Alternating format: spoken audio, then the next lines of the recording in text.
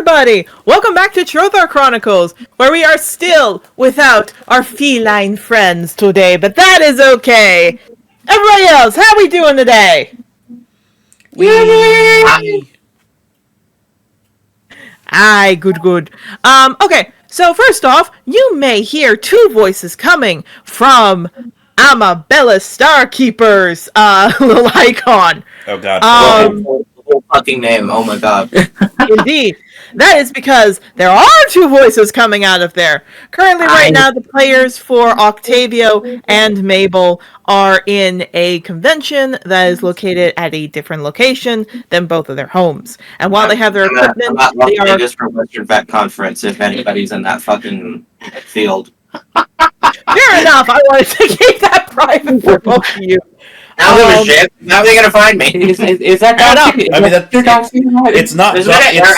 I know. It's gonna be weeks later, and it's not like this is where you guys actually live. So fair enough. That's how they actually told where the convention is held next year because of that. The idea is that for right now, currently, they are not at their homes, and they are at a little hotel. So currently right now they are not able to have their main setups in their main rooms. So it's going to sound a little different. Because of that, due to helping out with balancing of avoiding echoes and everything else, you might hear me have to repeat a little bit just to help out with making it clearer, but that's alright. If you see Mabel's icon jumping around a lot, I don't know, let's just say he's near Clover and he's excited for that little thing. But it'll be both Octavio and Mabel, though both of them have their own sheets and they'll be fine.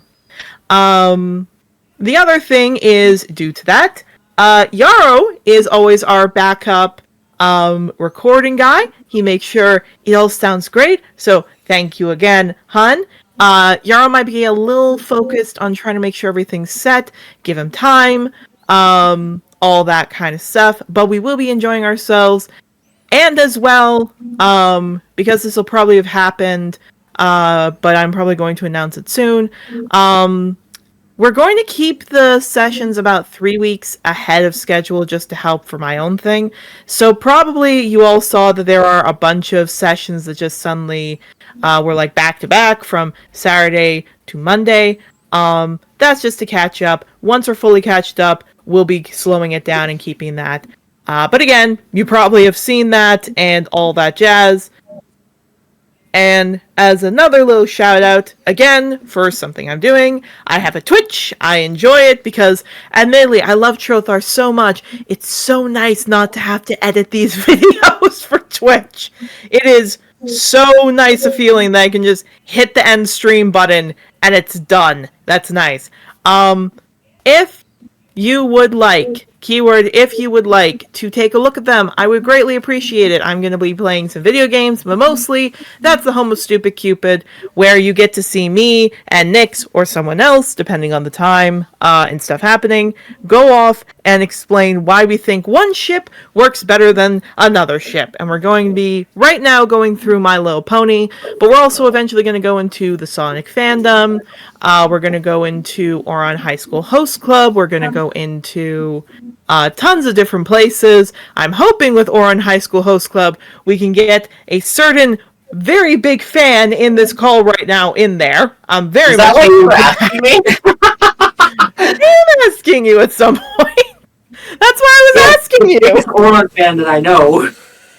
How am I somehow the biggest Oron fan anyone knows? I mean, I get it. I love Oron. Yeah, so you just proved my point. That's what I was asking you before. I just thought people would have more enthusiasm for it. I would kill a man over Haruhi Fujioka. point proven. Trothar episode 1. Trothar episode. What did I do in that episode? Did I reference Oron?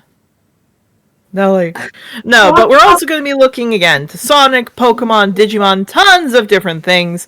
So please come down and take a look if you love shipping, if you love different fandoms, and of course, if you love seeing people duke it out to try and say which one is better than the other. Hope to see you there. Still getting dates set, but we will see. And the last shout out I just want to give is a shout out to all of you. Again, a big thank you to all of you who have stuck around. It means a lot. We just got our first meme that someone did on Blue Sky. Churgo, who was that again? Just to double check, like who was, because it was different on YouTube and Blue Sky. Who was it? I will double check it in a moment. Okay. It should be in the chat. Oh. Yeah, it should be in the chat. Let me double check. I think I might have actually put it in DRS instead. Let me double check. I was about to say, I don't remember it in here. It's somewhere. There it is. It was by Forbidden Wisdom, Blue Sky Social. So at Forbidden Wisdom, Blue Sky Social. Thank you so much for the meme of Yarrow. It definitely works. It definitely works. But thank you so much. It means a lot. We definitely got a laugh out of it. And hey, if you guys want to see like shout outs for all of you for what you do, we'd love to see fan art. We'd love to see all that kind of stuff.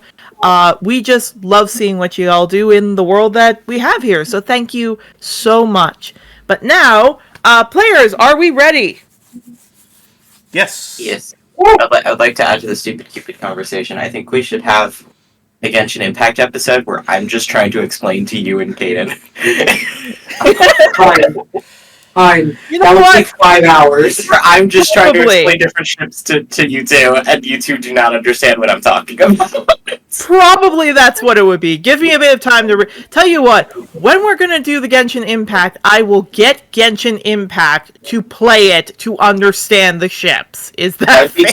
That'd be so funny, and it would take so long. You have no idea how big that game is. You have better luck watching. There's a lot of video essays actually on Genshin. It's true.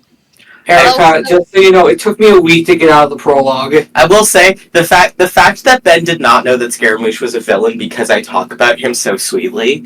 He's a villain, but he's scared. Like, he's a villain, but you know he has. No, he's Here's a villain. the thing. Here's the And thing, Lucky. Ben. Here's the thing, Danny. I understand that. I understand it's going to take a while. It's also called I was flirting a bit with Caleb there. Danny and I had a dual autism moment. Yeah, I'm also sitting here just like, and hey, he can explain the ships and why Albedo and Kaya are just Mabel and Rustlin. Danny and I are tapping Albedo and Kaya together like dolls. Fair enough. But no.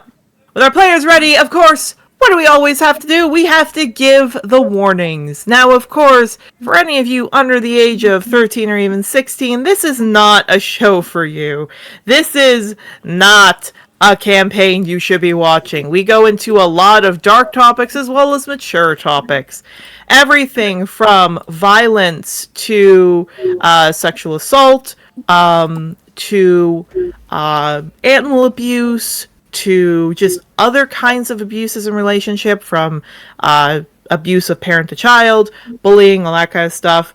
The main thing, however, is that these go to a little bit more extreme than just of a, like, something bad happens. Sometimes it's played out. Not the sexual assault, that's never played out. It is always mentioned.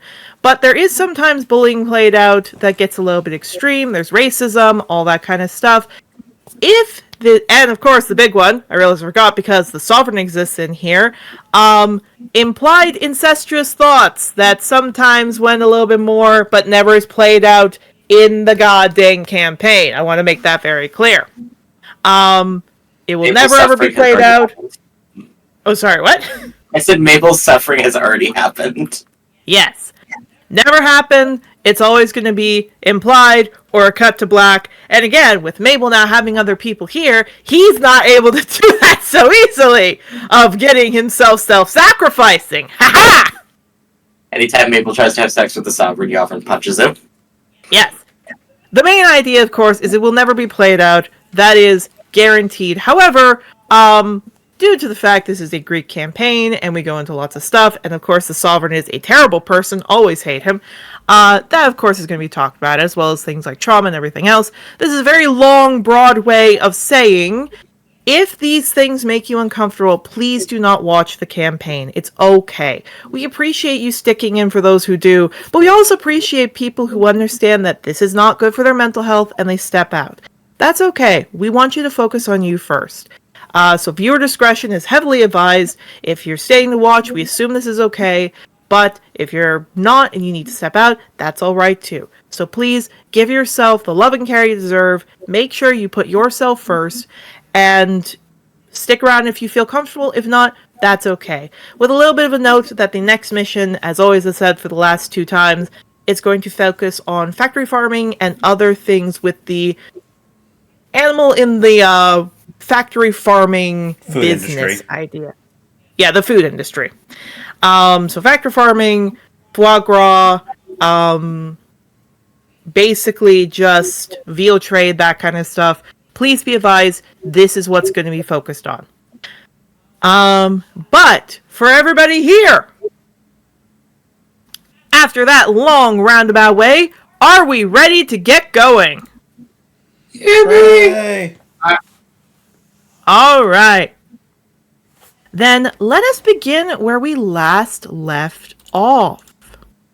When we last left off, it was rainy, and unless I am mistaken, it was Monday morning for all of you. Bye. Yes.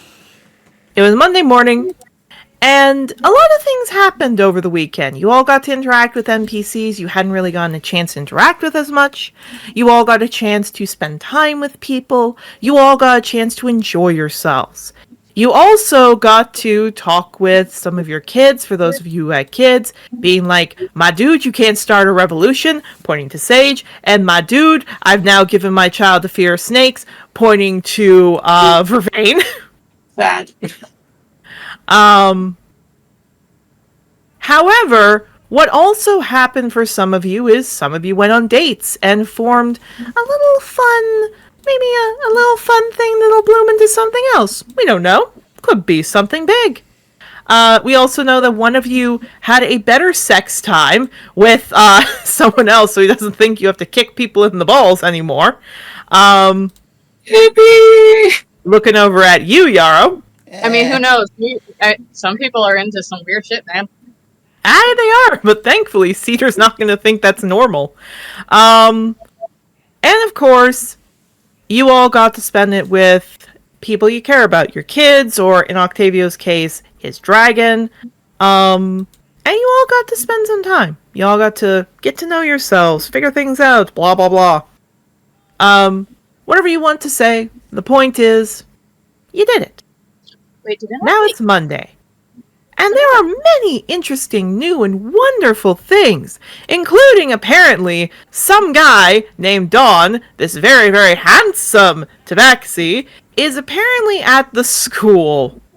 One of you knows about him as he is a great hero, great renown, like, big guy, and the other ones are like, huh, that's a very large tabaxi. Most of you know he's Bahamut. Apparently, he and a few other riders are resting here this week. But we need to go over specifically what all happens to you. Oh, right. So, Oh, fuck. are we ready to begin? Yes. Okay. Because you all woke up to screaming, as in the fangirl screaming, Mabel, where your tooth got pulled out? Because remember, Jocelyn was like pulling a tooth out for you. So the Sovereign didn't have to pull it out for you. It still hurts. So you kind of will need to like put a little bit of something cold on there, or maybe a pain medication. But your dream was you somehow climbing up a tree very, very fast. So maybe that's going to affect something you can do with your powers today. Bro, I gotta climb trees. Octavia. Oh, sorry? Oh boy. I said I gotta climb trees. Indeed. Octavio, Your feathers have grown way more over you. You now almost look like a kenku, but your little beak that would be there, your beak is not there. It is a little reptilian mouth, so you definitely look like a just puffed up little raptor, which makes you very happy. Very, very happy. It's related to home. But you do know that means you're going to change into a were very soon, so you need to take your medication. You will need to take your medication so much. Yeah. As you stretch and you go back to your bed, because I assume after realizing, okay, it's not anyone we have to worry about, you kind of would get ready for the day by like going to your bed, making it, that kind of stuff, you know? Yeah. When you grab your instrument, it's actually got a little bit of a rainbow hue today. Perhaps it'll give you advantages on playing it today. Or perhaps it'll explode when you play it. Maybe, I'm not telling you. That's a chance I'm willing to take.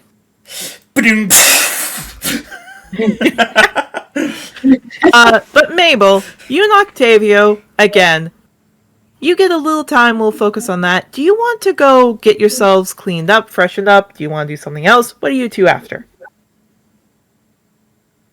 No, I don't think they have any reason to like leave. They're just chilling. Okay. Alright. Yarrow, we're gonna go to you next. Hooray! The washroom is not being used, so do you want to go in there?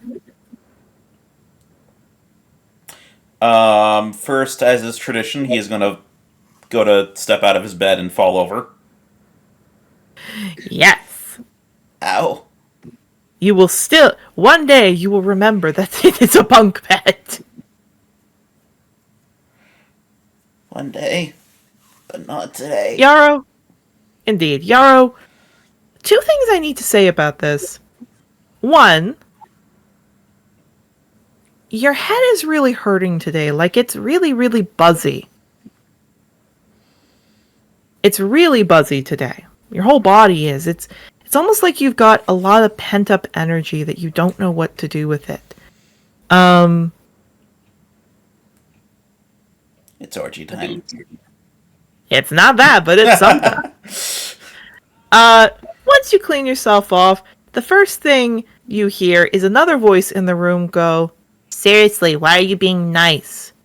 "Because you're pathetic." "I'm what?" And you just see these two hissing as you hear little swears coming out of them. Looks like you can understand animals today, as both Vulture and Rose are kind of hissing at each other again. Oh, cool. Wonderful. So, do you go into the bathroom? Yeah, he's gonna get up and run to the walk over to the bathroom leisurely. Great. As soon as you go in there, and as soon as you are about to take it easy, as you know, there are baths in this room. And as there are baths in this room, you're like, okay, this is fine. You open the door, there's a crocodile in the bathtub. Also, should we be on the map? Due to the fact of what's going to happen, I'm just going to keep you here. Okay. Fair enough. Because it's going to be shifted very soon.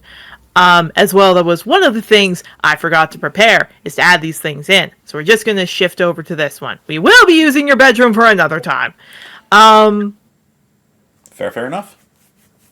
So no, there's a crocodile in the bathtub. Specifically, looks like a Feymore crocodile, as it's just opening up its mouth and closing it. For people wondering about what it is, a Feymore, it's basically got a bigger form, a longer snoot, and a big blue and purple kind of hue to it. As it's just looking at you, opens its mouth, and closes it. Hi, what are you doing in here? Prince. Find Prince. Okay, you found him. Want food. I don't really have any meat. I will say this. He blinks, he gets out of the tub, and he starts to walk towards you, Yarrow.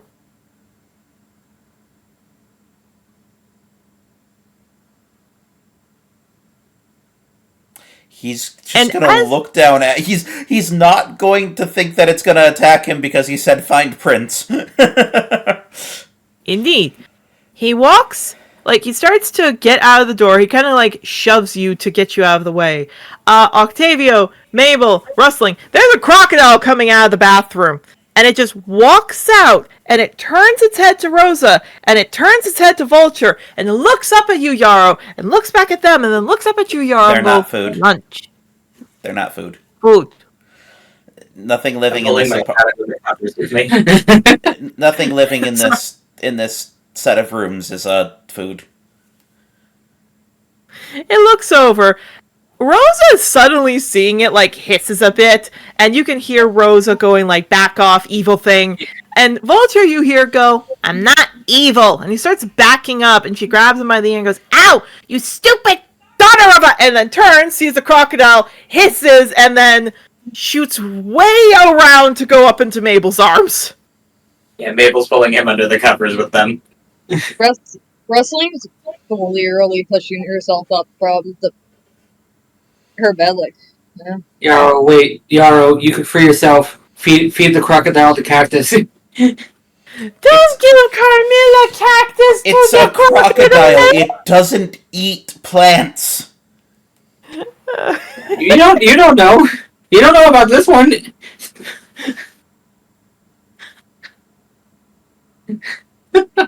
Wrestling's flopping her face back down into the pillow. Indeed. The funny thing is that as that's going on, speaking of wrestling, we'll get to your stuff in a bit, but the crocodile does open its mouth at you, Yara, like it wants something.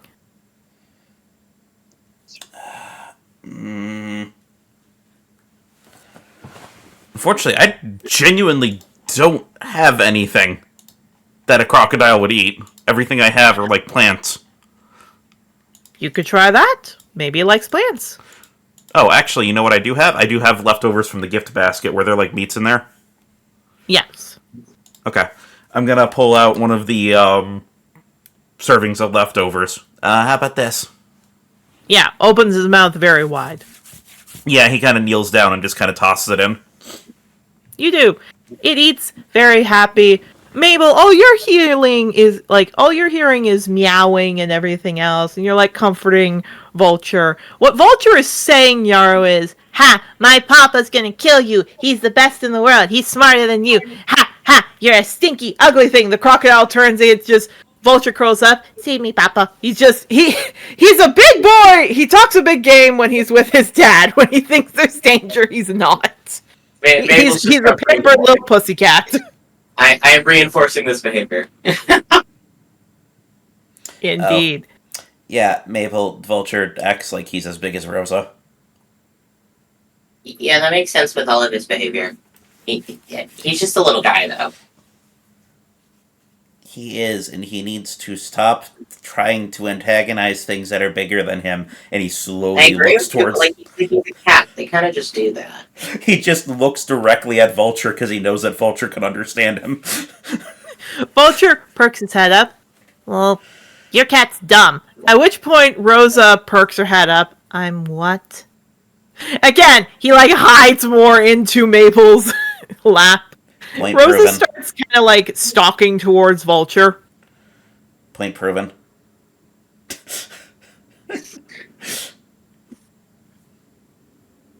Mabel's look, I get it, but also, have you considered this is my baby boy? I will say, Mabel, Rosa comes right up to you. Vulture hisses at her. When she snarls, he cuddles into you more. Not claws, claws are not out, but she smacks him hard on the head with her paw. Hold the boy. Yeah, he's crying. At which point, again, Mabel, you're just hearing pitiful meows. Yarrow, you hear him go, Papa, kill her, turn her into a skull, add it to your collection, take her out, and just Rosa letting out a meow, which you understand, Yarrow, as, you're pathetic, and just walks off, as he then comes out of the sheets, jumping about, hissing, don't worry, you were just scared, very scared, you're a stupid, idiotic, at which point Rosa turns, and he goes right back under the blankets. He's he's a bit pampered, just a bit.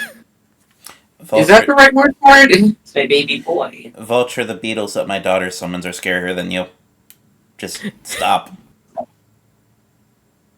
Vulture cuddles into his papa. He will get affection and love there, even if he doesn't deserve it. Which he does not. He does not need to deserve it. He's a cat. They're all like this.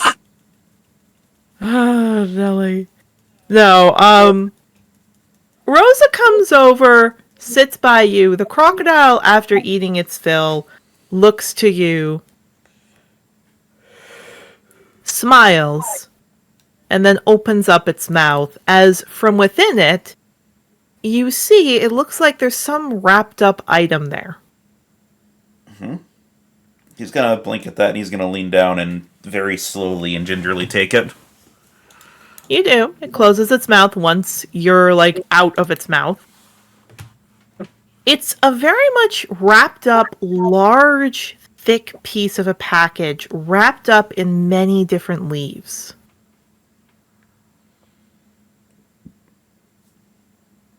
Oh.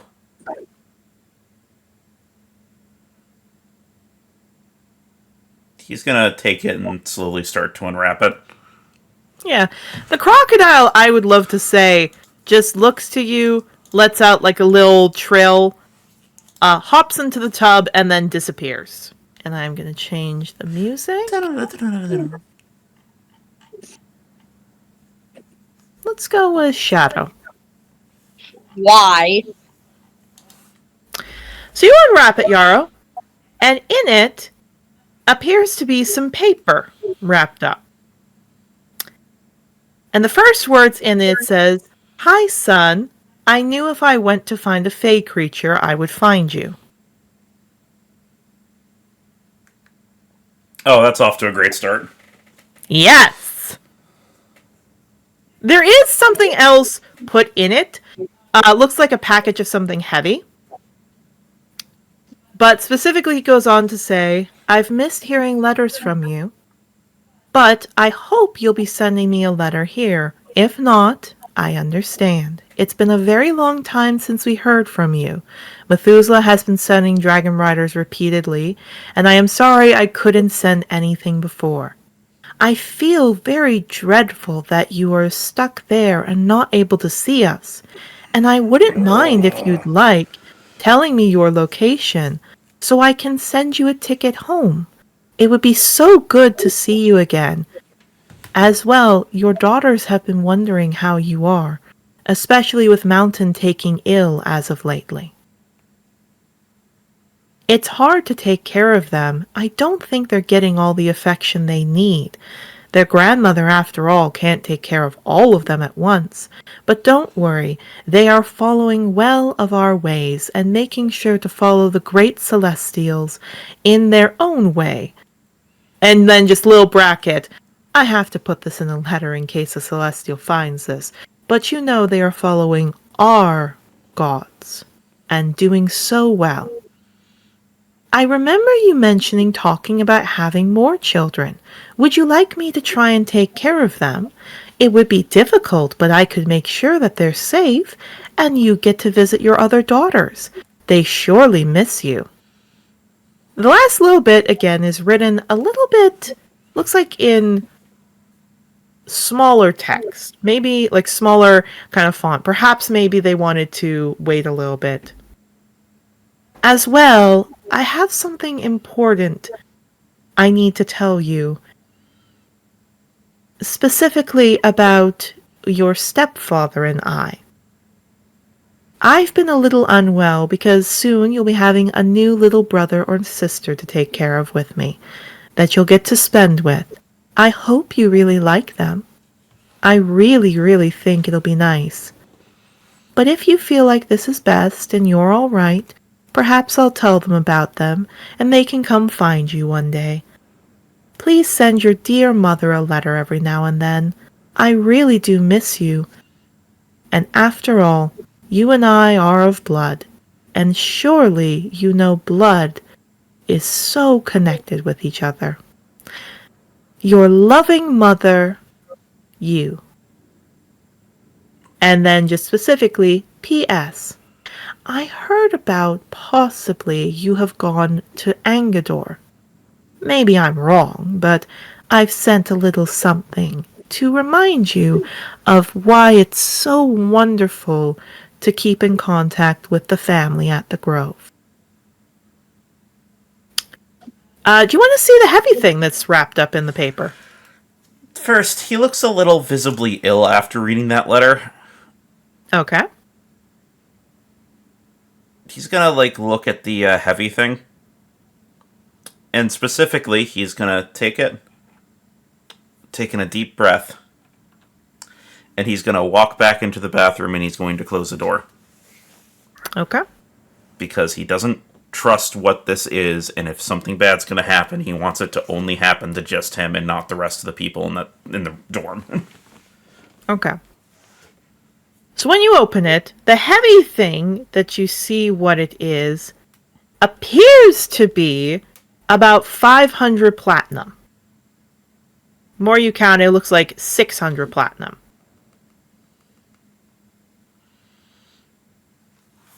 He's looking at that for a moment. And he bites his tongue a little bit. And he walks back out. Is there somebody around that's really good at, validating that currency is real? I mean, I can try. I will say, you can do it. Rustling, you actually have proficiency when validating currency due to what you did for many years of your life. She just blearily puts her head up. Well, I bring it over, whatever it is. He's gonna walk over and he's gonna take just a single platinum piece from the pile and hand it to you. Yeah, her eyes kind of she sits up at that's like, huh? What do I need to roll? I was about to say, you don't even need to roll, you just need to bite it. If it's able to be dented a little bit, that is 100% platinum. Assuming, the face and everything is correct. Yeah. Face is correct. Text is correct. Images are correct. You Just wanna know? the bite test. Yeah, she blinks. Okay, I'm gonna teach you something, Yaro. Mm-hmm. The way to tell real platinum is the bite test. You don't want it to be sturdy as a rock. You're gonna want it to bend just ever so. She kind of bites it with one of her fangs. Yeah. You don't need to put too much pressure. You bite it, look at it. Yeah, that's real platinum. You look at the bag. Oh shoot, there's about 6,000 gold worth of platinum in that bag. Hey, Erica, how much is her debt? More than To that. who? Way more than that. But what that would do, and you know that for sure, is what that would do would be allow you to specifically get stuff like equipment. It would allow you to get equipment. It could get you some help with the kids. All of that. It could help all of you. But why does Yarrow look panicked? Or at least uneasy? Yeah, Rustling's eyes just widen when she sees that, sits up and is about to say something, but notices his expression. Who sent this? The person who raised me. Ah. And told me to keep in contact. I don't think she actually knows if this arrived or not. She just saw a fake creature and decided to attach it to it in hope that it showed up to me. Yeah, she blinks, looks at the coin. Hang on, I'm gonna roll something, Erica. This says, I think you know what? I'm gonna be rolling for that. Up to you.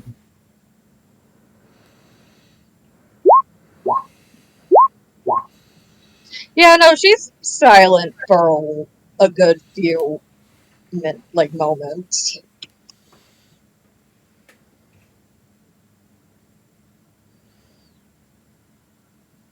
You don't have to. What do you want to do with it? That's gonna depend on something. Hey, Mabel? Hmm? You've worked with writers before, right?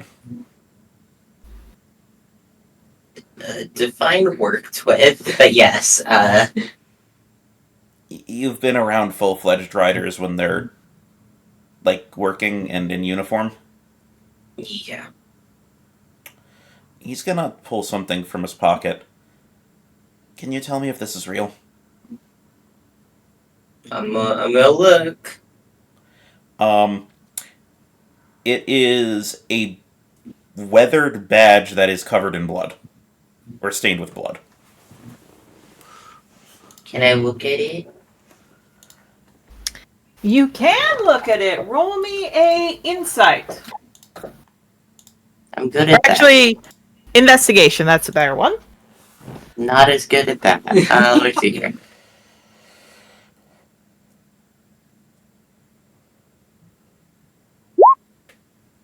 Do I have advantage? No, because you have worked with writers, but you haven't looked at their badges that often. Okay, I got 6. 6. It looks real to you, but the thing is that if Yarrow is suspicious of this, there isn't a way to authenticate it unless you took it to an actual writer. But even then, someone could make a badge, craft it with metal, and then just say it's real. It would be hard. However, when you look at the back, there is something engraved in the back. Looks like a name. So maybe you could take it to another writer to authenticate. The name specifically says Samuel and looks like Pine Wing. Can I roll a history to see if I've ever heard of either of those? Of course. Because I know before I was with the Sovereign, I also had some encounters with writers. I don't know. Indeed. 14. This is a problem because you think you've heard of Pine Wing. But the problem is that you were in the Holy Archipelago kind of Sovereign's Keep area. You weren't in the Primal Continent. So while indeed you might have heard that something along the lines of Pine Wing was a great dragon in the Primal Continent, maybe something along the lines of Pine Wing was a strong fighter, but you can't remember anything particular about it because that was the Primal Continent and you're on the Sovereign's Keep Holy Archipelago area. So you do remember Pine Wing. Pine Wing was a legit dragon rider, but the question comes down to you have no idea if this is Pine Wing's badge, if maybe it's carved and it's fake and they put Samuel and Pine Wing down on there. You couldn't tell. You couldn't tell within a mile what this is. Yeah, Mabel just shrugs. I have no clue if I'm honest. I was maybe going to wait a little bit longer, but I think I need to talk to Jocelyn or Shepard. Probably. Correct me if I'm wrong with something, hun? Mm-hmm. We didn't use currency where I was from. No, you do know, however, that people gave their money, valuables, everything else to your mother. That was the whole process. The first thing is she would take the collar off if they gave everything to her. Yeah, he looks at that for a moment. I don't think I want to spend any of this money. Alright. That's settled then. She kind of puts the platinum back in the bag. When people would come to where I lived, they would give up everything for the gifts that you would give them. So this is either taken from a writer that she killed, or this is taken from people whose lives she has in the palm of her hoof, and I don't really want to spend it if I'm gonna be freeing them.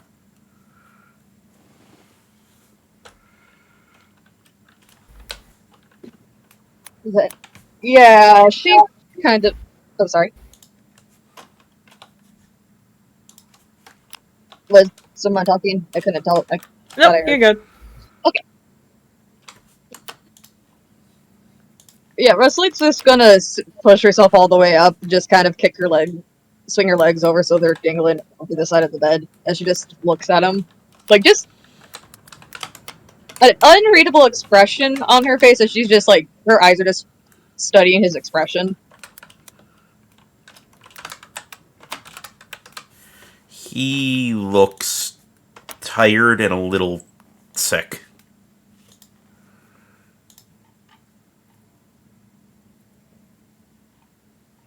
You don't owe her anything. No, and I kind of don't want to send a letter of acknowledgement because I don't think she has a. I don't know if she has a way to know if I'm actually here or not. Then you don't. Perhaps first thing we need to do is find Jocelyn. I'm also worried though if she's just going to assume that it did arrive and I'm doing nothing and then retaliate. Rito, first step, no matter what.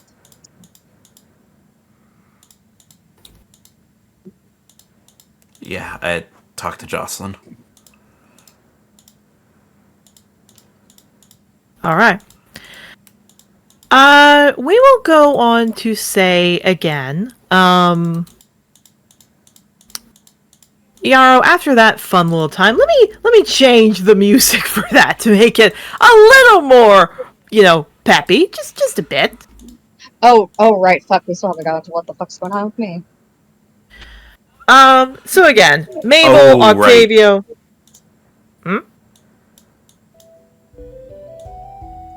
I forgot. I'm recording. I have to have the music up. True. That is okay. Technical difficulties all happen. No worries. We are not getting paid to do this. We're doing it for fun. Everyone's had performance issues once or twice. Fair Do not enough. say those words. I know. You fool, you think I didn't understand what the innuendo was. Yeah, Danny, I'm so proud. I am very am- proud too. Sleep deprivation! No filter, besties. Indeed.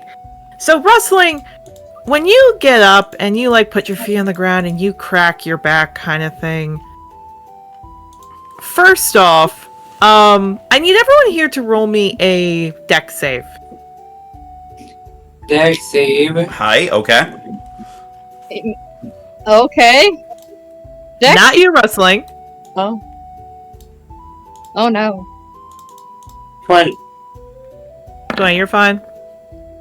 22. 22, you're fine. Come on, your heart. Come on. Deck save. Say. Give me 1 second. I believe in you, Octavio.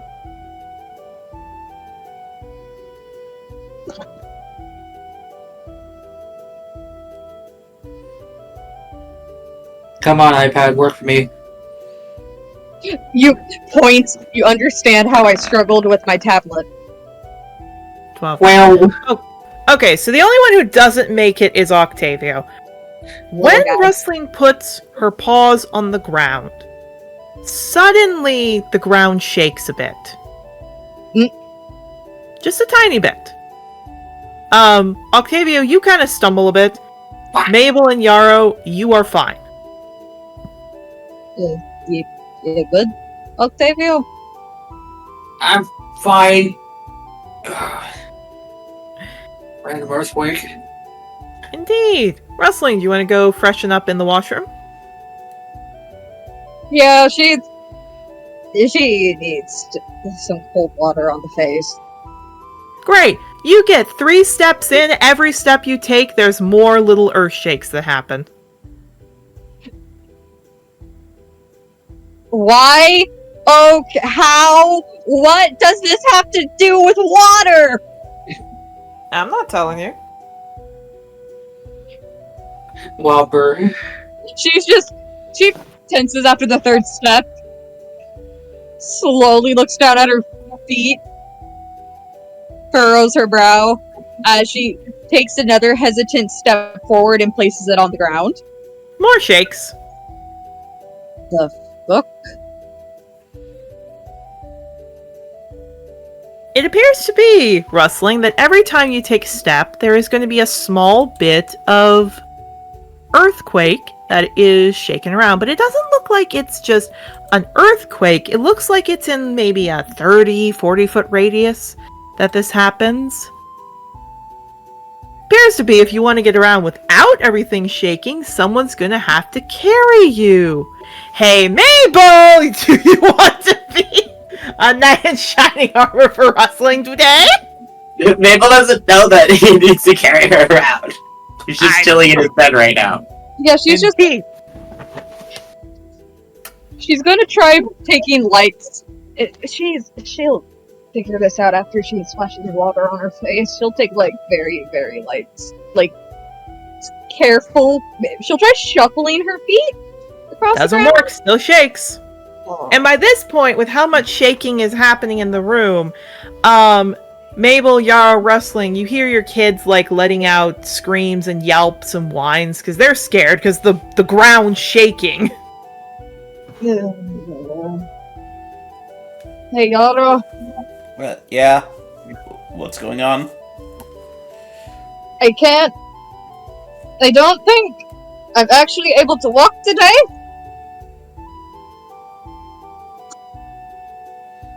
Okay.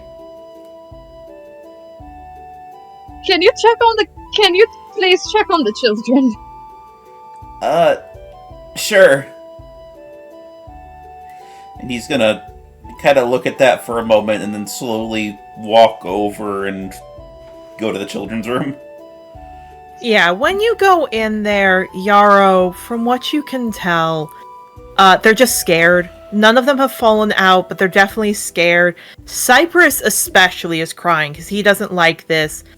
Ruby, normally she's fine with everything. She actually looks kind of scared as she's huddling under her blanket. Wave is crying. Flare is trying to hang on because looks like he was trying to get out of bed, so he's trying to hang on. The babies are crying. Sage and Ghost, big brothers they are. Sage is actually climbing over to go help Cypress, and Ghost is trying to help Marigold.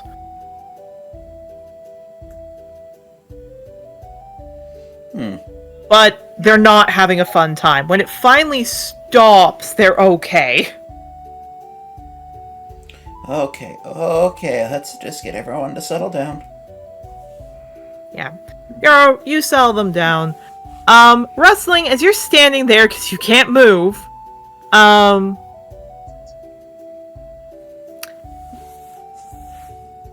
flying in through the window is your seagull friend, who sits on your head and has dangling from its beak, looks like the tip of fabric.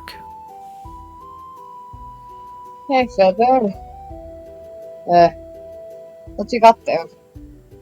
Feather opens its mouth. Gently pulls it out. You do, and it's almost like that magician trick of pulling out fabric from sleeves as this long flag is brought out. This flag has what appears to be 2 scabbards cutting through a large bird skull. Specifically a large Kenku skull. Hey, Rustling! You know this flag so well! This is a... Okay, probably need to roll a wisdom, don't I? Yes, you do! Disadvantage. 3! Yeah. Hey, Yarrow, you just get the kids to settle. It's okay. Rustling, you're stumbling back, you're trying to take deep breaths. More shakes happen. Kids scream more and more. Hey, Octavio, Mabel, do you two want to do anything with this lovely little stuff? Yeah, Mabel's gonna wander over and just be like, you good? She's just staring at the flag. Get rid of it. Get rid of it. Octavio picks up the piece of cloth and just kind of moves it over to the side. Yeah. Octavio, you can burn it if you want. You can light a fire and then drop it from the building. Would I be allowed to do that? You would be allowed to do that. It won't hit anything.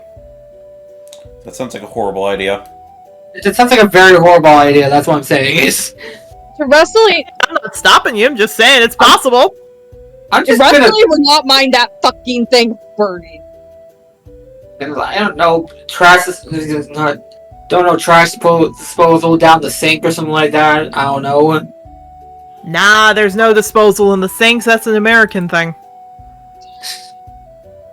Hey, fun. Hey, actually,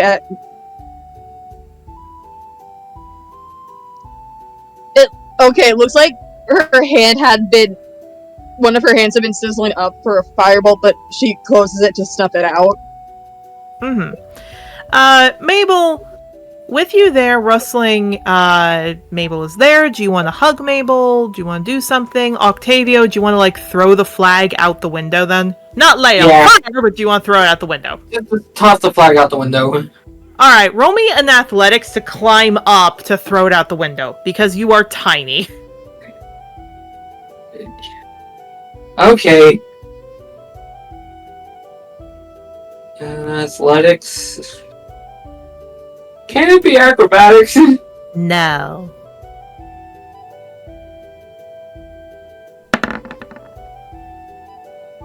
$11.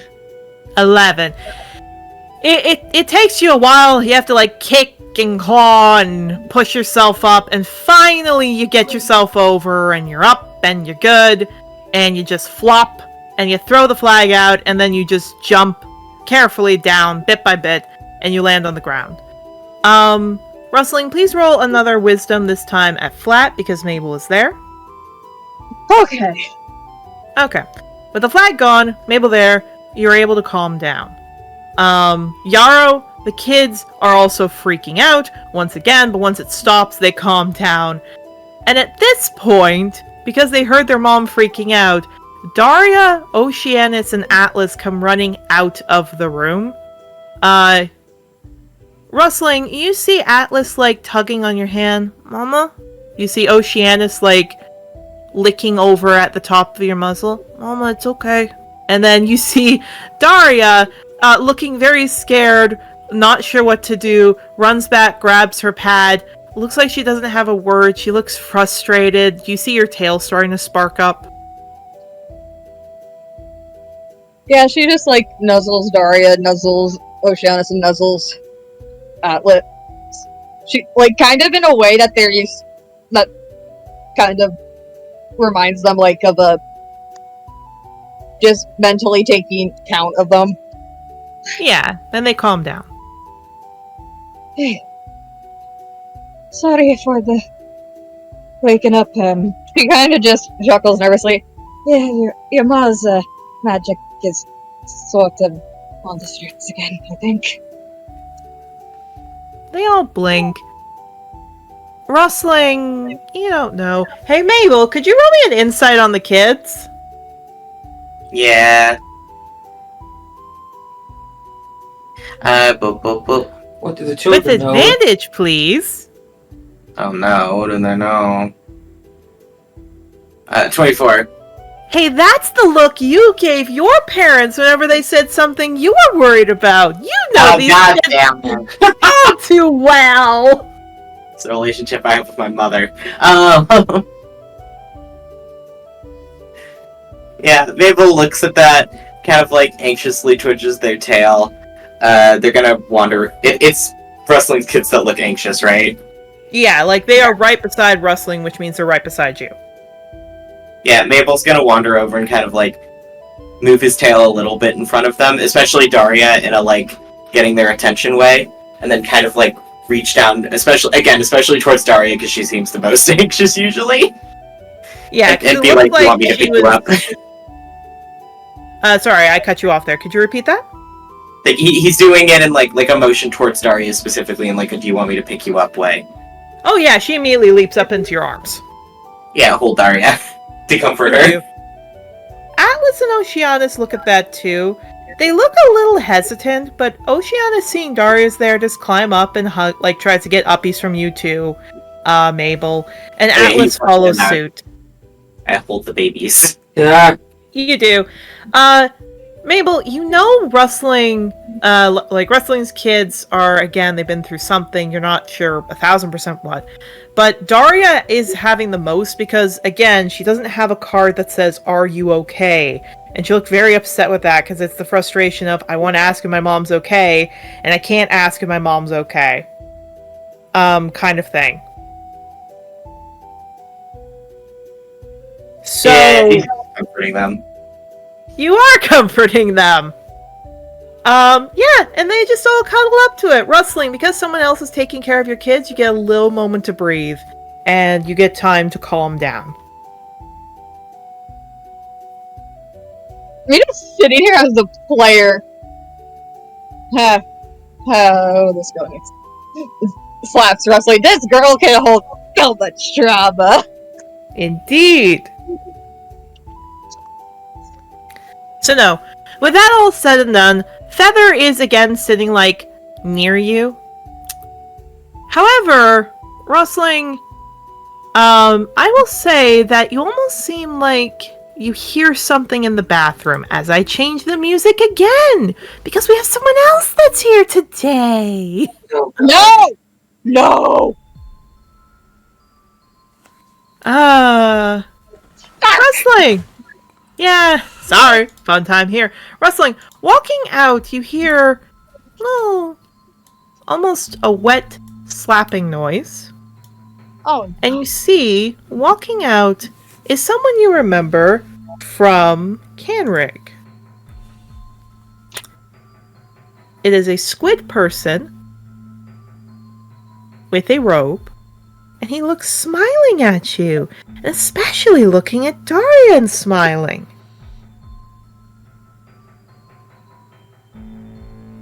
He looks to all of you, uses a tentacle to make sure his hood is pushed down.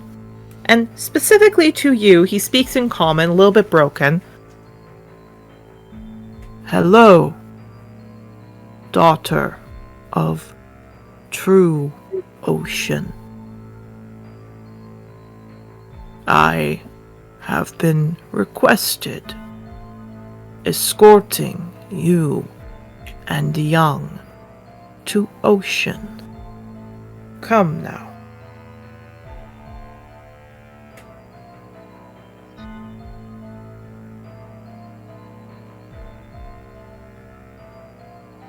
me just... Eric, you can't see it. I literally just did a frog blink. One eye at a time. Yep. Okay, this is my girl's life right now.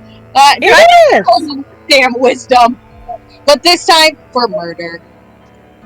Yeah, you do.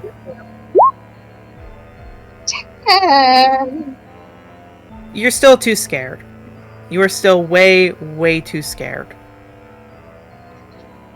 I will say, Octavio, Yarrow, and Mabel, you can all hear this as the kids look confused. What animal is this again? This is a priest. It's not an animal. It's a Kraken priest. Yeah. Mabel's still holding the fucking kids. It's just gonna walk over and start growling at it. You do. He looks. Son of Raven. Not important. As he's again looking at Mabel, looks over to Rustling. Come, daughter of ocean.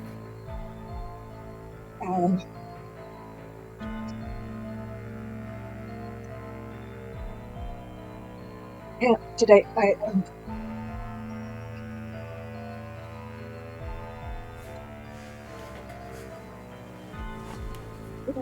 She's just trying to figure out how to word because she's getting hit with step.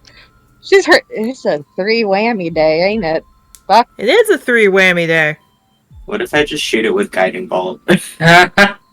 You can definitely do that. Her hands are starting to spark with the. Hang on, what was it? Is it?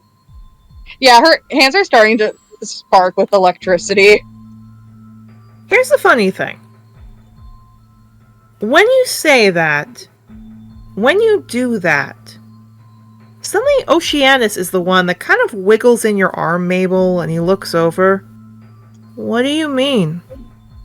Time to go home. To be claimed. Oh, Stop. man. Indeed. Stop resisting. Come And now. I'm shooting it. You shooting it! Okay! Shoot the guy!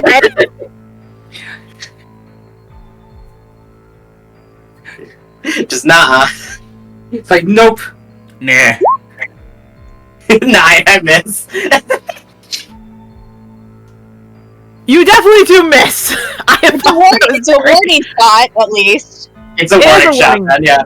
Huh? Yeah, it's a warning shot. The guy looks to you. Not your business. You're kind of making it our business, dude. He looks at all of you. He looks directly at you, Rustling. Do not comply. The ocean will collect one last chance. And he sticks his hand out.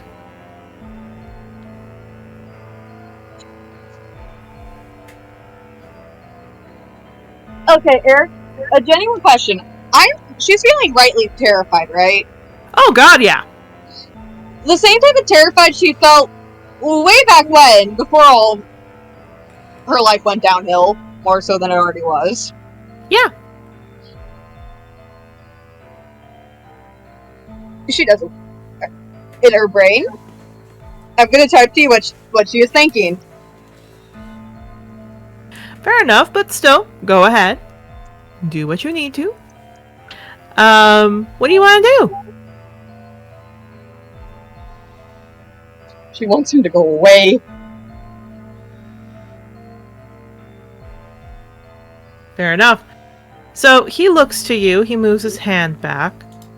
Are you refusing the king of the tide?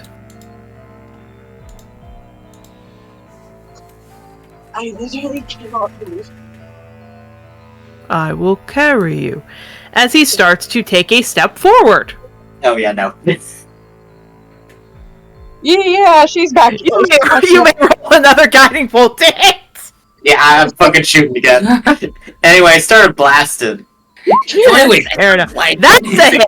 That's a hit. Deal your damage. Yeah, back off, bitch. This is second level. Fuck off. Me just sitting here is like wrestling the true autistic when you for the type of autistic like when your flight or fight acts up, your voice goes away. Indeed. Jesus, that's high. Yeah, guiding bolt's a bonker spell. Wow, okay. Yeah, no. For flavor with this, you shoot this at him because the kids are starting to freak out more. They're clinging to you more. So you shoot this at him. You cut off like the left side of his tentacles and hit his shoulder as he screams. He glares at all of you. The ocean will collect. And he goes into the bathroom and you hear what sounds like running water, a crash of a wave, and he disappears. And from above all of you, you hear a very loud crack of thunder. And on the wind, all of you hear something that sounds like Azalea. I'm gonna flip off the sky anyway. Yeah, Literally. like, she can't hold back. Like her power is flaring. Like it is. Like she is. Indeed. Atlas turns, sees that, Mama! And he's trying to get out of your grip to try and help Babel. Maple's not gonna, like, hold him down, but like he like they are gonna just be like, just give her a second, it'll be okay. Yeah, he's kicking, he's flailing, he's like very unhappy. Oceanus is doing the same thing, ironically. He's like trying to get out of your grip. Daria, funny enough, Daria normally would be the one kicking him by the most. However, she looks up at you, she looks at her mom, she looks up at you, and she suddenly stops. Which Atlas looks weirded at that, Oceanus too, but they look very panicked, they're whimpering, but they stop. Because again, if Daria's doing it, they trust Daria, so they're like, okay. Yeah, Maple's not like holding them down. Like if they flailed hard enough, they could get out. But like it's very much just like, nope, just give it a second, it's okay. She has to, because if I remember right, in therapy, the lady kind of went over breathing. Indeed. Yeah, so the kids are going to see her practice in real time. At least Daria gets to see what happened what they both learned in therapy. She's going to be like kind of stimming with her, like this, opening and closing her hands as she's just counting in her, like, under her breath, taking deep breaths, holding, releasing, until the magic calms down. And she rubs hands down her face. Okay, I'm okay, kids. I'm okay. Doing better. I'm sorry. I'm sorry you had to see that.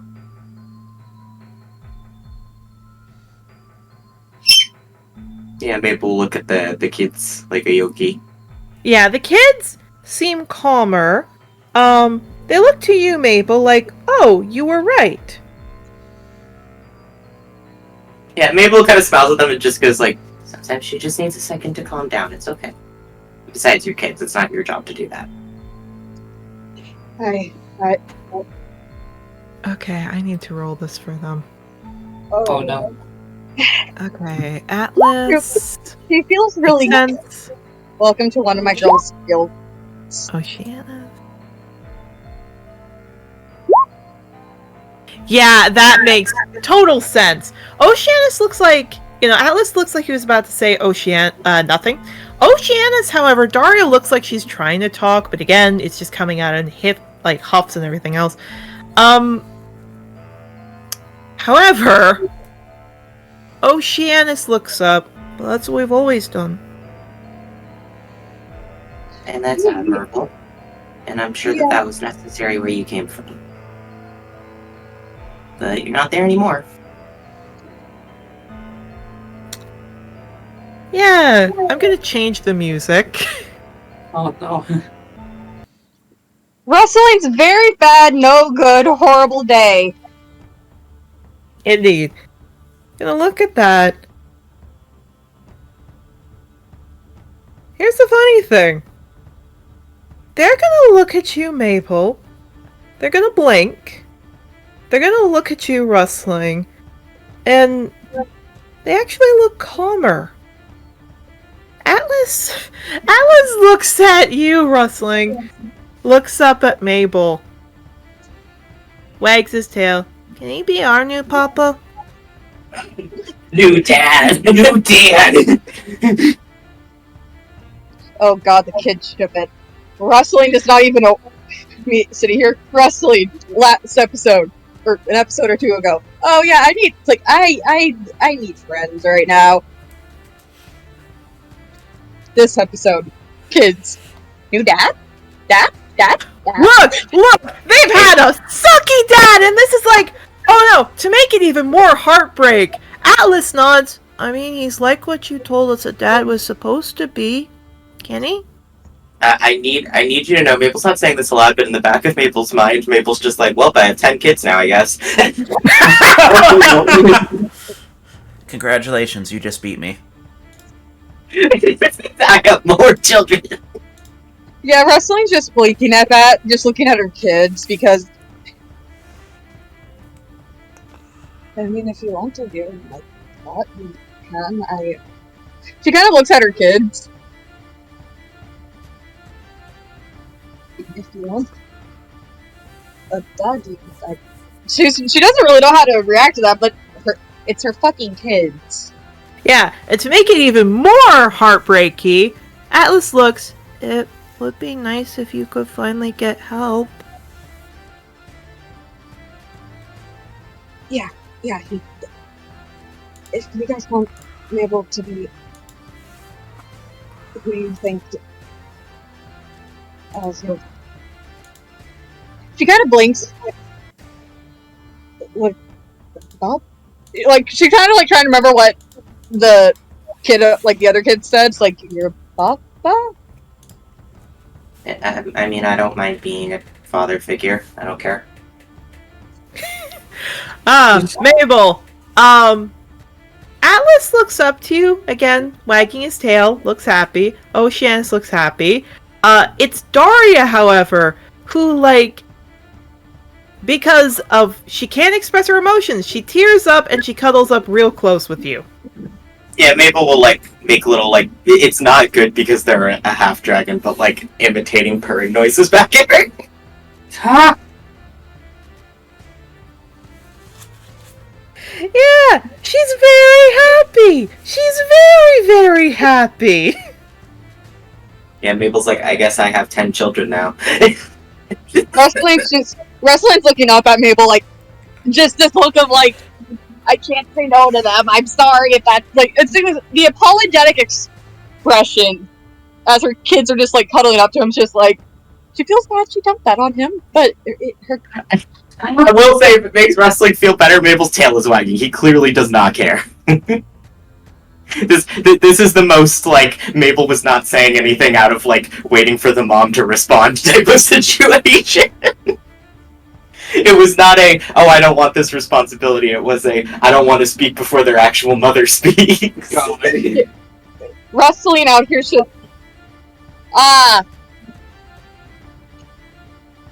Congratulations! You're the dad who's... You're their dad, that you're the dad who stepped up before you're even the stepdad! Sometimes you adopted woman's children before you even date her. Anyway. This is about... Again... Shadow and... Ivy. Enemies to frenemies to to lovers, perhaps? Wrestling to Mabel. Teeth rotting. All the fluff. They earned this. Indeed. And to make it even more ooey gooey sweet, I will say this, to make it even better, to make it even cuter, to make it even more, aw, that's adorable. Hey Mabel! Oh no. To make it even more teeth-rottingly cute, how do I describe this? Daria, is clapping her hands, very, very happy, very, very much excited, all that.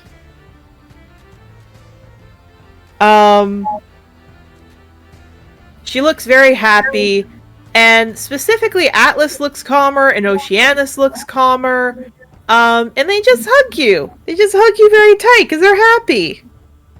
Someone's treating their mom right. They're really happy. Mabel's trying not to cry. Babies like me. Wrestling, meanwhile, remember... The shit that Atlas said is rattling around her head. Oh yeah, even better. Atlas looks up at you, Mabel, blinks. So it's okay for us to call you Papa? I mean, if that's what you want. Yeah. Oceanus wags his tail. Yeah. Oh, I'm still allowed to call Cypress my friend, right? Yeah, I don't care. Because I don't... And just for extra little thing for later, he kind of, like, tilts his head. I don't know. Calling him brother feels weird. Can I just call him friend? Yeah, I mean, you don't have to call my kids your siblings. That's fine. Nods. He hugs you and then trots off.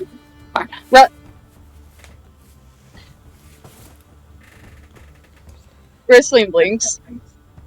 Huh. If she was more mentally there, she'd squint. However. However, Squinting at And your Mabel's kid. You gay? So, Again, squinting at the kid. You gay? It's like, did you inherit the Uno reverse lesbian gene? the He gayness. inherited something. I can just imagine all this saccharine sweet stuff is happening out in the main room while Octavio's in the bathroom trying to fight off all the water that the fucking squid guy brought He's in. fighting for his life in the bathroom. Yeah. And in that sickeningly sweet little moment, fun thing with that, Yarrow, Oh, wonderful. your kids again, like you've calmed down all the kids, they were screaming quite a bit. When it's all done, Oceanus comes in, like scrambles up to Cypress, which again, Sage is helping Cypress. So or no, yeah, but Sage was helping Cypress, Ghost was helping Marigold. He climbs up, goes to Cypress. Cypress calms down as he pets his head. Sage looks, what was all that talking there?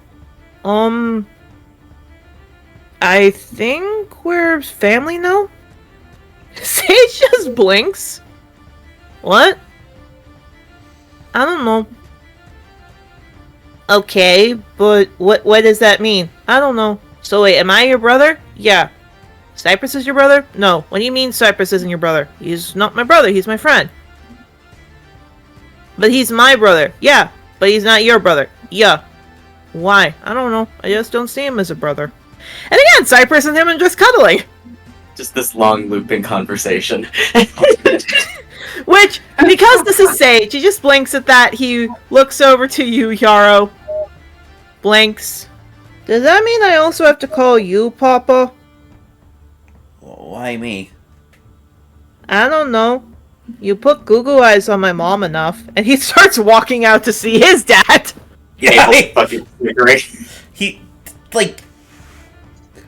Normally I would say he blushes. With the warning that he's had, he just kind of, like, looks dazed for a second and just kind of, like, snaps to attention. I think you should just call people what you're comfortable with. I don't think you have to be very specific about what you call them. He just nods, and he looks. I know you're something Mama likes, which is people who are quiet.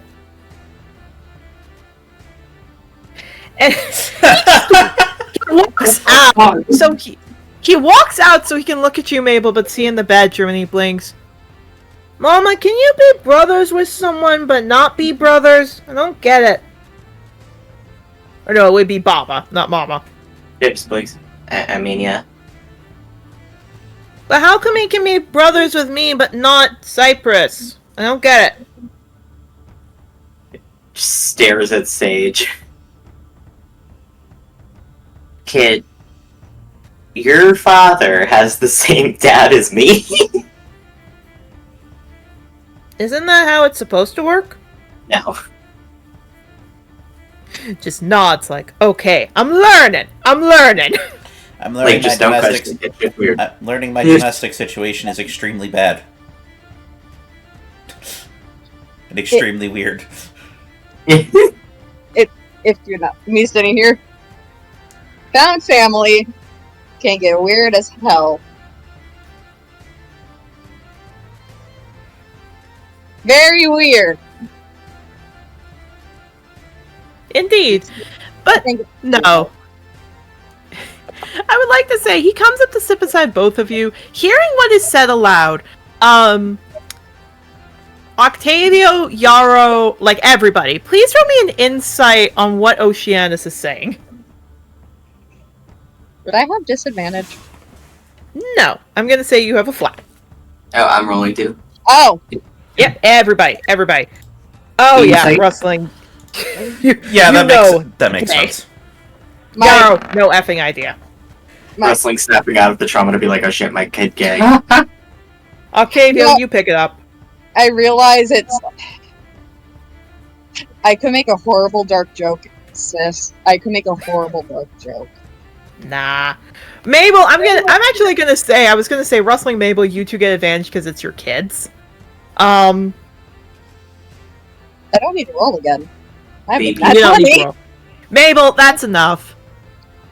Sage is a bit obtuse when it comes to these things. He's not been, as they would say, pecked by the beak of Astrid. He has not had that little understanding of it. However, Rustling and Mabel, you know, there's a reason Oceanus doesn't see Sage as just a friend. He sees him as a brother because he doesn't have any romantic feelings. Cypress, on the other hand, that boy's smitten. And it looks like maybe, again, like, it's a kid crush. It's not like it's going to be anything. Like, not even it sounds like Oceanus understands it fully. In his mind, it's just, nah, it sounds weird to call him my brother.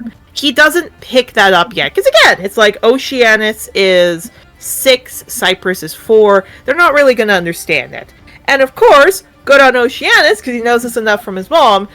Probably he won't do anything until Cypress is ready, but that's probably why that Oceanus has a crush on Cypress, and Cypress maybe one day will have a crush, but for now it's just really good friend, and he really, really likes Oceanus. But Sage, being the obtuse little mother effer he is, does not pick that up. Yeah, Mabel's just like watching this, just like, hey. But also mildly concerned because of stares into the distance, his childhood crush. Anyway. Indeed. But no. Sage just blinks. So, like, you can be... So, wait, no, I don't get it. He sits down. So, wait, like... Do I have to be brothers with them, then? No, you don't have to if you don't want to. Oh. I mean, I can, I just don't get... So, like, are you two kissing, then? And he just points a hand between you, Mabel, and you, Rustling. Like, are you two kissing? No, Yeah, it's Octavio in the background just squints. Huh? What? Sorry, I had space. Huh? Are you two kissing? Wait, what? Kid. She stares down at him. If Huh? your papa... Well, if you two... Well, if you're papa with them, doesn't that mean you've kissed with... Points at Rustling. No. No.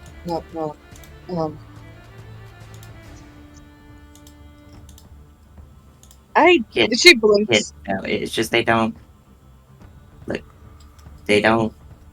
have other parents from what I'm understanding, and I think it'd be good for them to have, someone to help when Wrestling can't be there. She deserves rest too. But they said that they have a papa out there. Yeah, but it's not a good one. Oh. So they're like renting you? Sure, kid. Sure. Yeah, that has Rustling. Like the father. Congratulations, Sage actually got the first laugh out of Rustling that day. Also, I'm going on mute because I think someone's yelling for me. No worries. So no, he just nods. He walks in. Yarrow, he climbs back up into bed. Cypress is calmed down, cuddling up into Oceanus. He's just looking at Oceanus like he's weird, and then just goes to get ready. And basically, that's what happens for a bit of the morning. You guys get a chance to do that stuff. Mabel, because specifically you said that now you're a baba to them, things change a little bit. The main big thing is, ironically, Atlas is a lot more open with you. In the sense of, he actually comes up and asks you to, like, help him brush his fur. Oceanus sometimes asks you to help brush his teeth. Daria gives you way more hugs. Like, way more effing hugs. Yeah, Mabel's fine to do this. Give Wrestling a break, dear God. It's me sitting Yeah. here. I'm back. I have milkshake now. And Wrestling, you just realizing, oh god, the single mom had to do all of this all the time. How did she manage? Indeed. The funny thing is, however, Rustling, is that Mabel's kids are a little confused looking at you. But what I will say is that when it's all done, it's time to go. You guys pack up your stuff, you head out. As you're walking, Oh yeah? I just realized the small problem I'm getting. Russell looks over to Yaro. Hey Yaro, can I ask for a really weird favor? Huh? Are you okay with, like, letting me piggyback? I literally cannot walk today, I think. Okay. Yeah. You piggyback on Yarrow. It's fine, no shakes. Up until that point, there were shakes. As you guys cross the field, Mabel, something in the grass catches your eye because there's a bunch of flies buzzing above it. Yeah, looking at that. It's an eagle skeleton. Yeah, like looking at that, like, huh, cool. Would you like to take the eagle skeleton? Sure. Alright, you can put one eagle skeleton in your notes. Yay! Aye. Now,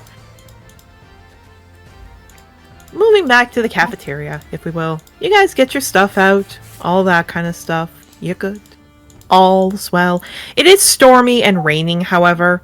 Again, on the kind of whisper, if we will, in the wind rustling, you keep hearing in the cracks of thunder, Azalea. When you go inside, it's easier to ignore. We're going to roll a d4 with my notes here to see who gets an interaction first. Because when you get into the cafeteria, it's like eggs, bacon, sausage, everything else. 1. We're going to go with Octavio. Oh boy! You eat. Octavio, when you go there, and you're again getting your food, and you don't have kids, so you don't have to help make little plates and everything else. When you go there, Rose is actually waving at you over at a side area. Looks like she got a plate for you, sees that you have a plate, shrugs, pushes it over to a Minotaur guy who eats it up very quick. Yeah, no, he walks over to Rose. Yeah, she smiles. Hey there. Hey, how you holding up? Well, realizing I have a bunch of homework to do, had a lot of Simons, stayed up way too late, but I'm happy to be here. That's good to hear. And if we're giving this another shot, I wanted to make you breakfast. Huh? Well, I couldn't make breakfast, so I had to, make a plate for you, but you Okay. She chuckles. Took a while. You okay? Yeah, just me and my roommates have had a very interesting morning, which has kind of become the normal around us, so... Okay, I'll bite.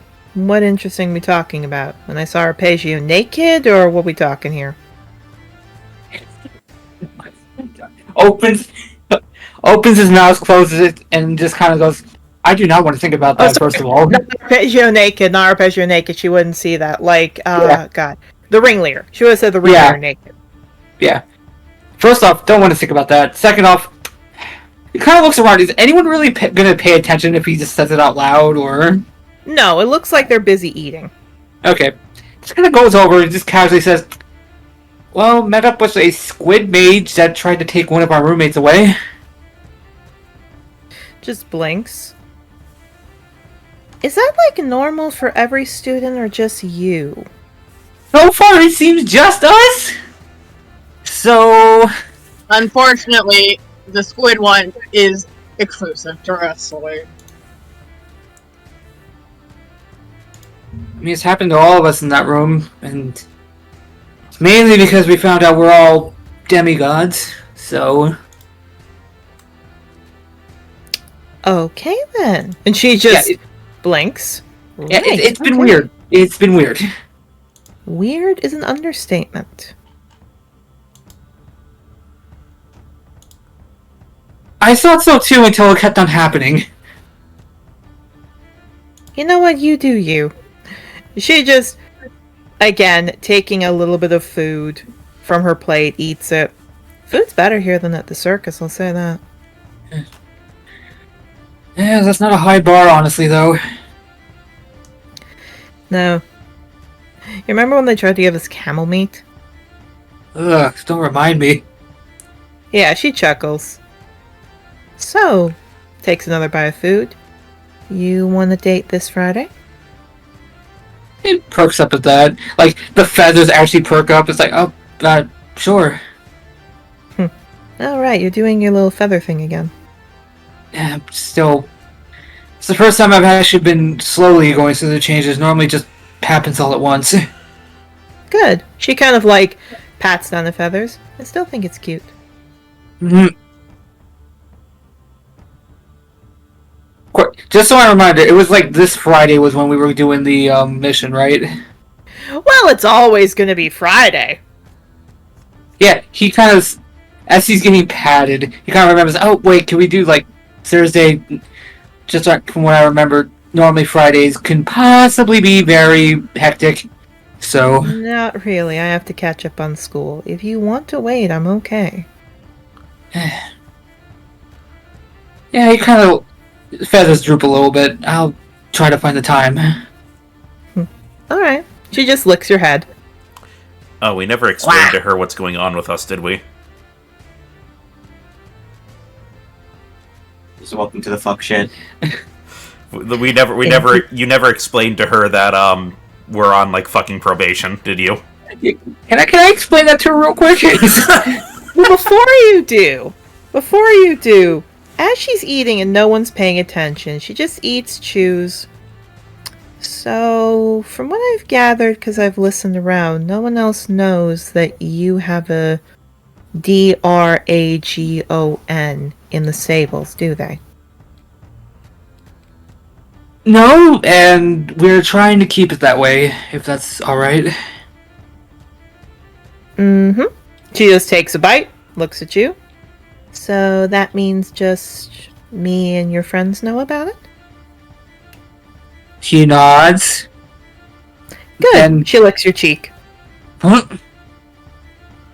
I like feeling a little special. Feathers proof up. Completely still. Good. She did her goal.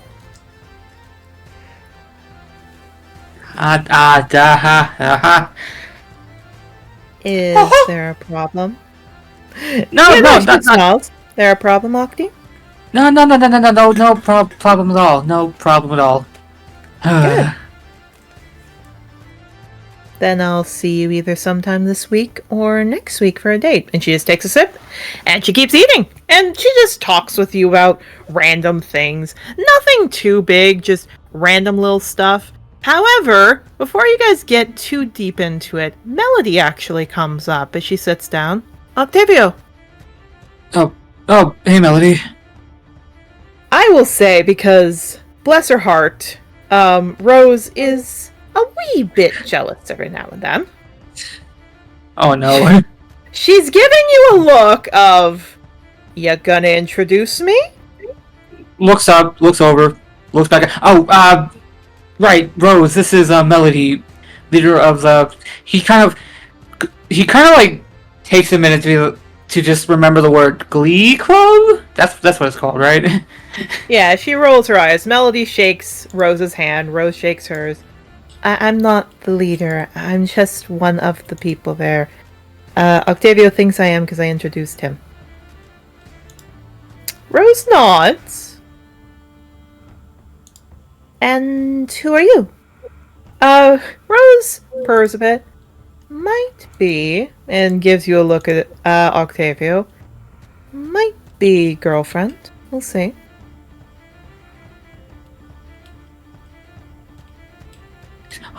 Hey, those feathers still proofed.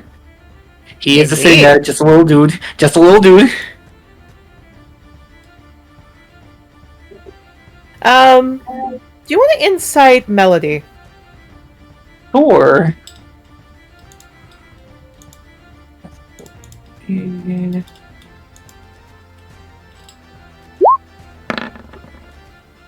13.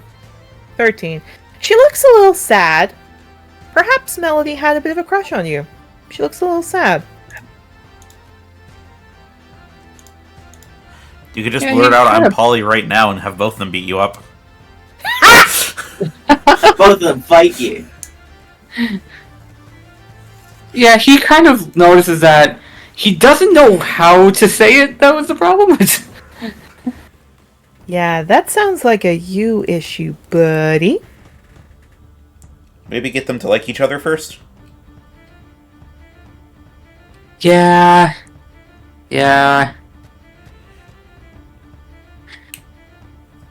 help you out, Rose looks down to you, sees you, looks more at her, looks down at you, smiles. I have been told, however, Octavio might be Polly. At which point Melody perks up at that. Yeah, it's something that one of my roommates taught me about recently. Damn, I'm not your friend. I had forgotten about bisexuality.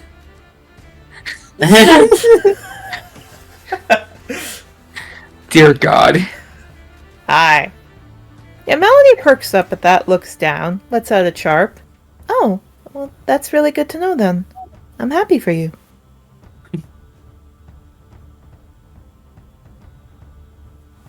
Yeah, just kind of looks up at Rose and then looks over at Melody, and just goes, I mean, just have to see how things go with it and all that, considering all of my former partners have been coming back recently. Just looks up at Rose. Yeah, Rose sticks out a claw, taps your nose. You owe me at least a date, mister. I understand that, and I totally... You do not pull the shit you did and expect me to get nothing. I know, I fully agree. What I did back then, kind of shitty, not gonna lie. Kind of? Very! That's the correct response. And she just keeps eating. Melody, chuckles at that. Anyway, I came to let you know that the outfit you wore, while nice, you need a better one. I'd suggest going to the school hub club soon.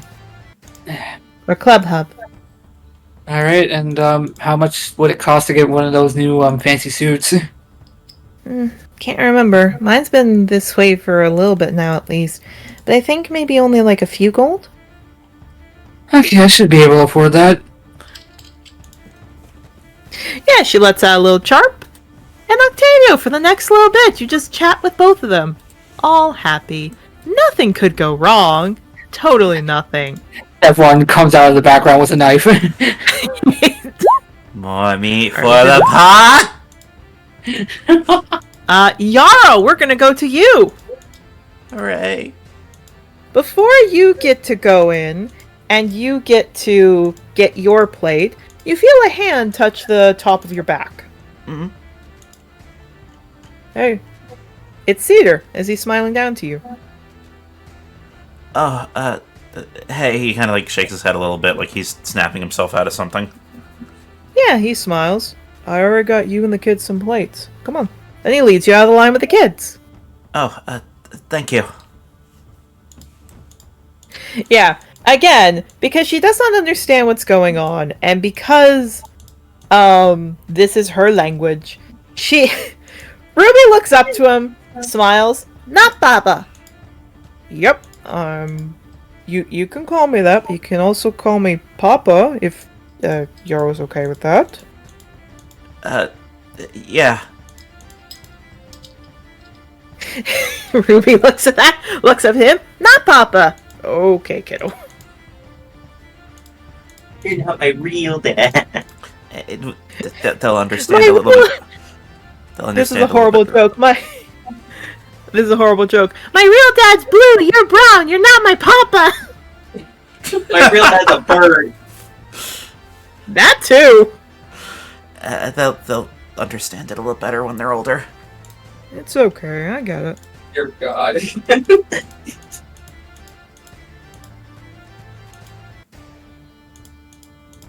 No, but Yarrow, he took care of getting the plates. He sits your kids down. He sits beside you. The other bit of Team Undergrowth is there. They're smiling to you. It looks like Clover's going to be sitting with Mabel. But what ends up happening, a cute little thing, if we will. What ends up happening is that he sits down, he starts eating, he looks to you, he clears his throat. So, did you think about what I talked to you about? He kind of like is idly like picking at his food and just kind of like, what? You know, about you, me, a couple. Oh, yeah. I mean, I thought we already agreed on that.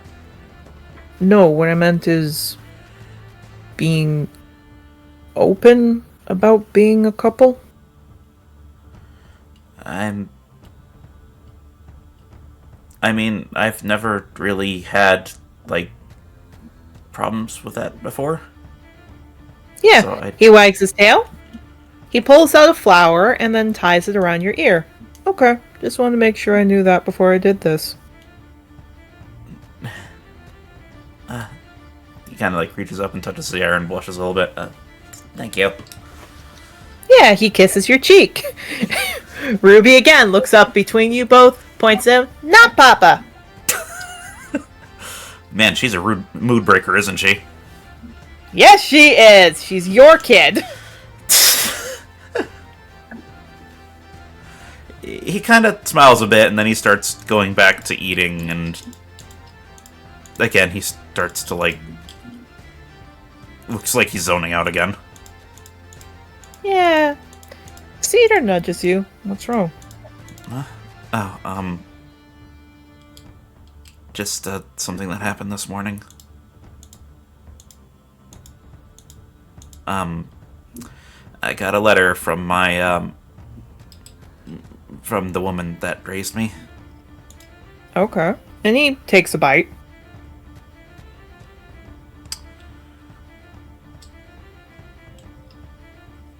And along with it, it was...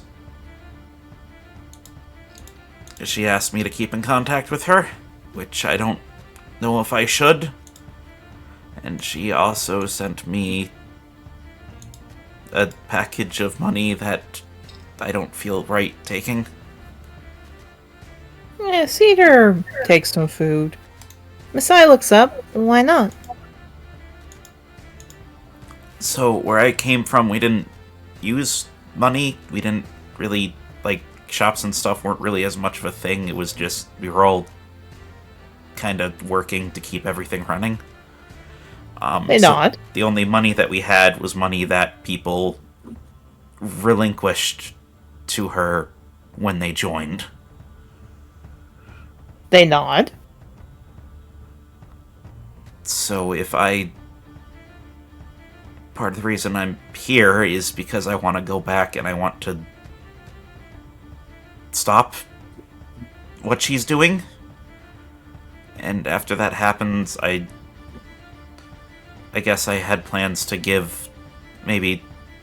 Or at least I didn't have plans. I'm thinking that maybe I should just give everyone's stuff back to them and help them find a new life again.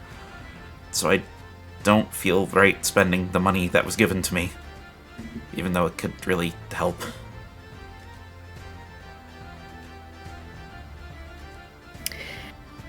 I'm about to say, Cedar's about to show his little gay heart right now. He actually puts his muzzle down to nuzzle you a bit, Yarrow. Mm-mm. You really are very nice, aren't you, Flower? Like, blinks at that for a second. Oh, yeah. I just... Sorry if that was a bit much. I just thought you're very nice and sweet like a flower, and you're kind of pretty. Crag chuckles, dude, you are so down bad. Cedar throws his cup at Crag, who just blinks. Ow.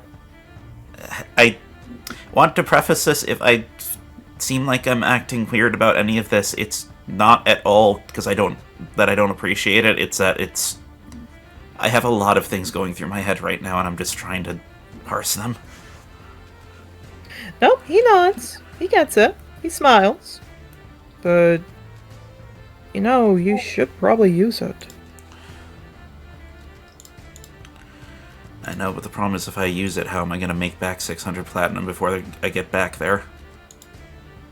Yeah. Snowcap, thinks and looks. Who says you have to? He, looks up a little bit. Well, one, I'm not entirely sure where that's from. Two, I would feel bad if I come back there and I don't know what's going to happen when I go back there. And I don't know if people are going to scatter or if maybe they're going to try to rebuild, and whatever happens, I want them to have their stuff back. No, I get that. More what I meant is... And Snowcap kind of, strums her fingers and thinks. Okay. That money was taken, right? You know that money was taken. Right. You know it's not going to go back to them because she sent it to you, right? Unless I bring it back with me. So, if you don't use it, yes, you could return it to them, but do you know who that came from? Not specifically, no. So, if you don't know who it came from, how could you give it back to them?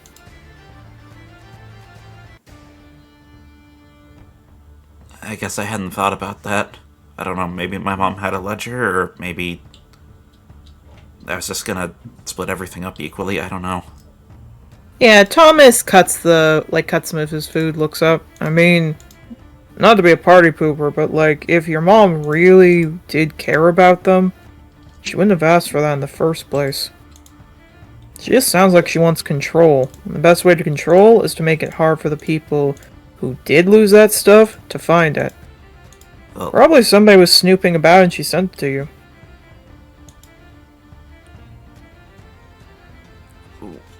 okay, first, not my mother. Second, she's a cultist, so that makes sense. And third, she did... I don't know how much I trust her, but she did say that more dragon riders were appearing. But from the sounds of it, she's been... I know at the very least the huntresses went after her. Or were in her area. Messiah stops. Hold on. Did you say dragon riders?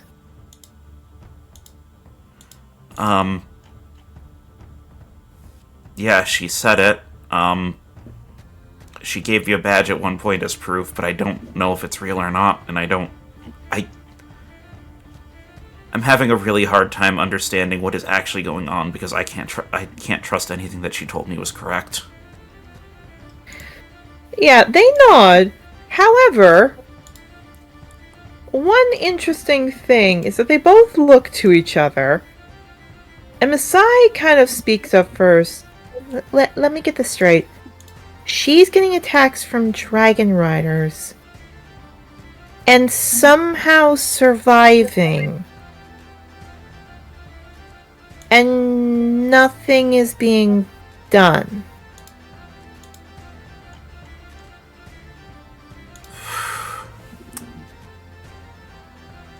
That is what she is saying.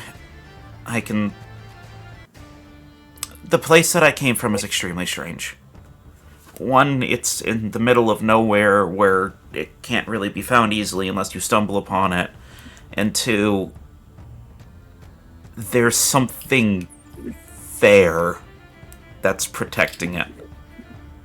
The gods can't enter. Dragon riders usually don't enter. It's all very weird. They look confused and nod. Before you get a chance to talk more, however, Cedar actually nuzzles you. Hey, look, I think it'd be really good if you spent it. That way you use it for something good, but how about we just have a nice meal, okay? Can we do that? Yeah, sorry everyone for dumping this on you. Yeah, he kisses your head. No, it's fine, but if I'm gonna be your partner, I need to know when you're gonna spiral. And you look like you were spiraling. And he just nuzzles you.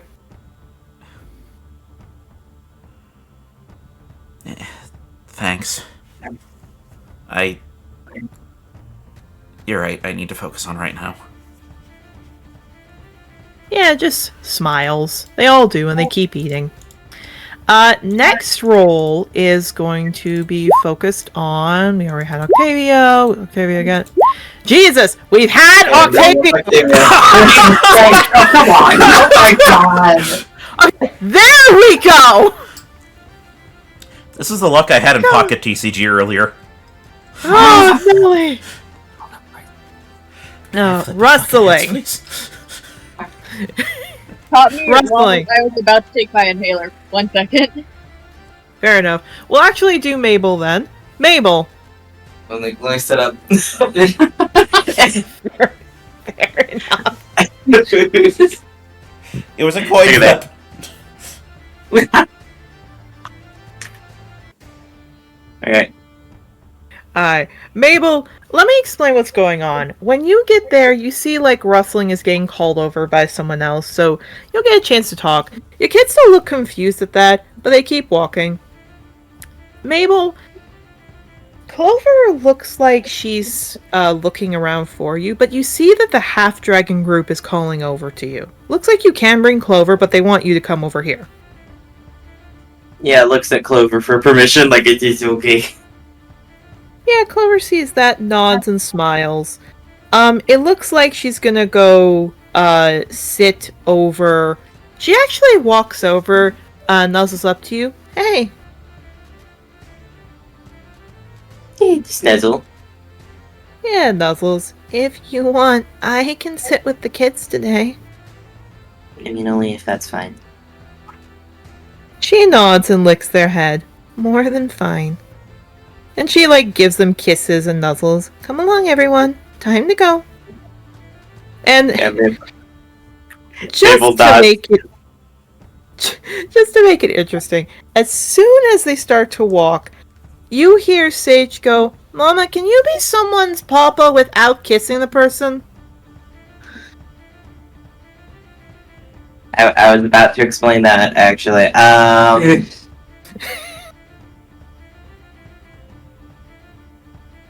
Yeah, Mabel looks at Clover and then quietly just goes like, Wrestling's kids decided to start calling me their, Baba, too. Yeah, just blinks, looks at you, looks at them, looks at you, whispers up into your ear. If you were gonna do that, though, like a relationship, you would talk with me about it, right? I would. We're not in a relationship. I don't intend to bring that up to Wrestling anytime soon. I don't think she needs that. Nods. Again, I've gotten better with her, but admittedly, she still scares me just a touch bit when it comes to the fact she bit me. Yeah, that's fair. I mean, like, if you said you did not want me to date her, I wouldn't. You know that, right? She nods and she kisses your cheek. I know. I'm okay if you do. I just want to talk with her before that would happen.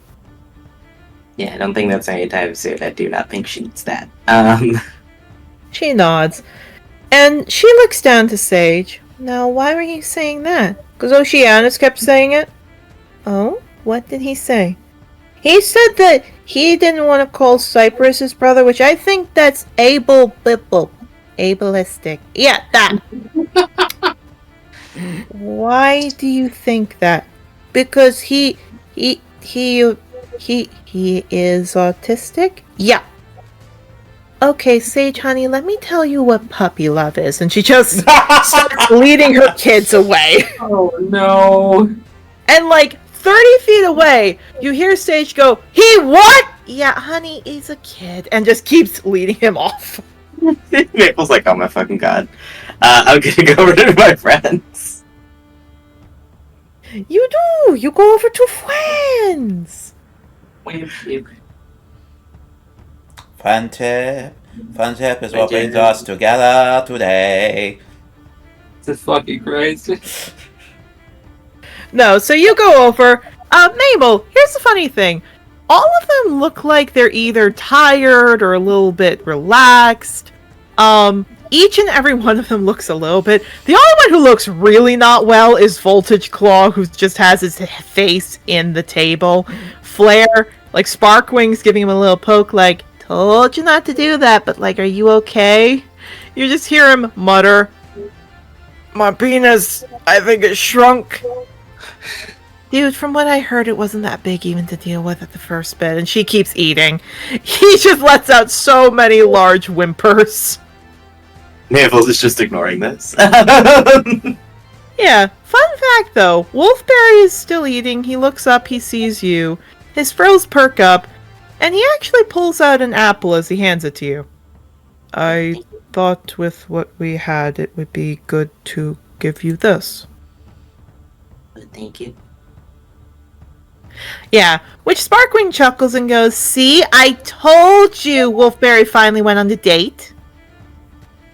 Yeah, Brilliance perks up at that as Williams and the other. Sparkwing looks over, so you actually want to date people, Mabel, is that right?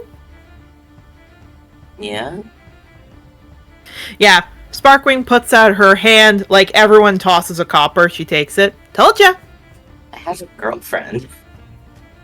Brilliance is about to open his mouth, William speaks. We saw with how you were reacting with us, we thought you had a racism to your own kind and didn't want to date us. Or any half-dragon. I admit that was definitely a boundary that I had, but I'm realizing that perhaps was unhealthy. Yeah, Voltage Wing looks up. I could. Sparkwing shoves his head down. No. Oh wait, no, that was Ray. Ray shoves his head down. Nope. Sparkwing looks over. It's good to see you're spending more time with your own kind. Just nods. I was worried you weren't going to want to learn anything about half-dragons. That isn't exactly healthy. Which Sparkwing looks over to Ray. Ray looks over. Okay, you're doing better in your lessons. Next time, try not to say something like that again. What was wrong with that one? It's making it sound like his girlfriend's not valid. Oh, your girlfriend's valid. It's just she's not one of us. I mean, it's not that it's bad that she's not one of us. It's just that, you know, it's better to have with your own kind. I mean, at which point Ray just lifts up a hand, shuts her mouth. We're going back to lesson 3. Okay, let's go. Sparkwing, thumbs up. They start eating. God, it's so hard to not be casually racist. She's trying. She's from the cities. Mabel's just watching this mildly amused. At which point, Wolfberry eats, looks to you. I had a good time. I too. would not mind another one. Yeah, I'm If fine with that. it is alright with that. Yeah, Wolfberry seems to smile as he keeps eating. However, at that point, Brilliance and William look to each other, then look to you. Brilliance chuckles. I mean, I wouldn't mind one either if you were up for it. Oh. Oh, They don't seem opposed to this. They're just like, oh shit, what? Yeah. Oh god, did William I just pull chuckles. Yarrow? Did I just get adopted into a Polycule? Oh no! Fun fact! William chuckles. Not so fast. Easy, Metallic. You know gems have priority dating each other. He gives a snort and rolls his eyes. Pulling out the fucking screenshot of something I sent to Erica. Where is it? oh no. There's a fucking thing I sent to Erica where it was like inevitable Mabel, was it Mabel, Wolfberry, Ray, William, Brilliance, Polycule.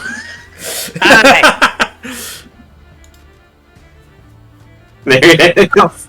Here's the funny thing. Not only that, Sparkwing goes, well, if you all get a chance, I wouldn't mind one too. Ray looks, okay, you're being slightly racist. You get like the bottom of the list. I've not been. I should get up top. Plus I'm a girl. What does that matter? We know he likes girls. And just takes a bite of her food. Mabel's staring off into the distance. Does everyone in this fucking group want to date me? What is happening? Oh no, it gets even better. Because Voltage clogs up. Do I get a... No, you don't. Again, Ray gives him like a little... That is the only one where Mabel has like a mild look of disgust on their face. Jesus Yeah. Christ. She looks over. Everyone else, it's like, okay, yeah, that's probably fine. No, not you. Yeah, just no. Just no. But why? Because you're, how do I say this lightly? Sparkwing looks over. Misogynist. A tail-chasing tramp? Ray looks over. You know what? You get a good star. You know what? We're going back to lesson 6. Good for you. And she just wags her tail. That's the right words to use for that. Extremely quietly, only to Wolf Fairy. Mabel just goes, I was gonna say whore, but that's kind of mean. Yeah, Wolfberry actually laughs a bit. Ray chuckles over. Sorry if it's uncomfortable, by the way.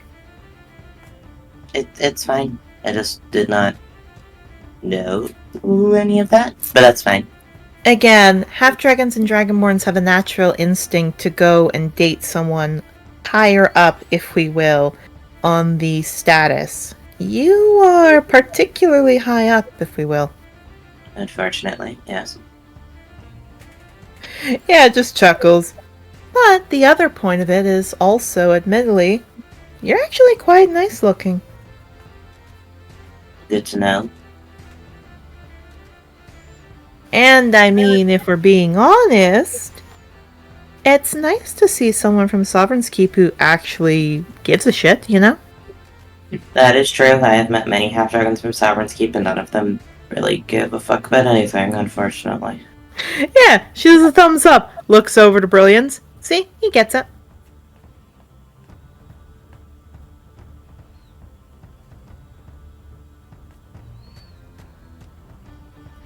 But no, they just smile, keep eating their food. And the only thing that happens is as that's all going on, Bellclick actually, while he's eating his food, looks up. I wouldn't mind spending time with you too. And in a way, Clam looks over. I may be a Dracotar, but I wouldn't mind either. Could be nice to spend time with you and get to know you. Mabel nods, having a crisis. Everybody want to date me. Why did everyone want to date me? Oh my god, I don't deserve it. I mean, yeah. If this does end up being a Polycule, it's really just and this is the half-dragon Polycule, except Voltage Claw. This is the not Voltage Claw Polycule. Everyone but Voltage Claw. He's allowed to be in the friend group and not in the Polycule. Oh my god, it's the fucking Necromancy friend group again. Hey, maybe Voltage will end the same way as the other one. He better fucking not or I'm killing him here and now. It's just everyone asking Mabel on a date. Mabel in the back of their mind. Wait until they find out I betrayed my friends, and then they won't ever want to hang out with me again. Everyone, let's just hang out and have fun. Hi. It's that fucking meme where it's like nobody knows I betrayed my friends, but they're all dancing. God.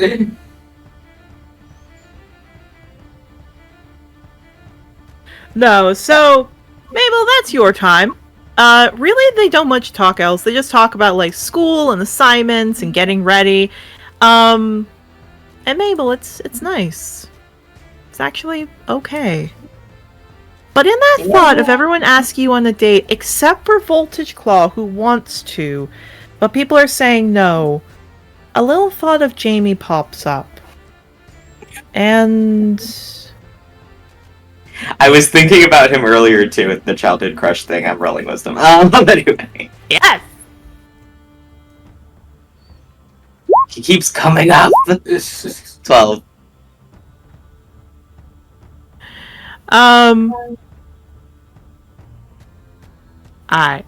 Actually, that also makes sense, because in campaign, the dragon nip thing only happened a few days ago. So, Yes. So you are a little panicked. No one notices it. And what I will say, actually, there is one thing. I will say one tiny thing to give him a little bit more of a character.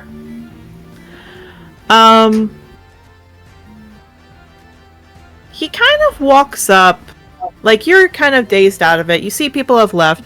Suddenly you see like somebody sit beside you, and you feel someone touch your shoulder and goes, "Hey." It's Voltage Claw. Hey. Hey, I just wanted to, besides the fact that it still feels really bad down there, Mabel's ignoring that comment. I just wanted to ask if you're okay. Yeah, I'm fine. I, just with also how some of the reactions have gone, are you afraid of me? No, not really. Then why don't you really... Like, why do you kind of flinch every now and then? Not your fault. You just remind me of my... someone I used to know. I don't know how to describe him.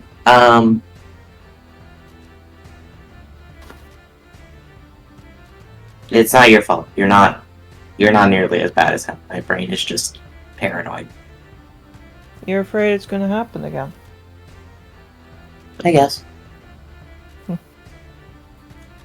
Yeah, no, I get that feeling. He kind of chuckles. I mean, for a second I was afraid of you. Fair enough. You seemed a lot like my mom. Ugh. Yeah, fair. Yeah. I mean, my mom, he kind of scratches back his head and chuckles. I realize I never told you my stuff with everyone telling you their stuff, huh? I guess not. Do you know who Abaddon is? I do, right? You do know who Abaddon is. He is a Volus child.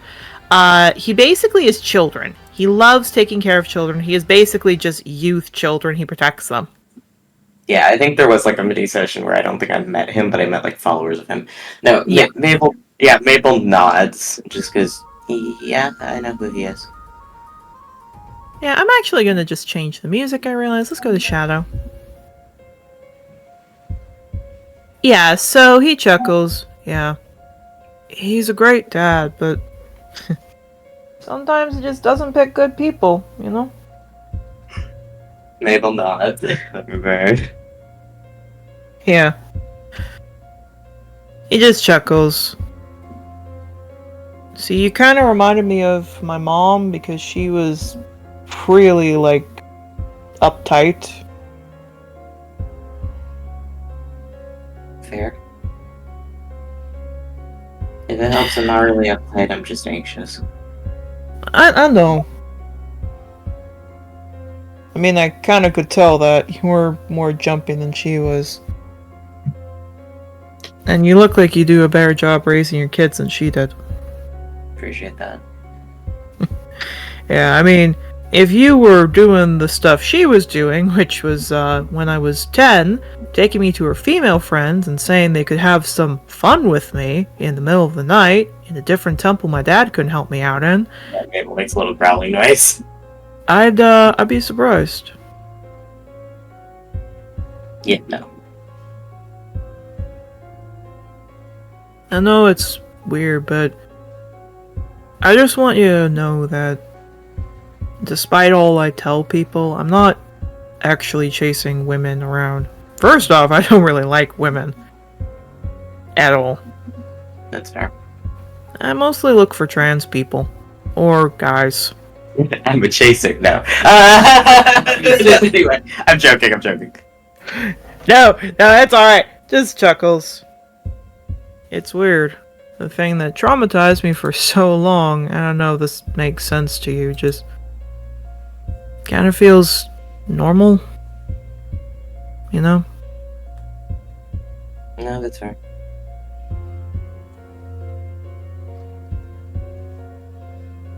It's kind of weird in the idea of when I get anxious, I go looking for someone to bed, because it's easier than having to think about other stuff. Besides, It's my mom's easier friend than said waiting that's for what it I to was good at. happen. Yeah, Mabel just grumbles because it's easier than waiting for it to happen. He parks up and turns to you. Yeah, actually. Mabel nods.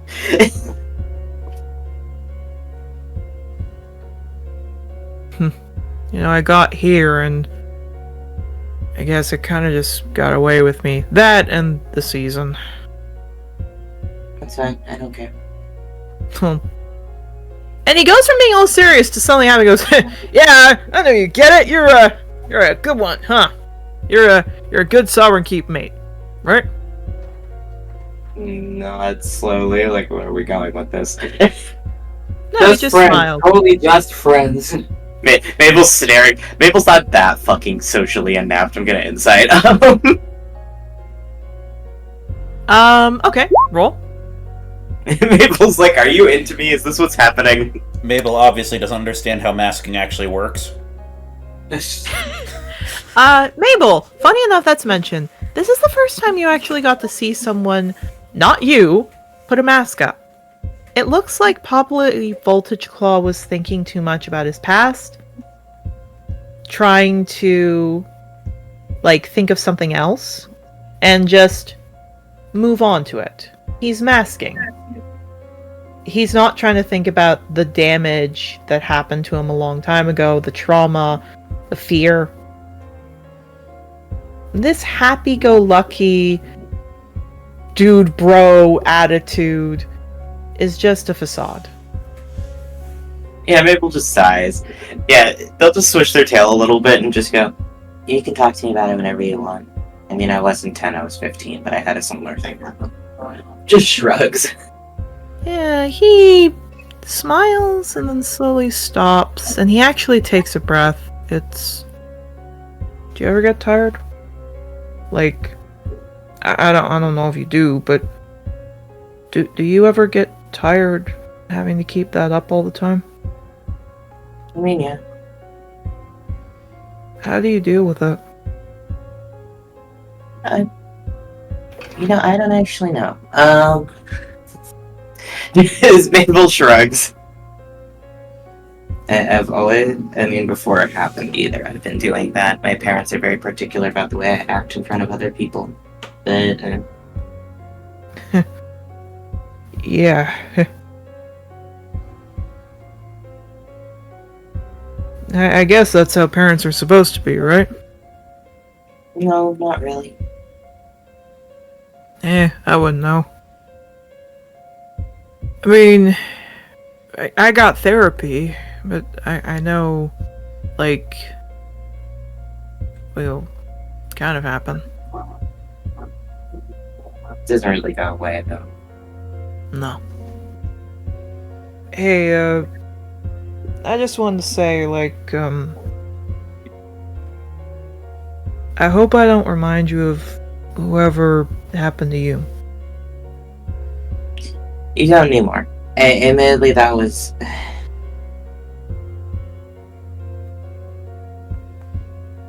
Someone had Dragon it the other day. I got reminded too heavily of it. Just shakes his head a little bit. Yeah, nods. Look, I do think you're really nice. I don't want... He kind of stops. I'm not good with words. No, it's fine. Go ahead. I kind of could see for the last 2 weeks you kind of looked weird at me. And I want to be your friend, at least, and... I just didn't want to keep scaring you. No, you're fine. And again, Mabel, you see this just absolutely exhausted look on his face. Takes a breath. Suddenly, big smile. Well, thanks, dude! And he, like, punches you. Like, not punches you in the shoulder, like, punches near, like, a little fist bump at the table. No, you don't like touch. It's all okay, dude. See you later. And he just walks off like nothing happened. Mabel's like, big mood. Anyway. Anyways. Yeah, old phrase, like a whole phrase with Voltage Claw is sometimes the brightest smiles hide the darkest of fears. Yeah, But- that dog. Indeed. Let's move back over to Mabel, well actually to Rustling, because Rustling, you are the last one we need to do before classes. Dissociation station. Indeed. I also just wanted to give you a little bit more time to let the inhaler work. I can breathe. I had a cat land. I had a cat just like curl up right against my face, and I was just I inhaled so much cat dander. Ooh, that's alright. That's again why I wanted to give you time. Okay. So as soon as you go in, Rustling, again, you see, like, your kids are with you. Looks like Mabel's going off somewhere, as is Yarrow, as is Octavio. And before you get anywhere, before you even step really too much into it, you actually see Alabaster trotting over to you. He takes a breath. Hi. Let me take that for you. And he actually takes your tray. You're probably having trouble walking. He actually picks you up, Rustling. Yeah, no, she blinks. I mean, she's blinking. You okay? He looks a little panicked. He puts you down. He puts you down on the bench with a few there. I just feel you got hurt because Oi. She just looks at him because, oh boy, she can someone else to focus on? Please just let her focus on someone else right now. Oi. Indeed. She kind of looks over at him, head tilts to the side. Were you the one who threw me off? I had you practice without your proper equipment. That's not how we do things here.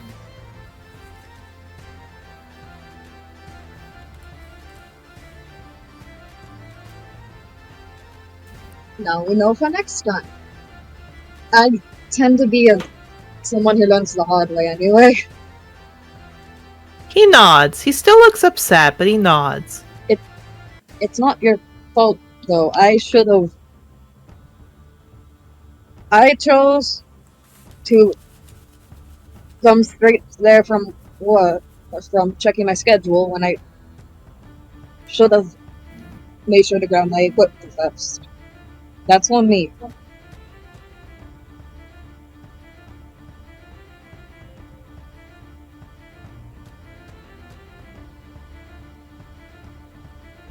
I don't blame you. Yeah, he nods. He just sighs. At which point, because again, Rustling, you were in there, you didn't necessarily have your kids there, so your kids look confused. Ocean looks up at him. Did you hurt our mama? No. Accidentally. Oceana starts snarling at him. I didn't mean to, but I did.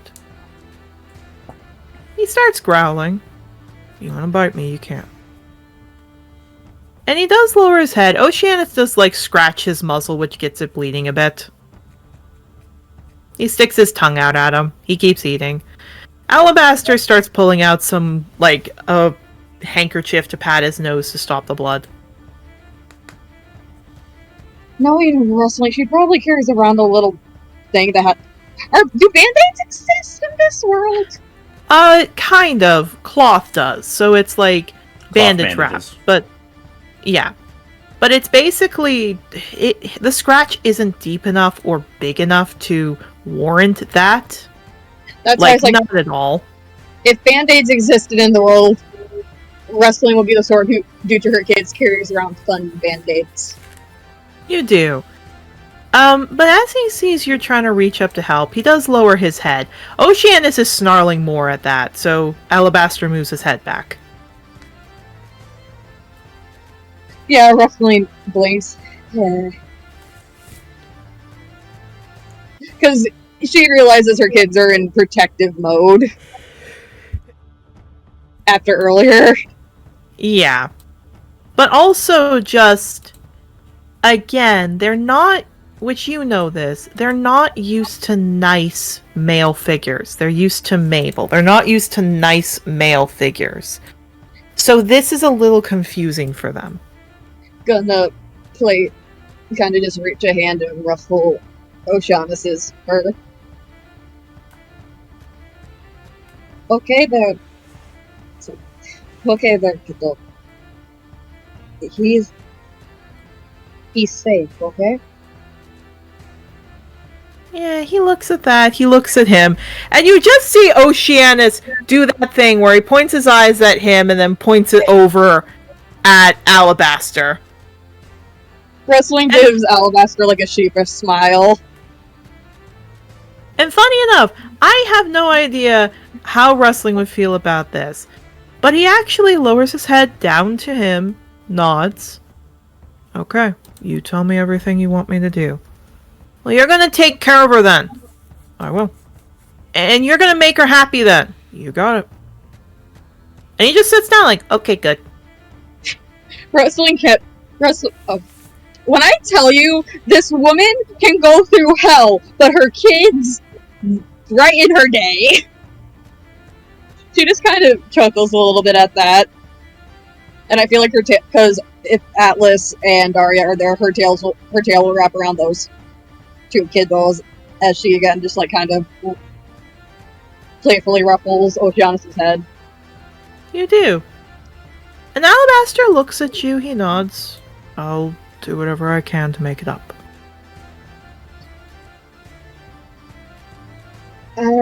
She blinks. What classes do you have today? Because I have a weird conundrum and I don't want... She kind of just glances over at where, like... I'll be late to every class if it means I help you. Just tell me what it is. So... I don't know how, like, widespread word gets around, but... You know how demigods, their abilities can be really wacky? They nod. I can't really walk, apparently, today, because... Well, not... I feel a lot better from... Yes, it's not that. It's more so... I create mini earthquakes. He hears. He nods. Okay. She blinks, looks at her kids. Are you all okay with that? They look... And here's the thing. They look... Oceanus is the first to speak up. Lily, I'd like if new Papa took you around. Alabaster perks up at that. What? Oh, today, my teammate Mabel, he's the first, they're the first person, they felt safe around in a probably first time in their lives. And they wanted to start calling them Papa, but he's a friend. They're a friend. Alabaster just nods. He looks at the kids. He smiles. If that's what you prefer and that's what your mom wants. Yeah, I'd be okay with that. But if your mom wants me to carry her, then I'll do that too. However, for his little gay hide, however, Alabaster does nod to you. Do you want to roll an insight on this man? Sure. I'm so used to playing wisdom heavy characters. I keep looking at her sheet, I'm like, ow! I am not, the fact that she's smart but not wise. Yeah, he's just a good friend. He's just a good friend making sure you're okay. And he just smiles, and he eats his food. A good friend like Mabel. Yeah, good friend like Mabel. Totally nothing more. Just friends, only friends. Guys, I'm telling you, it's a survival instinct for her. She needs to view everything as friends. Indeed. So, we're gonna go over one class, finishing up everything else, and then we'll be hitting lunch. So, here's the main thing for everybody here. Let's go over back to Octavio, actually. What? Specifically the theme music of Octavio. Oh. You all get your kids in order. You send them to Miss Coalduster. The only thing that's different is, Mabel, when you start to walk your kids in and you make sure you're okay, Cypress actually seems a little worried to go in class. Yeah, just like gently petting the boy. You do. Miss Coalduster comes up, seeing your kids, looks a little bit tired, especially with what happened. But she puts a bright smile on and goes, "Come on, Cypress, it's okay." Cypress isn't looking at her. He seems to be looking around and he looks anxious. And she rubs her face and goes, "I was afraid that might happen. Mabel, if I'm alright to use your first name." Yeah, that's fine. I don't care. There appears to be a bully who's been targeting Cypress a bit. Mhm. I'm very sorry I allowed that to happen. I've been separating him as best I can. It's just he likes to go near Marigold, and when he goes near Marigold, that's when this child comes up. Yeah, it's okay.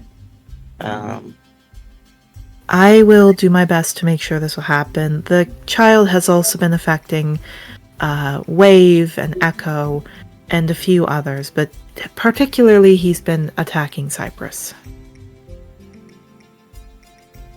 Just nods. I can assure you it's not anything Cypress has been doing. I will handle it. But I have some good news actually for you. Oh. She hands you a form.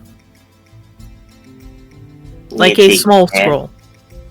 You take the scroll. It says, "Dear Mr. Starkeeper, congratulations. Your son has been evaluated by Miss Coalduster, who has filled out forms and allowed him to enter into the Special Education Department's curriculum, where he will be given extra special training to help out with adapting to life and helping him out through situations."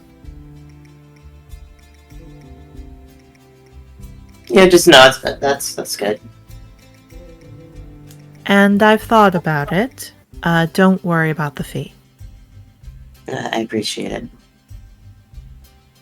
I think Cypress will do a great job. I don't want you having to worry about, with what you already owe the school, having to worry about this. Alright? Just nods. And she bows her head. Now, she kind of gets down. "Come on, Cypress." Cypress does look to you and then looks to her and then looks to you, like, if it's okay. Yeah, nods. Yeah, Cypress takes her hand. He smiles a little to the ground. She smiles and takes him inside. For everyone else, it's just, again, dropping your kids off. They're fine. You come back. All good. So, players, who's ready to hear how they've been doing in school today? Oh boy. What? Okay, I don't know if wrestling's gonna care. fair enough. Where's the table I had? Where the frick is it? There it is. Okay. So, you all enter religion class. Looks like everyone got B's or a few A's. Religion. Oh, sorry? Religion. Oh no. Indeed. Like that kind of stuff around you. The highest ranking individual in the group was Yarrow, with a nat 20 on his religion score that got an A+. Like, 100%. Mabel, you got the second highest score with like an 92%. Grumpy, but he will take this. The cleric and the person with the acolyte background makes fucking sense. Rustling, you got an F. And Octavio, you got an F-. Because you got a net 1 on this roll. What? God damn it. So, Rustling, the problem with yours is specifically the assignment was to write a essay about a celestial of your choosing. You specifically wrote stuff about, I'll say you wrote it about Lorelei, because she's been spending a lot of time with you. And specifically, the professor said that this is not correct in any sense. And specifically saying that Lorelei is the mistress of evil. She's not this or this or that. You just wrote that she is nice, that you've had time with her. It's just prejudice. Octavio, same thing. Your problem is specifically you didn't get the word count right, so Joshua failed you immediately. Ah, damn it. I can't count words. Indeed. God, hitting word count without fucking word. Without, like, the fucking thing to tell you how many words you've typed is... Ugh. Yeah. I don't know much about other gods for reasons. Indeed. Next came Seagrass in social studies. Seagrass handed back all the stuff. Quite a few people got good grades. Clover got a very high grade, as the Team Undergrowth got high grades. For everyone else here, you all got lower grades. Yarrow and Octavio, you both got a B+, at about roughly a 78-79%. Rustling got the lowest with a B- at 71, and Mabel, you got a 75, which is a B. Not bad. They're so mad about it. I also realize this is different from America and Canada. This is going off the Canadian system, where 80 to 90 is A, 70 range is B, 60 is C, and D is F. Sorry, a D is 50 range. God. Oh! I was having... Okay. Wow. Sis, listening to the actual grading, once this explains, yes, I no longer have to be thinking oh shit, my school experience is coming back to haunt me. Aye, this is the Canadian system we're using. It's more fair. Aye. So then math. And again, it's along the lines of, it looks like mostly just you guys got average. There's nothing wrong with it. Not a problem at all. Then comes math. And that's Gildor's class. And again, he hands back assignments. Mabel, you got a 100%. This is the only answer that is acceptable. You got 100%. You got a nat 20 on this. Octavio, you got about a 79. You got a B+. That makes sense. Rustling, you got a roughly about 65, so you got a C. Yarrow. Oh no. Yeah. How do I describe this? You don't know math. It wasn't one of the things, so you did not finish the proper stuff. There was a note specifically written on yours saying, "Hey, if you want, I can give you extra lessons." Just Gildor put that note down saying it's okay. That does make them feel better. Indeed. I will say, if everyone can please interact, I just have to step out for a second. Not me realizing that the fact that Rustling actually managed to do so well is impressive. Unfortunately, my character will not say that. I don't understand. Why are they putting letters in, with numbers? It doesn't make sense. If you want to... yeah, it gets kind of confusing. I just sort of think of it she kind of tilts her head to the side. Think of the letters as objects that can be changed seasons change. Huh? Yeah, it's... She just pats him. You'll get there. I'm still trying to figure it out. Oh yeah, I wanted to ask something when Erica gets back, if I could have done before we got to class. I'm back. Hey, hun, just a quick question. Could I have run back to the room before we went to class? Yeah, you can. What are you looking for? I left the money there, and I was gonna grab it. Okay, so you grab the money. It does mean you're a little late to gym class, which is ironic about it. For gym class, first off, surprisingly, Octavio got a nat 20 on this one. Ow!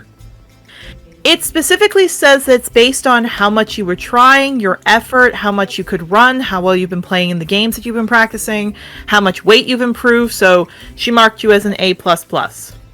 Yeah, you still can't live for shit. Aye. Mabel, you got a C-, specifically at So mad about it. 62%. They're so upset then- about it. Octavio looks at Mabel's grades versus his grades like, I think ours got switched. I'm not gonna lie, it feels like ours got switched. They're just angry about it. Look, the note that specifically says that Lark, Wren, and Sparrow have is specifically says needs improvement on teamwork. Grumpy. Yarrow, you got a failure. To be fair, I also wasn't there. Aye.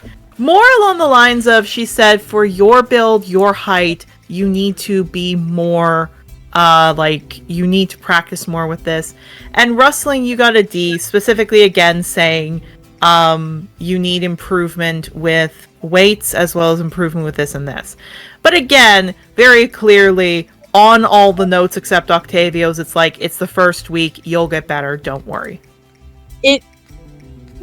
Admittedly, the encouragement is nice because she's like, well, shit, I knew that. Nice. This is like PE. PE, yeah. Yeah, Yeah, P, she's- gym class. He just Russell's like, well, shit, I knew I was in rough shape before getting here. This just confirms it. But at least they're nice about it. Like, Lark, Wren, and Sparrow aren't like, again, with Mabel, where it's like, you have to do this and this. It's not even anything to do with, like, running. In fact, Mabel's whole thing is said, like, running NA, and specifically put, student has a disability. It just looks like what the problem is that it's specifically teamwork-based activities. Which, Mabel, that makes sense. You've never played any of these games, which you probably didn't realize, but that's okay. The next class, on the other hand, Mabel, you're back on top with psychology. They will gladly take this. Mabel, you got a 89%, or so you got a 92%, which is a plus.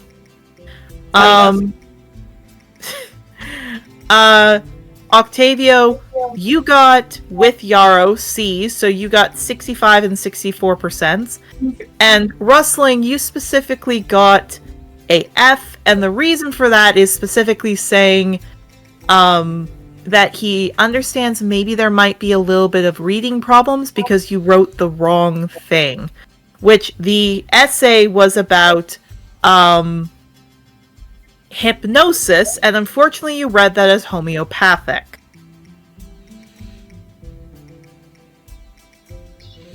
I mean, Mabel, when you think about it, we're doing extra achievements because we're doing the missions and everything. Our grades being a little bit lower evens out. Grumpy. Yeah, Russell, she has to squint at the paper. Indeed. Which you realize, Rustling, when you wrote this, you were coming back from Canrig, so you were exhausted. That checks out. Yeah. But however, again, there is a note on yours, as there is a note on yours, Octavio, and Yarrow's. Again, yours and Yarrow's and Octavio, it's like, hey, it's okay, you're alright. A C is still okay, it's alright. For you, Rustling, he specifically wrote down, hey, I know words can get mixed up, it's okay, we have all had that, one bad assignment isn't bad. Your But next these bad teachers are assignment, a lot- you fucked it. These teachers are a lot nicer. Hi! Except Joshua, he's just like, you stupid idiot, and everyone else is like, hey, it's okay. Well, to be Yeah, fair, well- for that being a discrimination-based, like, grade, or like a, opinionated grade, I think we can get him in trouble for. Maybe. He's got tenure, however. For how much longer? Indeed. But psychology you all do well. Now this is the class where I'll be shifting you on the map. You all can sit wherever you want, but I need everyone to roll me a nature check. Oh boy.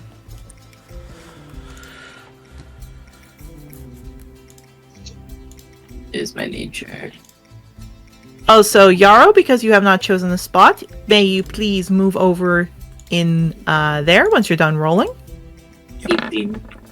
Where is 23. Alright, and you all may roll, move your characters to anywhere you'd like. Pick a spot while we're doing this. Okay, so 23. Well, I would sit next to the boy, but Indeed. Okay. Rustling, what did you get? 19, and I am trying to find where I am. Second row, far right, beside Mabel and Vulture.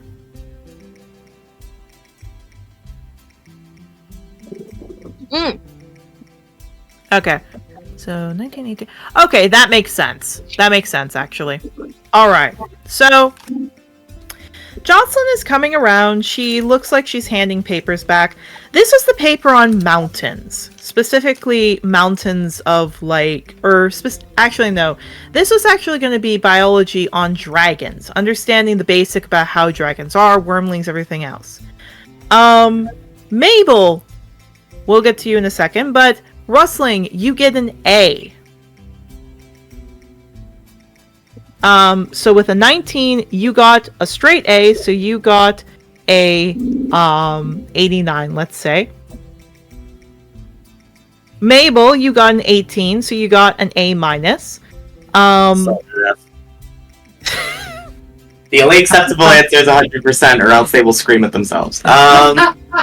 Which I will say, Rustling, on yours, there's nothing. On yours, Mabel, there's a note that says, "Honey, you're fine. I know you're freaking out. Calm down. Here's a sticker." And like, it's not necessarily a sticker. Well, actually, no, sticker. I'll say stickers exist in this world. I'll say Abaddon invented them. They don't have certain things like condoms, but they have stickers. We'll go with that. Sticker.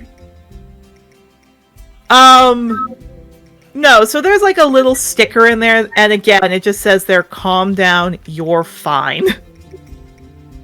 Grumpy. Yarrow, you got an A+.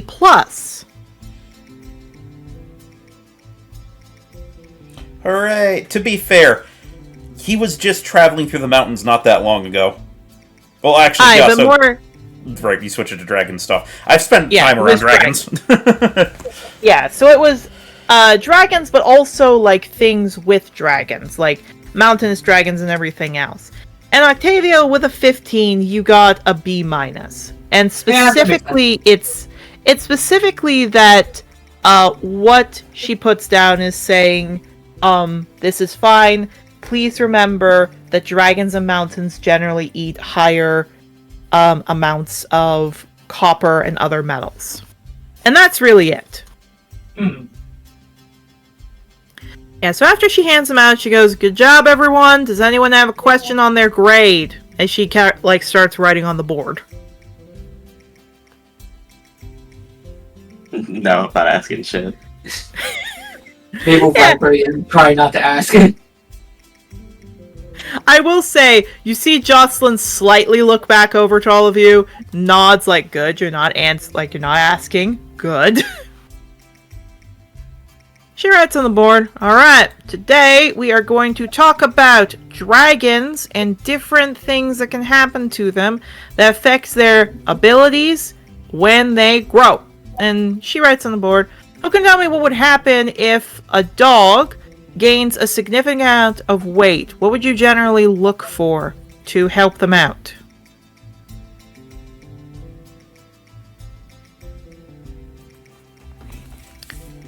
Brilliance raises his hand. "Yeah? Spine issues? Correct." And she writes on the board, Dragon wormlings, if they are not given the proper care they need, will sometimes eat very fat and sugar-rich foods. This especially happens with greens and Oreos. They'll eat apples and berries in excessive amounts and gain weight, which can cause them, if it's not taken care of by their parents, problems on their backs. The more weight, the more problem with the back, the harder it will be to fix, but it's not impossible. Who can tell me the dragon, however, who has the highest amount of weight per muscle pound? Do we have a way of knowing that? I will actually say you may all roll a history. Hey, Tori.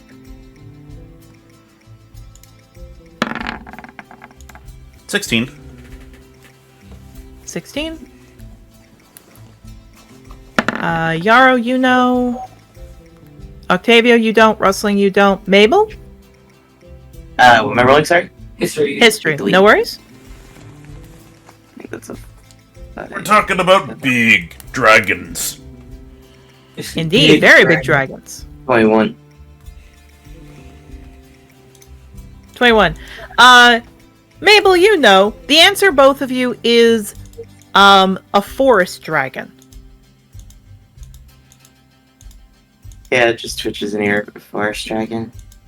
Very good. Good job, Mabel. And she writes that up. The four... Oh, sorry? They're just anxious. No, go ahead.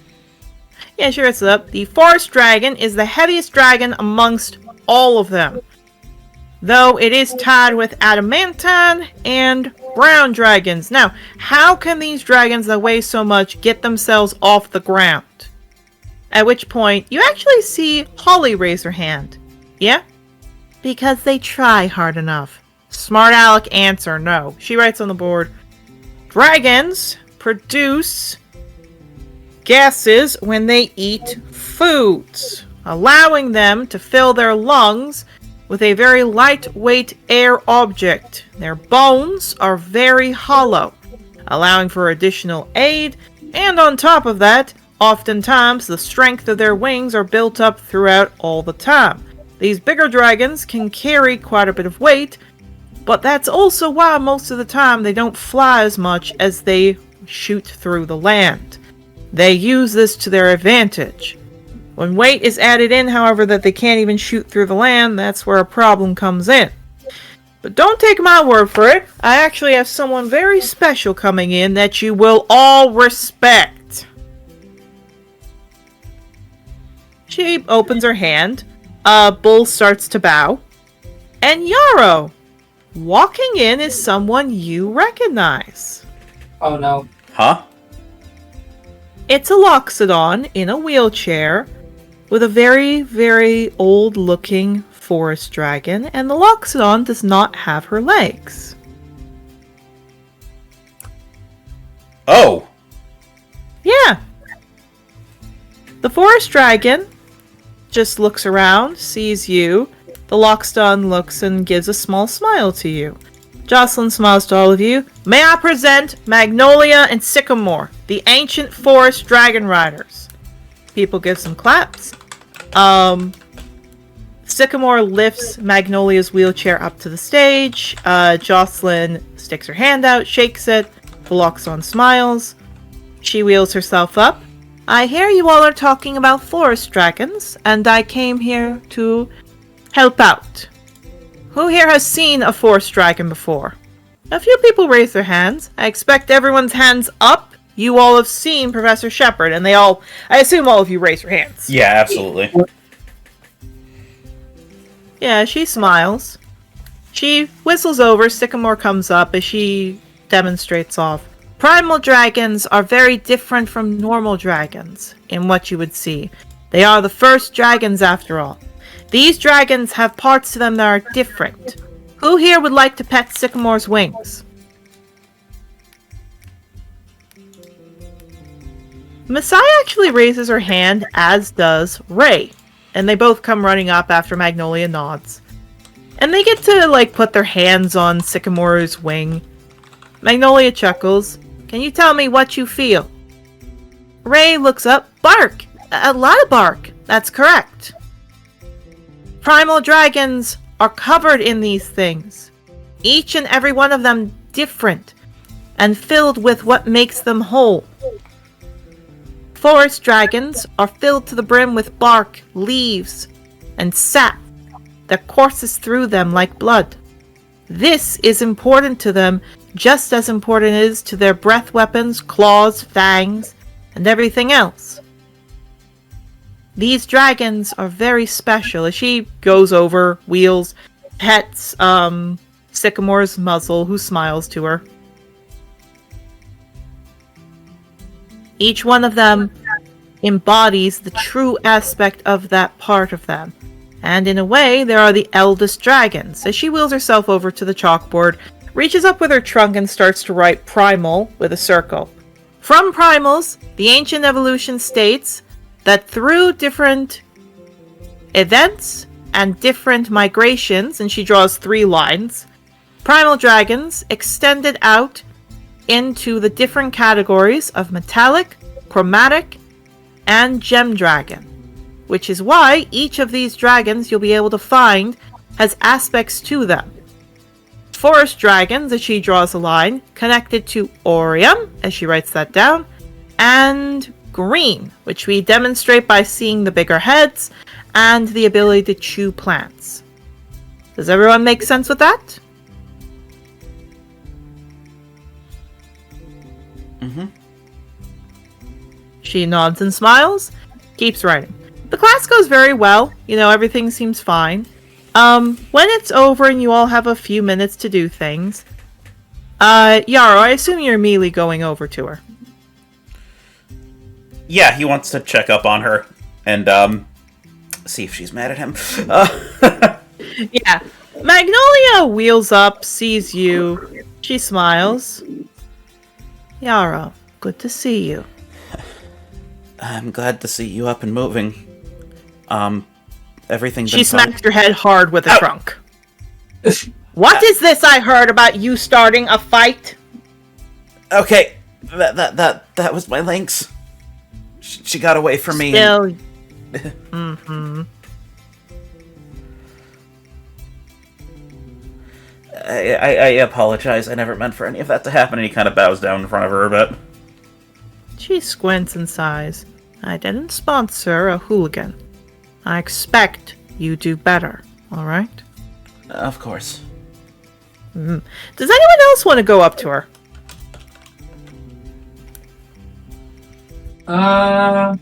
Octavio will.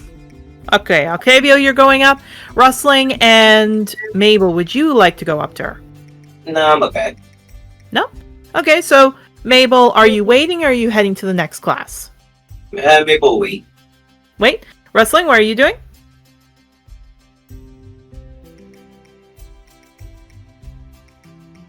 I think Rustling might either be on mute or... Yeah, Rustling's on. Okay, there we go.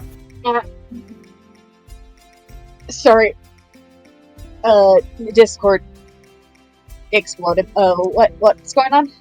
No, that's okay. I just wanted to make sure you were alright. So Yarrow is talking to someone. Mabel is waiting but not going up to talk with them. Octavia is going to talk to them. What would you like to do? I can't really do much. Yeah, so I will say that since you were getting carried by Mabel, again, you're with Mabel right now. What I will say is that Octavio, she looks down to you, like, cocks her head to the side. Are you friends with him? That I am. And has he been keeping well to himself? No, he's been very helpful to all of us, honestly, so... Good. And she gives you a stern look, Yarrow, but also a smile and ruffles your head. That's good to hear. It's definitely been an adjustment. I've never been in a place like this before. Hi. And I assume you and, well, your lover are doing well here?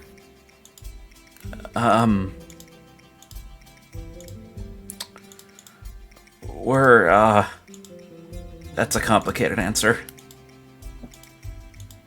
Yeah, she blinks. Is something wrong?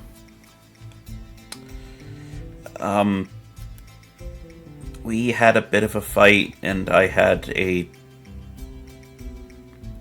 magic surge, and I've been told that he's fine, but he got hurt, and I got teleported away before it could be resolved. Do you know where he is? He's in a town on Angador right now, but I'm stuck here, so I can't go. And I don't know exactly what inn he's staying at, so I need to go to the Malachite Temple to send him a message. I can do it for you. Are you sure? I didn't know if you were doing anything else. Yeah, she chuckles. Yarrow, I came here because I am getting surgery on my legs. She kind of pats them. There seems to be a slight infection, so they're just helping it out. I admit I'm supposed to be resting, but if my sponsored student is not doing well, the least I can do is this. If nothing else, I can send out Sycamore to go drop this off. So I will ask again, do you know where he is? God, I need to remember the city. Dawnford. I heard he's currently performing at Dawnford. Alright. You hand me the letter after class. I'll meet you by the star studies, alright? Alright. Yeah, just gives a nod. Of course. And she kind of like shakes your ear a bit. No more fighting. I promise. Good. Don't. Octavia hears that, just looks between Yarrow and specs them, just doesn't say anything, just gives a look up. We're trying. We're really, really trying. Nods like, good.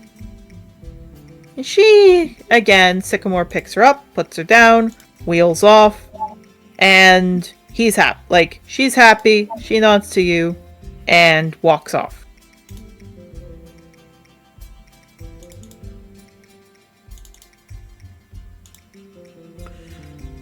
So the main thing is, you all are cleared.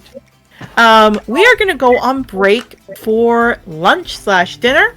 We'll see everybody back here at 6:15. Yay! Hooray! And you gotta say the thing. Oh, I gotta do it? Yeah, you gotta do it. And now for the ad break! Good! Meanwhile, in the Malachi Temple Courthouse... Good evening, messengers and mortals. Last time we left you, there was an intense recess considering the results of Cocker, the feather-necked strangler, of his brutal attempted murder of citizens Falcone and his own wife Cecilia.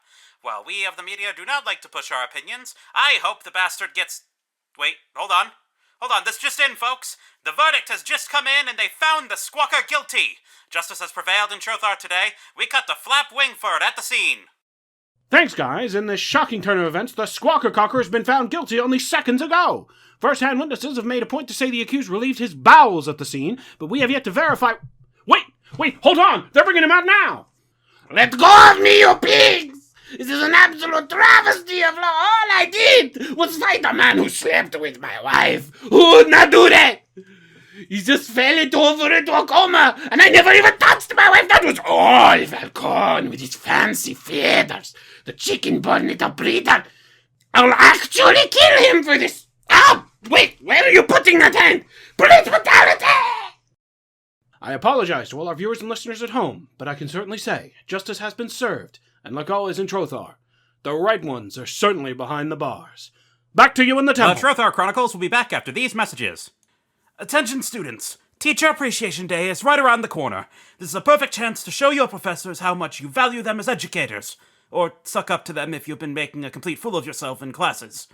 If you're struggling to pick out the perfect gift to say thank you, or I'm sorry, Taylor's Tuck Shop is always stocked up with items individually picked out for each professor, whether big or small. The time to give gifts will be September 25th, so hurry now while supplies last. Attention, parents of Dracodale. We have a new service we're providing soon for your darling little angels.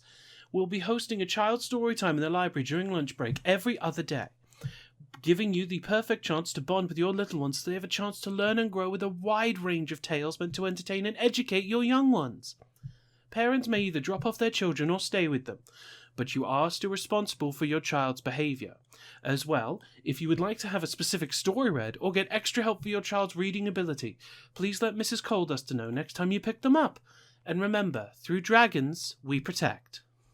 Attention students, a pirate ship has docked in the port closest to the school, and its captain and crew will be visiting the academy. While this visit is sanctioned by the headmaster and staff, let it be known that your safety is still a concern among these visitors. Keep a tight eye on your belongings, and avoid interacting with them or especially making deals. Please alert the staff and guard if anything appears missing or any altercations happen so that we may act swiftly. And remember, through dragons we protect. Meanwhile, in the Malachite Temple... Ow! Wait! Splits of the different path! Wait! We have birds for Malachi's sake!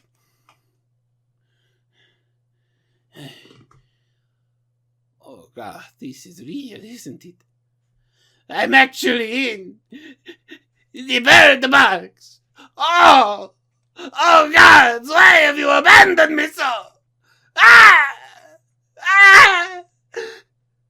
All I did was strangle a bird to near death. Is anyone even listening to me? Oh, I am all alone.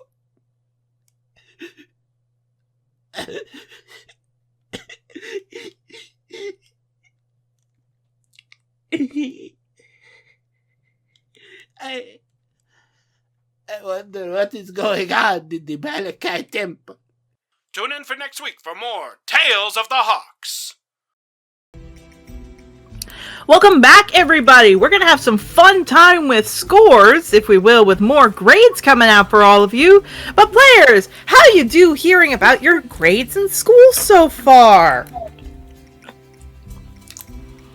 To be fair, Rosaline's doing a lot better, especially considering that she never really went to school until she arrived on Ingador Island and had to speedrun education. I just realized I think Mabel's the only one of us that went to a proper academy, so that's probably why he's the most pissed off about his grades.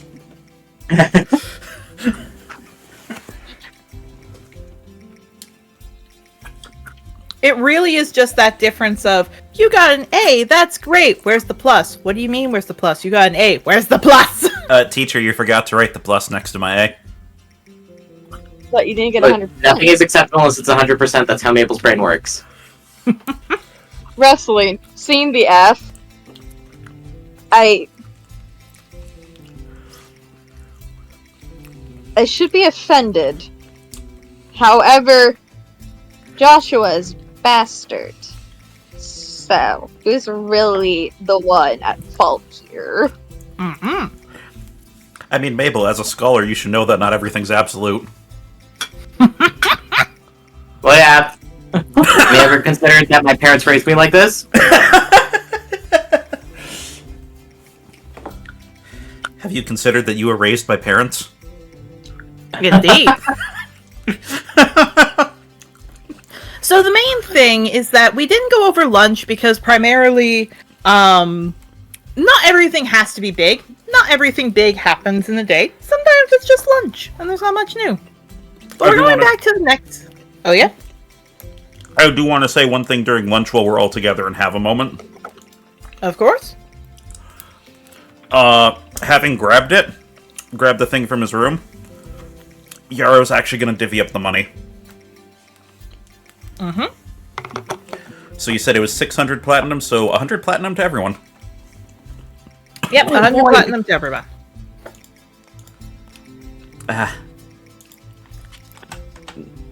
The Undergrowth made some good points. So I think that we should use this money to make sure that we're ready for whatever comes next.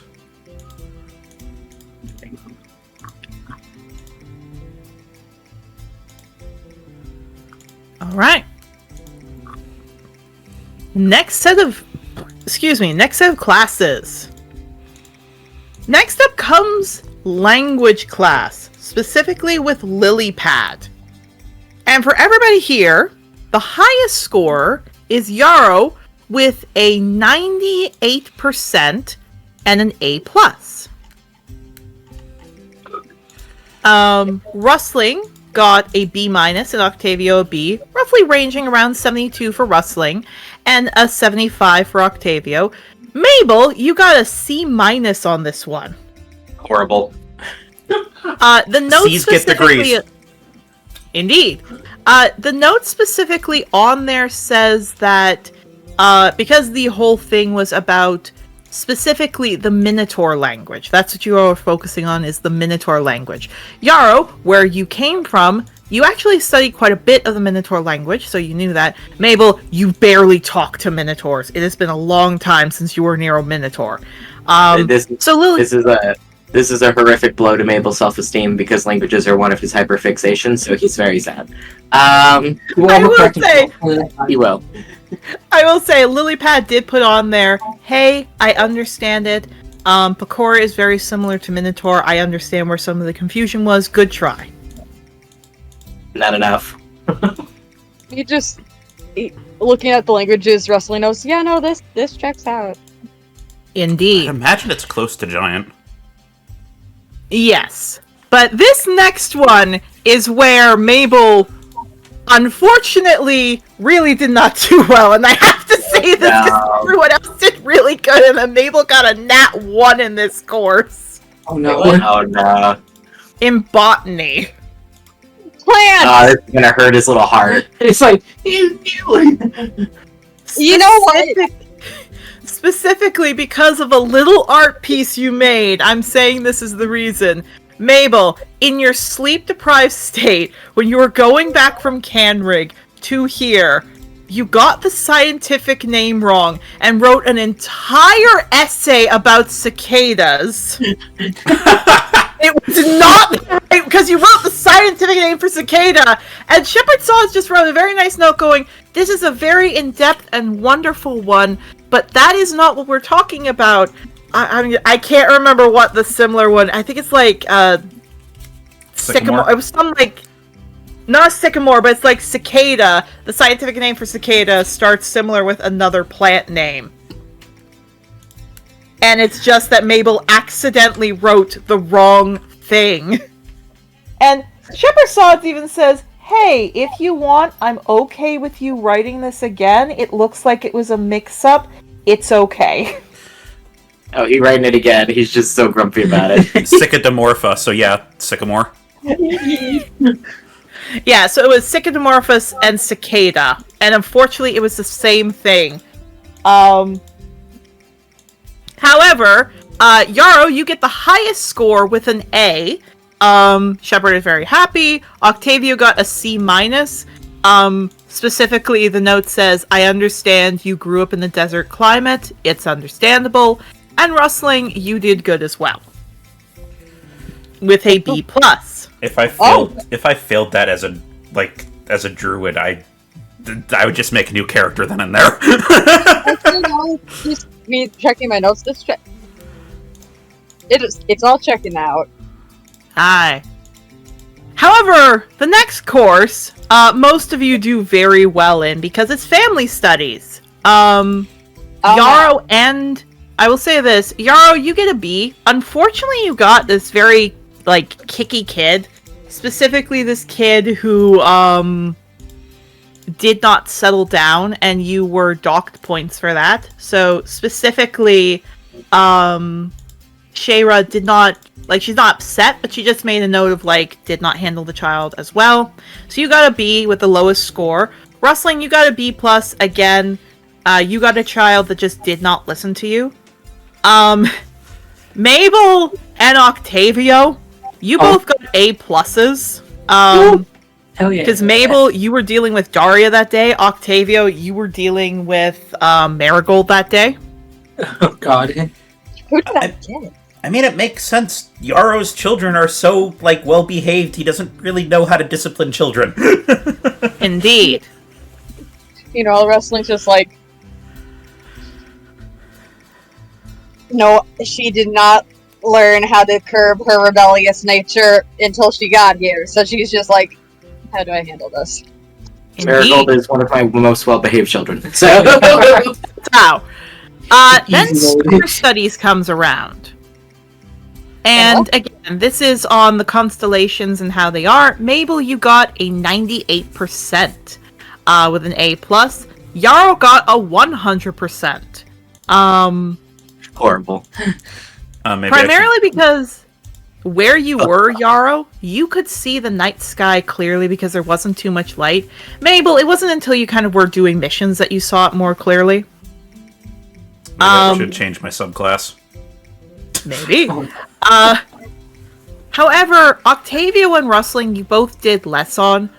Octavio, you did less on because you had trouble when it come to remembering the names of the constellations.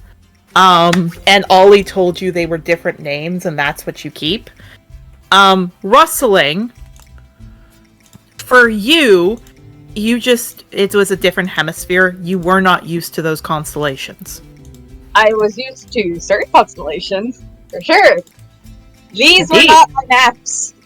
What the fuck? Indeed. But you tried your best. So that class finishes up. Now, players. As always, I said that you would have an interaction. You would have, which you all did. You have a chance to go and work your job, buy something, or go to your room. What would you like to do? We're going to go basically in order of when you all were, again, the order I usually do. So Mabel, work your job, buy something, go to your room. I get to pick one. You get to pick one. Do my job, I guess. Do the job. Okay, so Mabel is going to job. That I don't have anything I want to buy right now. Yeah. All right. Octavio, Dorb. job? Dorb. I didn't pick that up. What did you say? Dorb. He's saying Your? job. He's saying job. Oh, okay. I was trying to figure out what you were saying. Nice jorb there, Homestar. Yarrow? Does the dropping off the letter count, or is that just a free thing? No. Okay. It's basically just while you're walking, Magnolia's going to pick up that letter. Alright, let me just write that off.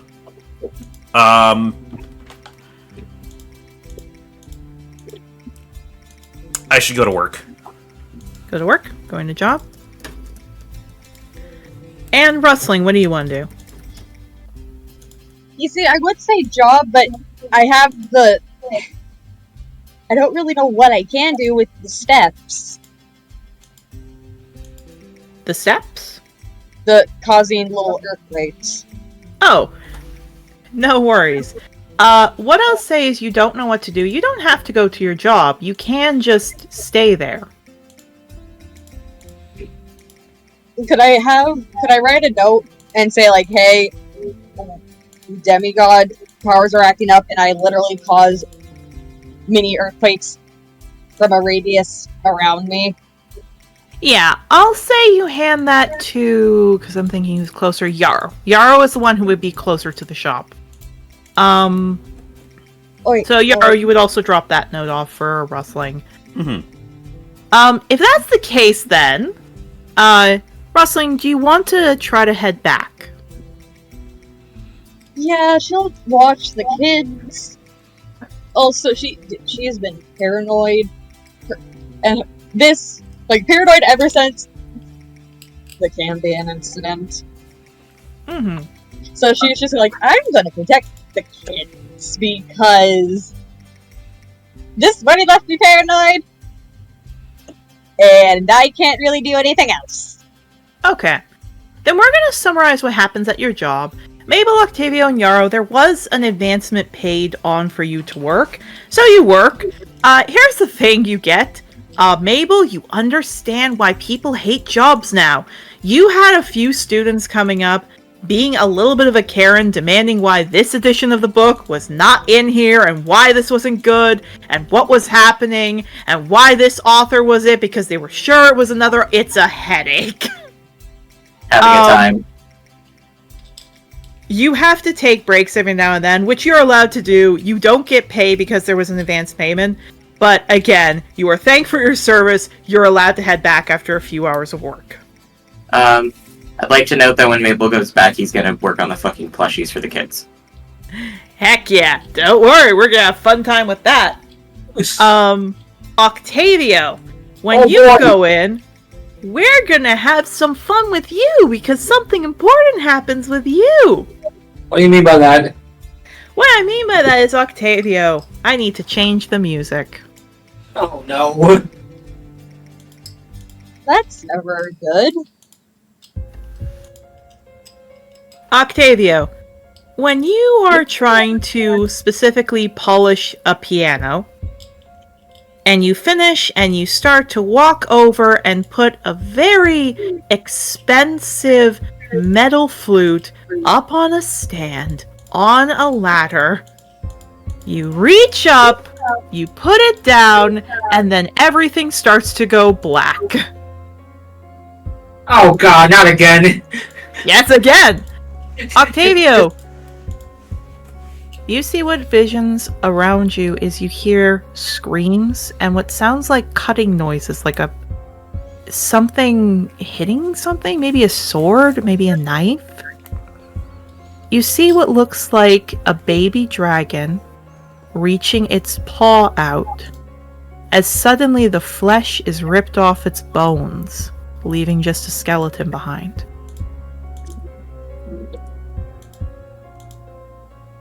Yippee! A bubbling, cutting noise is heard as more screams are raised. And changing the music back, you wake up! Yeah, Octavio, fun fact, it looks like you weren't hitting the floor because you don't feel like a huge pain at the back of your head, like a bump. You actually see that you were grabbed, it looks like, and laid on the ground. Yeah, he just kind of bleats, like, slowly tries to, like, get up. Not, like, standing up, but just sitting up at least.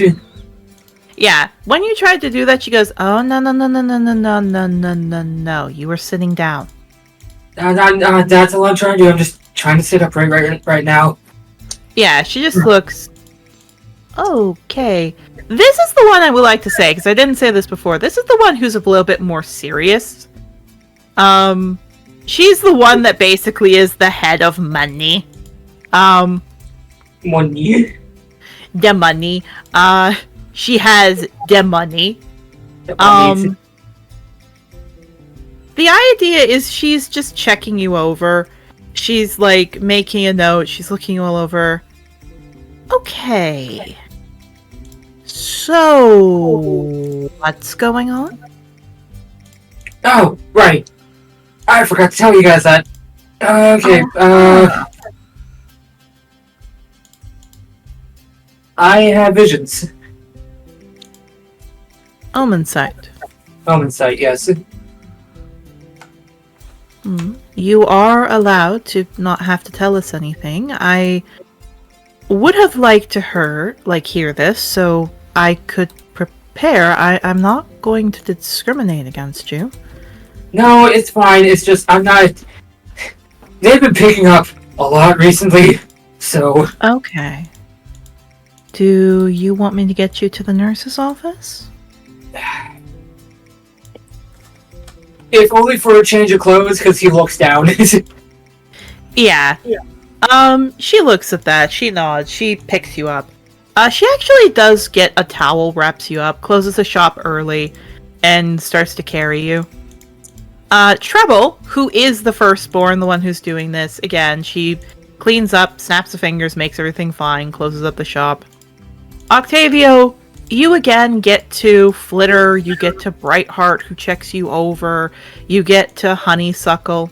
They write the vision down, they seem to talk, Honeysuckle pets your head. I'm gonna tell Jocelyn you go to bed, alright? Yep. No, that sounds good. That sounds good. That sounds very, very good. Yeah, Treble comes over and pats your head. It's okay. You're gonna be alright. How about you take it easy? We'll talk about this later, okay? Sure, Again, I'm sorry for not telling you guys earlier. It's just... Your It's been a worker whirlwind right, lately. you don't have to tell me. I know now. We'll work on it, okay? Right. I appreciate it. She nods. Octavio, on your way back, because you have to cross the fields to get to, like, the, student quarters. On your way back, you actually would have seen what looks to be a small little wooden carving of a raven. Looks like it was ripped off from something, but almost feels like it was holy, like it was a part of a temple. Yeah, it just kind of stops at that. Looks at it real quick. Yeah, just appears to be there. He kind of squints, but he's also way too tired to deal with that right now. Indeed. Yarrow. Yes. You managed to do a good job there.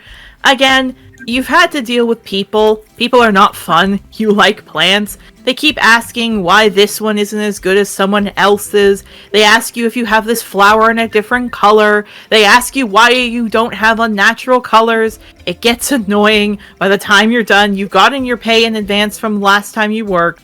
So it's just annoying. You wave off. You're done for the night. I do want to do one thing before I leave. What do you want to do? I want to give her the watermelon seeds I got from Barnaby. Okay. We don't need to do an interaction with this. But what it is you will be able to look at the seeds, and she would have told you that as much as that's very, very good, and she can help work with this, you actually should take them to Shepherd. Because she has her own supply, you should take that to Shepherd, since that's her different kind of work. Fair enough. Next time I see Okay. Shepherd, then. Aye. Hey, Rustling! Children. Well, you don't get to children. I need you to roll me a wisdom save. Disadvantage? Sure, we'll go with that. No, it's just that, like, disadvantage, like, flat, what are we? We'll say flat.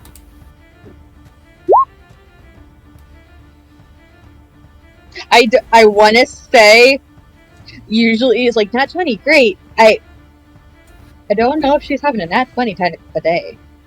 Well, it's more being able to hold yourself together. You can still be scared, but not doing well. And that's kind of where this is right now. The idea is that you're holding yourself together, but you're hearing so many things. The rumbling is affecting you. It's not making you alright. You hear in the air still someone constantly saying, Azalea, in a very weird voice. Though it rumbles more and more. It's getting in your ears. You're barely holding it together. You're shaking, and you can tell me how you respond. A paw suddenly goes on your shoulder.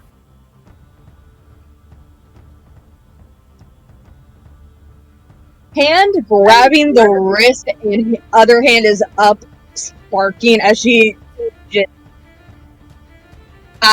people sweat. Okay. Since you're sparking, what are you trying to fire? She's not firing anything yet. She was preparing to do a shocking grasp. You do. When you do, you hear from the thunder going Azalea in your head to rustling.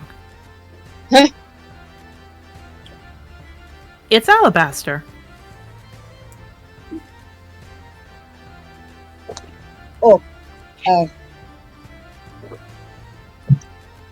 Hand stops. Paw stops sparking as her eyes just kind of like. She has to blink like once, twice, thrice, and then her pupils return normal. Oh, sorry. Yeah, he What's looks up at you. Are you okay? Her ears are like very twitchy and wiggly right now because the background noise. Mm-hmm. She looks at that. So he looks at that, looks at you. Are you okay? It's been a day. It has been a day. He looks you up and down. And he actually picks you up. Do you trust me?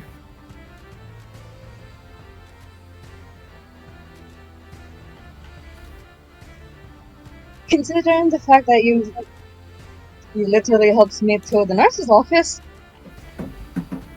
considerably, yes. He looks at you, he nods, and he actually takes you away from where it normally would be. He takes you away from the dorms, and he leads you off to a small area, specifically which I will move it back to the main map. He takes you over specifically to the Serenity Gardens where the water fountain is. He puts you down, and he suddenly looks down at you, and kind of scratches the back of his head. What I'm about to do, I need you to just accept it, okay?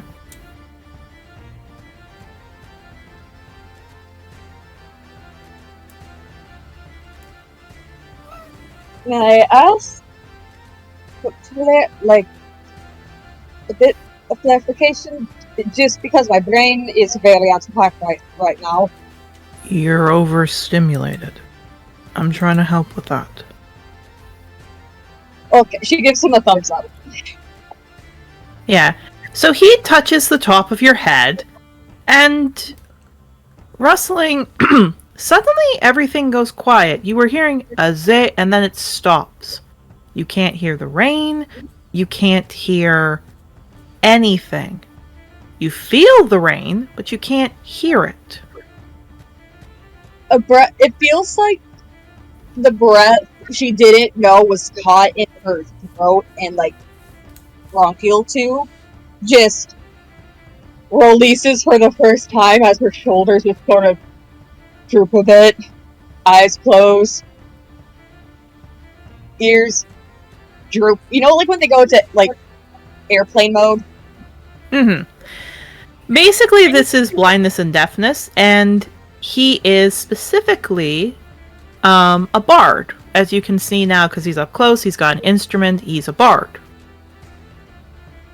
He suddenly tapped your head, and you hear in message, I saw you weren't doing well. I wanted to help you. I appreciate it.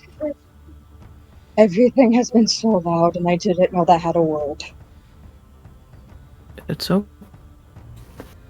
deep breaths, alright? Right. You're working on that in therapy, okay. He smiles. It's okay. And he puts his paws out. Hold my paws. I got you. She does. It is me just sitting here.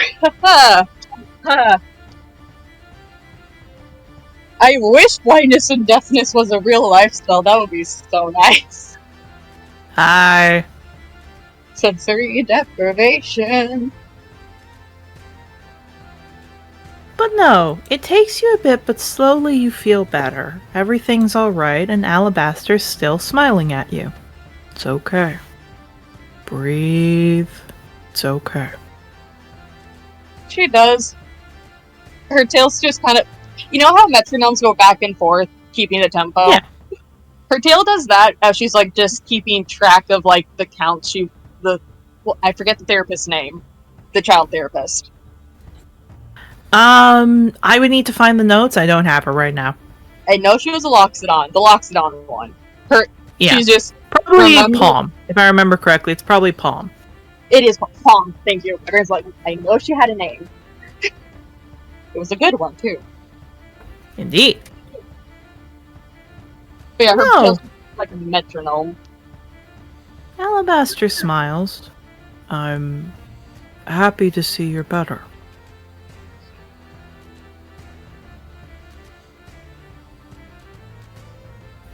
Thank you. Seriously, and she kind of looks down at his wrist to make sure like she didn't singe his fur by accident. I'm sorry if I grabbed him. Yeah. You do see there is a little bit of a singe as he chuckles. I think after what I did, you have that right. She just went to you. You know, you have some tendencies that remind me of Mabel, and I'm wondering if that's a good thing or not, because it makes me worried if you beat yourself up. Let's just say I was taught that. He pats your head. She kind of looks down at the wrist thing. I guess you can. Guess we both learned certain things. But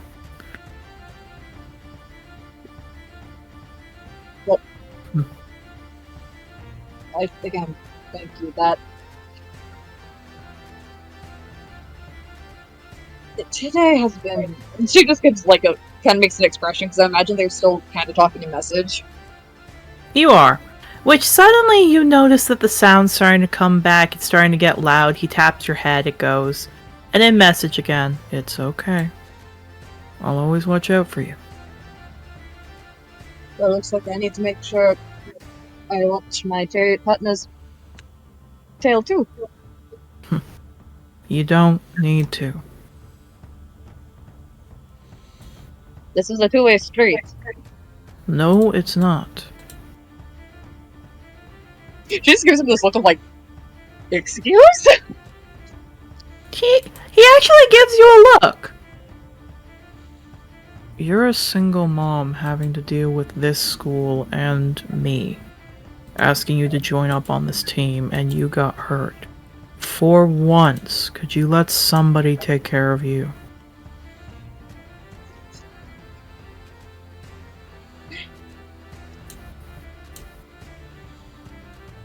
In fact, I don't have a response for that.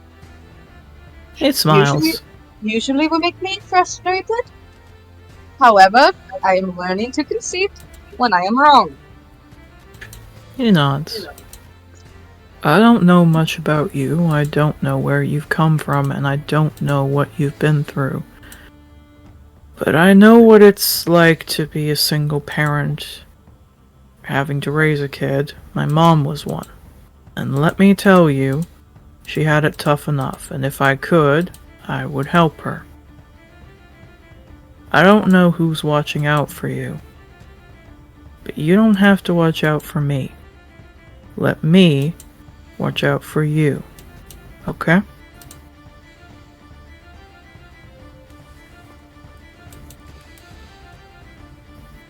She just kind of is quiet both like out in the actual sense and internally as she's just processing that because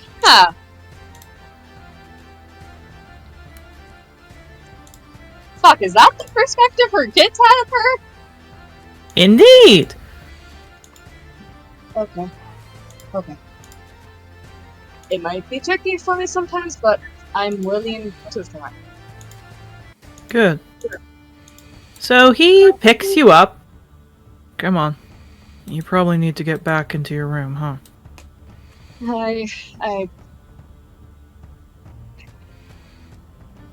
A lot of things have been making... I guess you probably understand the single parent's paranoia when after something bad happens to the kids. He nods. He keeps walking. Do you want to roll an insight on him? Sure.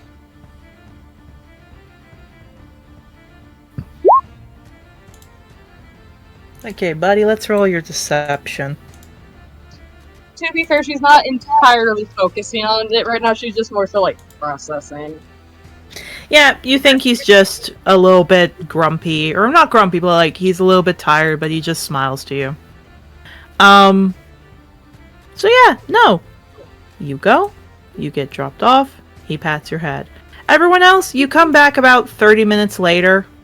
Everything's good. Just before you all have a fair time to go to sleep, there's a knock on your door. And from behind the door you hear, Mabel, I was told by Honeysuckle you need to take your medicine. Fine. Mabel, do you let her in? Yeah. You let her in. She comes in, she chuckles. I know you can take your medicine, but I have an idea to help. Mabel, to summarize it up, every time you stab yourself to inject a little bit of the medicine in, she gives you a kiss. Yeah, it's fine. Good for you. Be gay, do crimes. Be gay, take medicine. Be gay, be gay, do self-care. True. This is like this is the day started off shit. But hey, we're getting the comfort portion of the hurt comfort tag. Indeed. So basically, not much happens in the night. You know, you guys get to sleep, you tuck your kids in. There's not much that needs to get done. You do manage to get a little bit of your homework done. You manage to get, you know, all the kids' teeth brushed, all of that.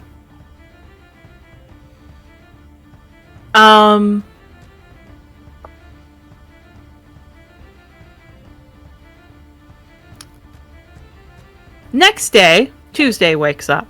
Once again, it's cloudy. There's rain coming down. It's unusual because it doesn't rain that much usually in your minds. You haven't seen it. The first person I am going to say waking up.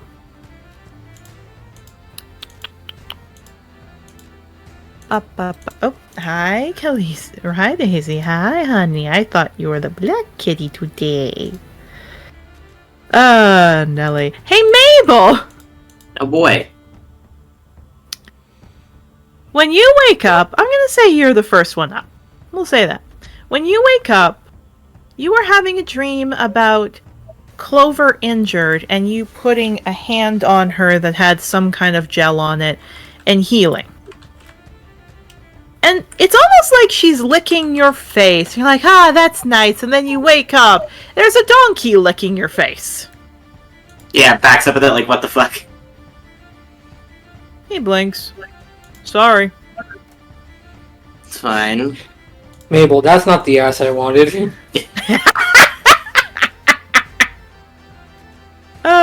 Mabel, as you wake up and you're talking, Octavio, you wake up. You are not feeling good. You're feeling very, very not good.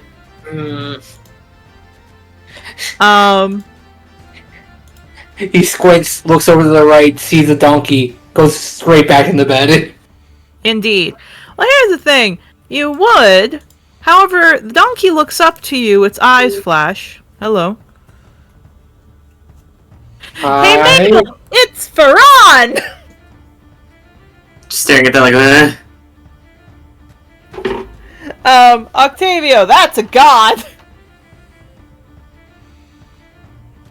He's just sitting there, still. No movement whatsoever. Indeed. Mabel has more and more questions. Yeah, Ferran looks to you. Yarrow, you're up. Rustling, you're up. We'll get to what you both are going on in a second. Mabel, he looks down to you. I've been hearing a lot of stuff coming around here. I wanted to see what all the fuss was about new celestial children here. Just nodding.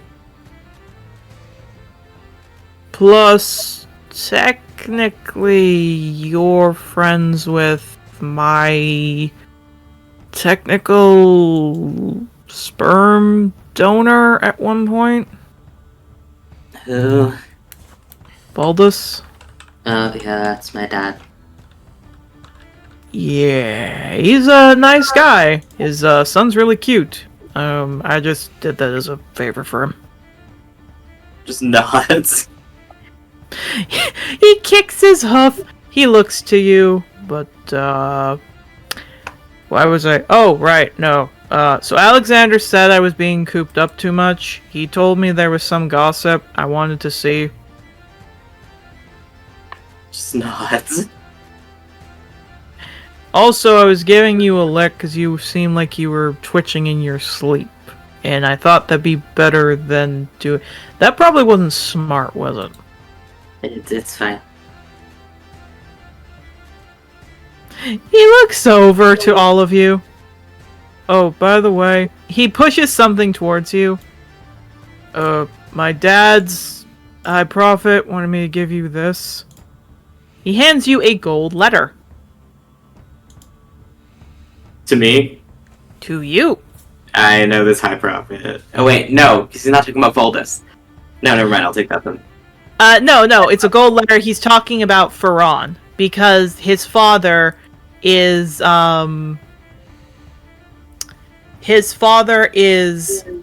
Ulysses. Okay, yeah, taking that.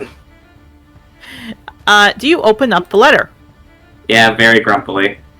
It says in very clear, elegant writing, "Meet me in Ekvilvat," which is basically one of the student cities across the field. Does it say when? It says, as soon as possible, preferably at night, pack clothing for another sleepover. Mabel's grumpy, but it's just like, okay. Show that to Clover. She'll smack some sense into you. Don't worry about it. Mabel just looks visibly so resigned, just like, okay. We see him read it that. Well, you don't see what's on it. You just see that he's reading a note, and he looks visibly annoyed, which means it's from the Sovereign. So Ferran looks at that. You okay? Hmm? Are you okay? Yeah, I'm fine. If it's from the, is that from who I think it is? I mean, yeah. Yeah. You're a lot like her, you know? Like who? Lorelai. Yeah, I've been told this. His size. You It's lie like- a lot. Oh. Okay, so I'm not the only one who was gonna call bullshit. Yeah. I mean, she lies all the time saying she's okay. But I guess if you're used to something, you say you're okay. It's an evil that I can handle. What did the evil want? Wants don't really play into this. Mama's right, you're stubborn. Mm. He starts to walk. Anyway, I came here to tell you that one of you has been seeing one of my kids, and I want to make something very clear. Which one of you is named Octavio? He still has feathers, right? So his feathers is ploof Mabel points. Yeah. Here's the thing. You don't just have feathers. Octavio, you don't just have feathers. You now have feathers and claws from ravens. Like, you have raven claws as your claws now. Okay, this is weird. It's never this slow. What the fuck? Yeah, he blinks. Blinks. Is that you? Yeah. So you're spending time with my daughter Adagio. Okay. Yes. If you hurt her, I know how to stick a steel nail up through your urethra, through your passageway, to clog up your kidneys, and you die of kidney infection as a slow, painful death. Why do so many people know this method of torture? Extremely quiet under his breath. At the up the passageway, Mabel just goes, "Here, reader." Just like anatomy shit. And he just nods. Mabel, you're not helping. Just making a correction. He nods. Thank you. I don't usually get involved a lot, but if she's hanging around you and how much I've heard from the Celestials talking about you, I want to make it clear. Hurt her, I stab you. I wouldn't intend on it. He kind of just asked, was a very curious look. Did the gods have been talking about me, or? Yes. At which point, Octavio, you need to get a change of clothes because another vision time! What the fuck is that at all? He's dying. It's like sitting on the edge of the bed, and this one probably would hurt because he would fall over onto the floor. Here's the funny thing. Despite what he just said, you all see that as soon as Octavio starts to fall, Ferran actually races forward in his donkey form, grabs Octavio, and lays down. Sorry, Ben just looked over. I'm doing my testosterone injection right now because Mabel doing that reminded me, so I'm literally just in the middle of this thing. Self-care, everyone! Remember that! Take your meds. Octavio, you see in a blackened field a greenhouse. The greenhouse has a symbol of a cat on the front and a weather vane that looks to be a horse running across it. Leaking out looks to be what you think is water, but at first blood, as you hear what sounds like screams coming from the ground. And then you wake up!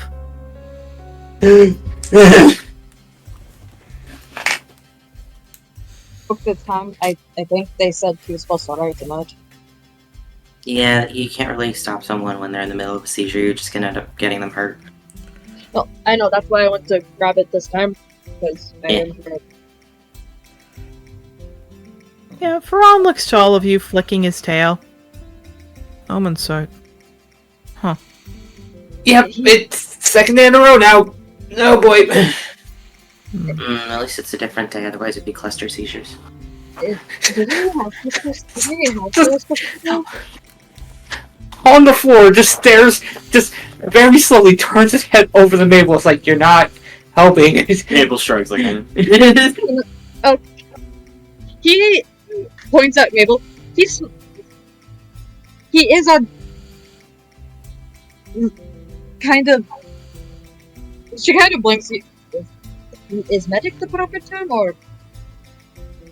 I mean, yeah, basically. He's like Alexander. He's very smart. He just doesn't know when to say things and when to not. Mabel I'm makes even her worse probably than noise him. like I'm even worse than him. We also got the change of clothes. Octavio, whenever you feel up for it.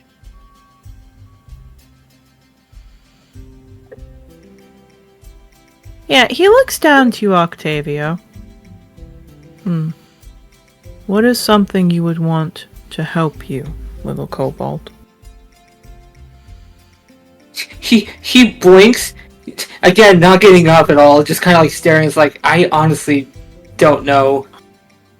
I spent my entire life with this. I don't know what would be the right thing to help me out with it. He blinks, and here's the thing. You suddenly see his eyes glow, and suddenly, out of nowhere, from pieces of, like, chips of wood from around the floor, stones laid across there, in some cases, Mabel, because you were told to snack on them, some of the gems from your bag. And invented before you, Octavio, is a bracelet. Huh? One last thing. He walks up to you, Mabel. You have a feather from Lorelei. Yeah. As good faith, may I have it? Looks a little apprehensive, but we'll give it over. Yeah, takes it, walks back. Saying it was a bracelet made me... For context in veterinary medicine, when you have a dog or a cat that's having seizures, you give them a little collar that has little jingle bells on it so that if they have a seizure you can hear. And I really thought that's what it was going to be. So funny you mention it. We're putting seizure bells on him. Oh no. Technically, yes. So he comes back over, his eyes glow, it wraps, the feather imbues into it, and suddenly the little crystals, some of them are the still gems, some of them are, normal, but some of them turn into little bells. And he just ties it to your wrist, Octavio. There you go. Yeah, he blinks, slowly sitting up from that bracelet. I am the celestial of innovation. Anything that can be invented comes through me. I think of ideas as well. You mention the problem. My brain then can work with it. Huh. It will not give you a lot of time, but it will start to shake or glow, dependent on what is coming. Alright? Yeah, he kind of like looks at it. He tries to think about that, looks down at it, then looks back up. Thank you. He nods. Make sure to not hurt my child, or else I will take it off and shove them up your rectum. And then you can fish them out like a pair of anal beads. And he stands up. Well, I didn't have to compare it to that. Okay. Yeah, he looks to all of you. Have a good day. Oh, and child of Lorelei. Hmm? I will tell your mother that you helped me. I will give her aid if she needs it. And he walks. Just nodding. Mabel! Your ear starts to hurt. Looks like you might have an earache with all the rain and such. Yeah, just like, eh. Octavio! Oh boy. With that out of the way, you kind of feel like your teeth might need a little bit of help. Ah. Yeah, so you stand up, you stretch, you head out, you go to the bathroom. Not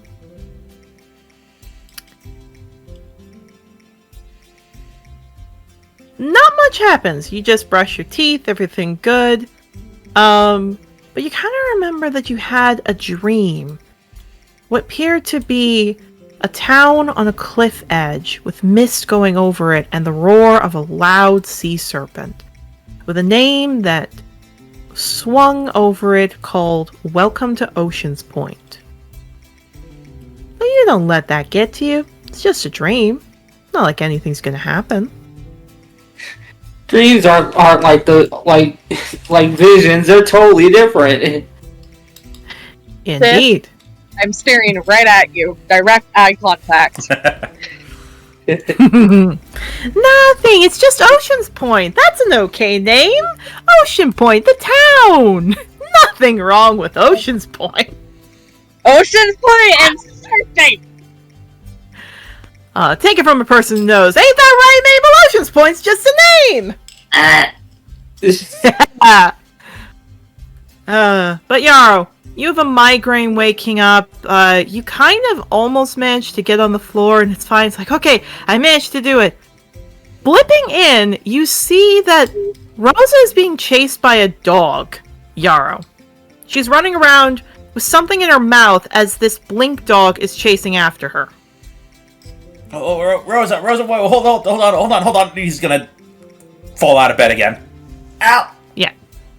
You fall. Gonna try to scramble up to try to stop it. You do. When you do scramble, the dog stops, it blinks and looks at you. And then Yarrow.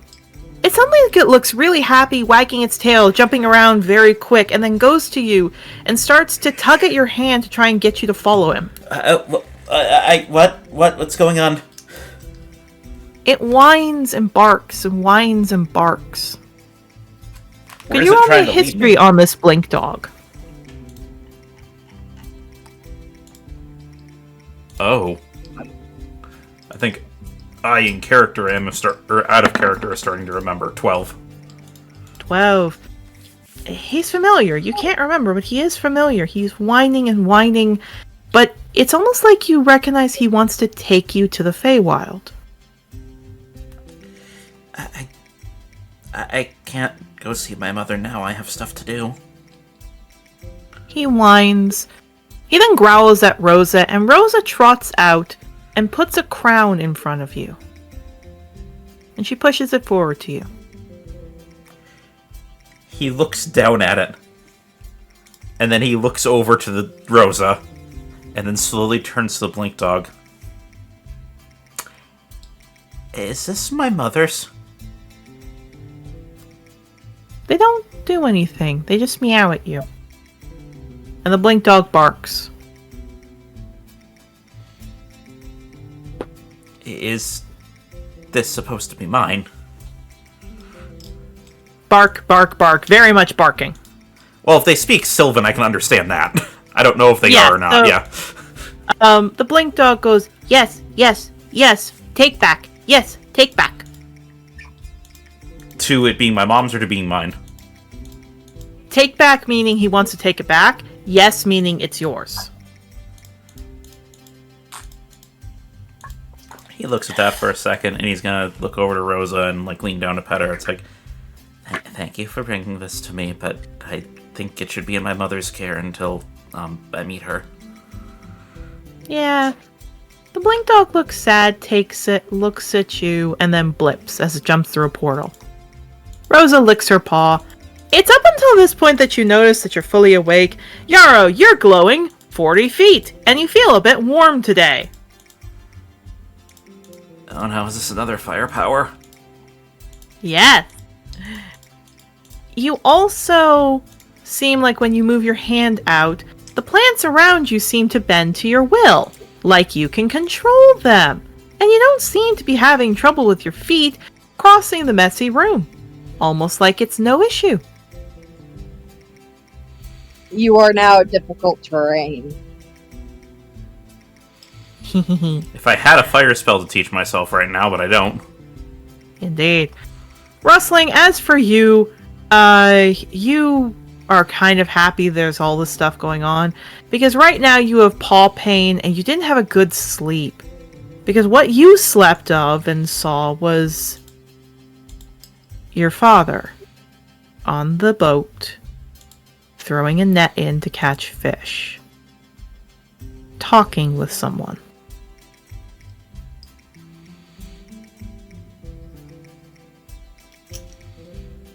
As you get time to stretch and figure out what to do, however, Rustling, you do feel like a little twig lands on your head, and you look up.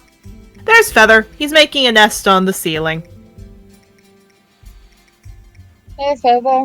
Making yourself comfy?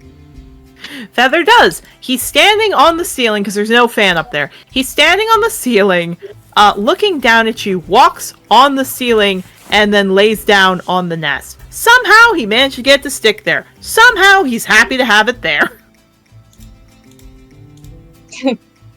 You are quite the character. Feather yarps. The last thing I'll say is that, Rustling, you go to the washroom when everyone's out, you go to use it, and let's just say you quickly jump back out as a quipper or a little piranha almost bites you. As it's stuck in the toilet. Can I fish it out? You can. It's still trying to bite you. I'm gonna put it in a bucket. If there's like a bucket, I'm gonna put water in it. Put it in the bucket. You do. I guess I'm stopping by my work so I can just sort of plop it into that little portal. Well, see, you would, except as soon as you bring it out, Feather, like, dive bombs, kills the quipper, and just eats it.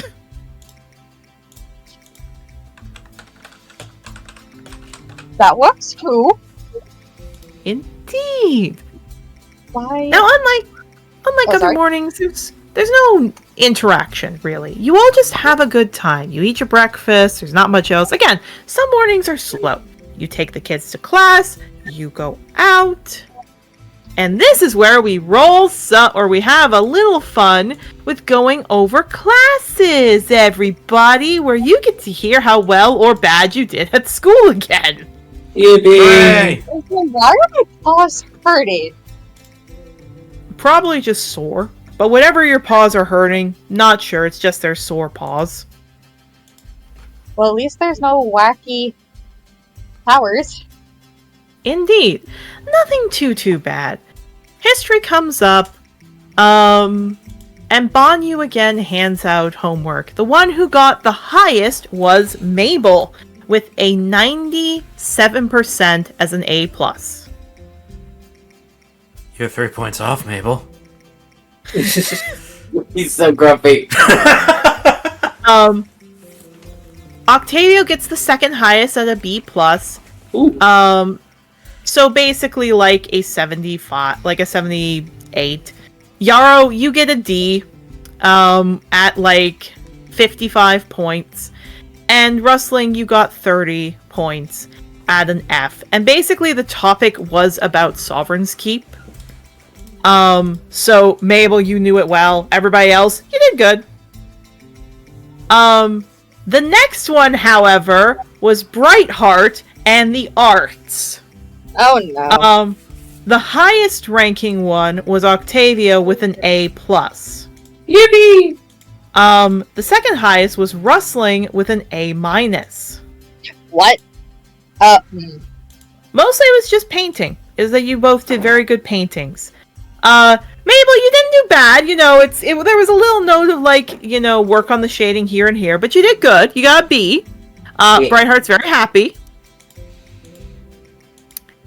And then Yarrow, you got another D, because unfortunately, painting was not something of your strong suit. Oh. And a little ouch to the pride for this next one. Yarrow, you got the lowest grade with a D in geography. That makes sense. I've lived in mostly one place most of my life. Indeed. It mostly was just the different landforms that are found in different dragon areas. Mabel, you got the highest with a 97%. Octavio, you got like a 90. It would be an 89%. And Rustling, you got like a 75%. With a B. Everything's going good. And then science rolls around. Science class. The lowest ranking is Mabel, who got a C+, and it's primarily that this was... Indeed. Apparently, this was primarily on necromancy, but also the other part was on the decomposition process. And Mabel... So it wasn't that I got it wrong, it's that my methods are unethical. Yes. Basically, Mabel, you wrote about some unethical things, but here's the funny thing. Even Bartholomew writes down, Professor Blackwell writes down, even some things of sloppy technique with this, okay understanding of decomposition, unethical response.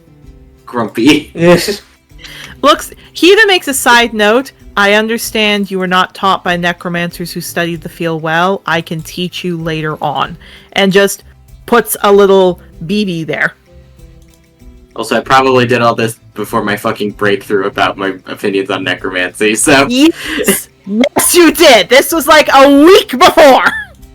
Yeah, so, I don't agree entirely with some of the things I've said in this now. Exactly! Octavio and Yarrow. Octavio, you got a B-. Yarrow, you got a B. You know exactly the thing of decompositions. You had to help your mom bury the bodies, after all. Jesus fucking Christ. What bodies? You know, the animal bodies. Okay. That's what I thought. And then Rustling, for some unbeknownst reason, you got an A- as the highest ranking one in science, because you may not have known much about the necromancy process from what you understand about Mabel, but you understood enough, and you didn't write unethical things in there, so you got a higher grade. Also, I'm staring hard at you, sis. She knows about decomposition. Don't ask how she knows, but she knows. Yes. Okay. Then law class comes around. But before we get to that, because of primarily interactions at lunch, today, again, there's not much when it comes to interactions for people. However, for Tuesday,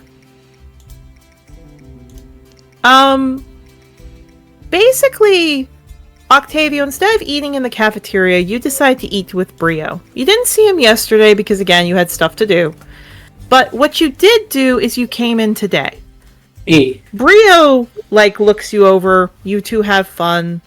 He talks a little bit. And when I say fun, I mean, he's not so grumpy. He's at least fine.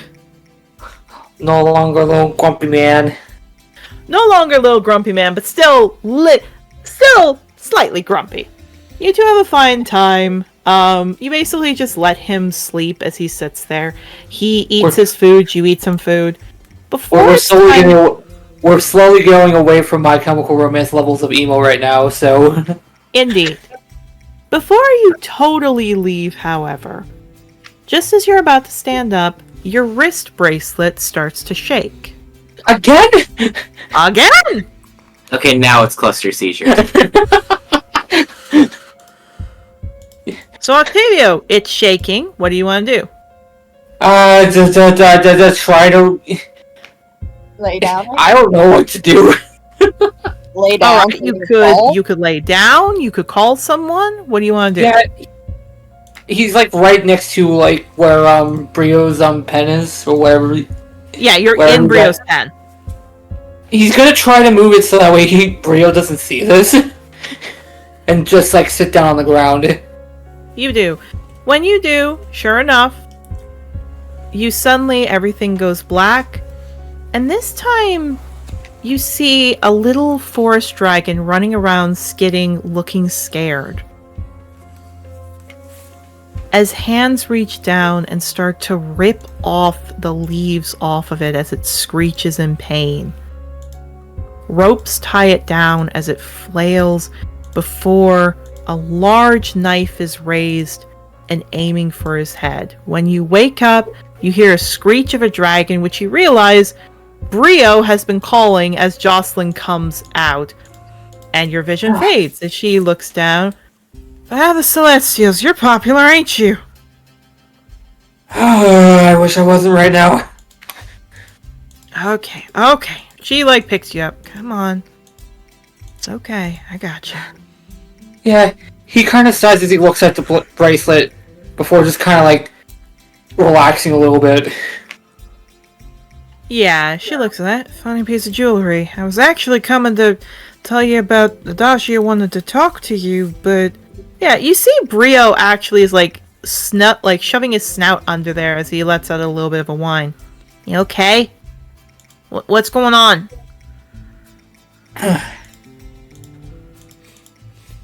Yeah, he looks down at that. It's I'm fine. This is just something that I've been dealing with my entire life. That's a funny thing. He looks at you. He tries to straighten up a bit. He then looks, and he hadn't finished one of his eggs as he suddenly nudges it. Guess you can have that to cheer you up. Baby. Not like I'm giving it because I care, but you know that. Oh my Baby. God. He's such a tsundere.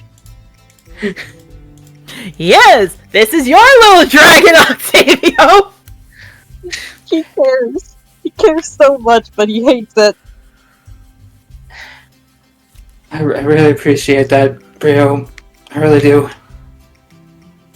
He kind of looks up. He's not as grumpy. He has a little smile before he goes back and curls up to sleep.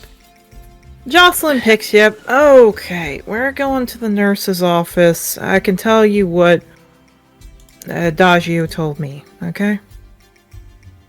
Yeah, I'd appreciate that, and I really need to talk to you about these visions, because these two are actually connected a little bit. What happened? The first one I had this morning had a dragon completely ripped apart, and this one I just had just now was a dragon at the beginning of that process getting ripped apart. Yeah, she thinks. You mentioned somewhere with a sphinx. In your last set. I'll contact a few people, see what's going on, alright? And she pats your head. I appreciate that. Octavio, I will also say, she did bring, like, looks like she has changes of clothes that she packed away. So she gives you that. She lets you change. She takes you up. Come on, we're gonna go get you to a nurse. When you get there, Honeysuckle is again, like, busy with a few people. She looks at it. Oh, what in the nine hells again? Twice, actually. And you didn't come up and tell me in the first one? Well, the first time I had a god there helping me, so... You don't get Jerry this one time. Do that again, I'm getting Jerry. She comes out with a little needle. Oh. Listen, it wasn't like I was trying. It's been a hell of a morning.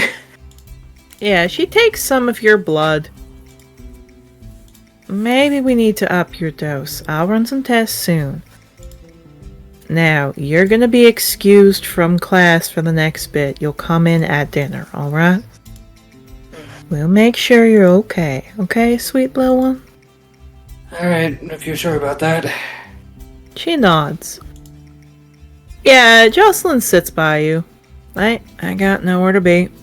I'll sit here, okay? Yeah, it kind of blinks. Don't you teach a class today, I thought?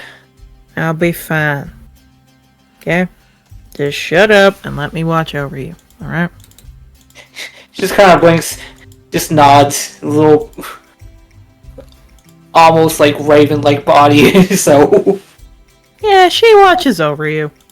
Before you pass out, because you realize, like, Honeysuckle is coming over with a tranquilizer to help you relax and sleep. The non-Jerry tranquilizer. Indeed, in a little, like, very thin needle. Jocelyn looks to you. Did Arpeggio ever mention he was friends with a green dragon? An old one? Pretty big? Yeah, he kind of blinks at that. He tries to remember. As I'm trying to remember. Never heard of that. Never heard of that. Yeah, he blinks. I don't remember ever hearing him bring up a green dragon or anything like that before. Yeah, you feel a little poke. Jocelyn pets your head. Alright. Adagio said something about they were talking to a green, ancient dragon. Maybe older, who lacked apples. And she ruffles your head. Rest up now. And you pass out. Indeed, likes apples. A green dragon who likes apples. Team Wildstar! You get notice that Octavio had another vision, which, Mabel, you're like, cluster seizures! And everyone's like, Mabel, too soon! He doesn't yell it, but he does say it under his breath. Wrestling probably just like, can you write me info about that later? So I just want to make sure it's comfortable. Look, Mabel's just like, yeah, I can do that, but like, also it doesn't really mean anything other than that bad. Aye. Things I tend to worry about you guys. Mabel nods. So, you all get to go to your next classes. And Octavio, good thing you missed this class coming up. Oh no. Because law class comes up, and you all get handed your assignments. This law is about the law of consent, specifically about the different age groups. Oh, wonderful. Octavio, you got an F. Yeah. Let's just say the person you spent a long time with sure didn't want you to know about those laws at all. Yeah, and he worked at the fucking school. Yeah! Which, funny enough, I will say that, I'll say he handed it to, Mabel. Mabel, you saw on Octavio's note it says, I understand, you might not have known this, because who you were with, it's okay, you can make this up. Mabel's just ignoring that, like I'm not gonna pry into his shit. Indeed. But Mabel, you get an A with a 93%, and Yarrow and Rustling, you both get 98 and 99%.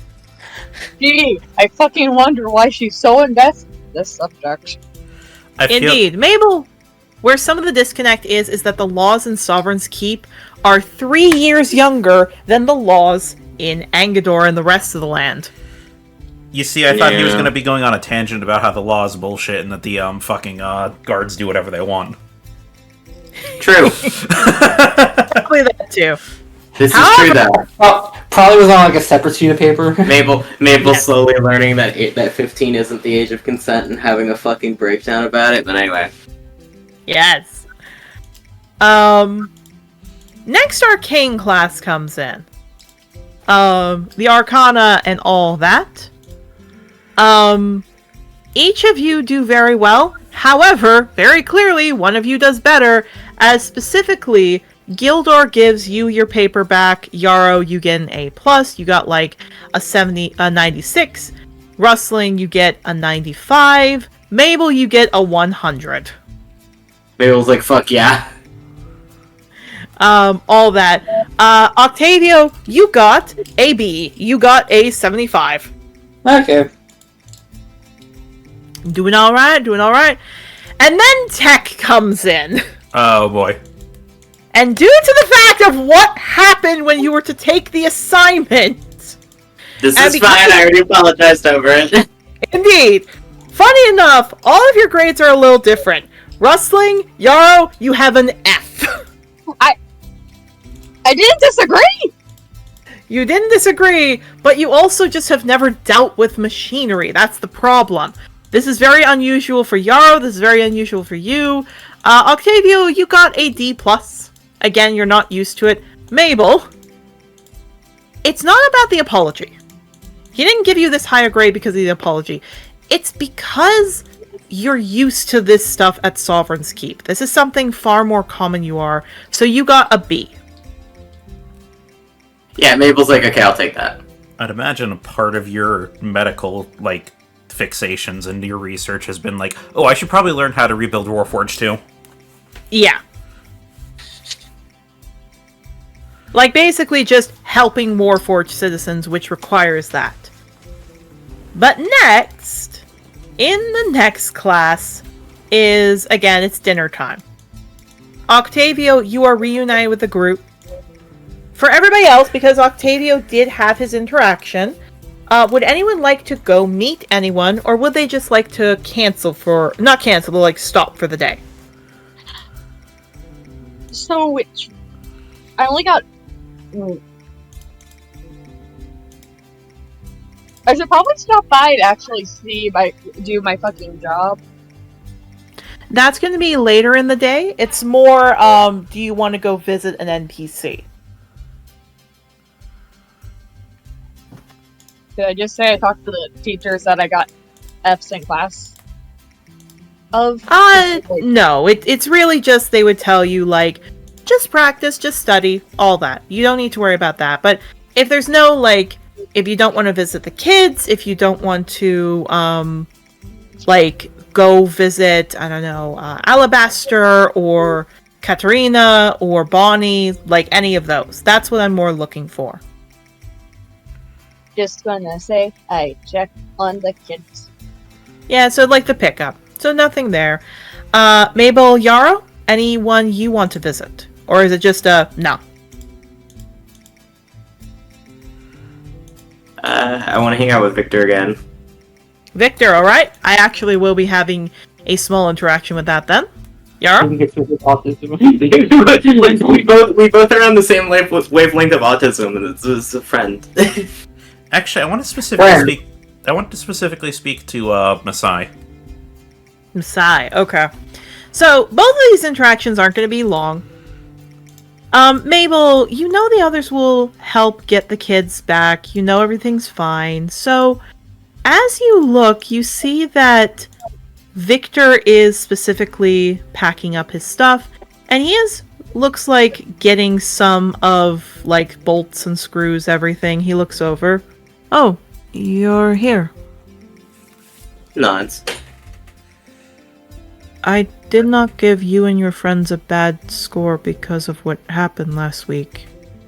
I don't care about that. That's not really my business. Yeah, he perks up. What did you want to know then? Nothing. You're my friend. I wanted to hang out with you. He looks a little worried. He turns over to his dragon. His dragon's like, "Hey, that's good. Like, yeah, go. This is how friends work. Yeah, he Go, sits up. Okay. What do you want to do? I don't know. What do you like to do? Be on my own? Fair enough. Father says that spending time with those who want to hang out is weakness, and I can't show weakness. Alright, well, I mean this gently because you care about him, but, like... He doesn't have any friends, so I don't think he gets to talk about how friendships work.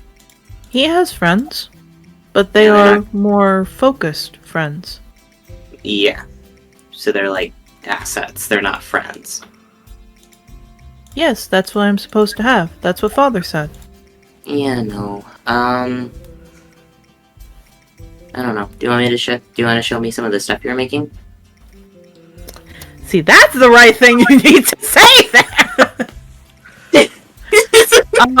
As soon as you word it that way, he suddenly perks so effing much. He goes from, like, scared or nervous out of his mind to suddenly very happy.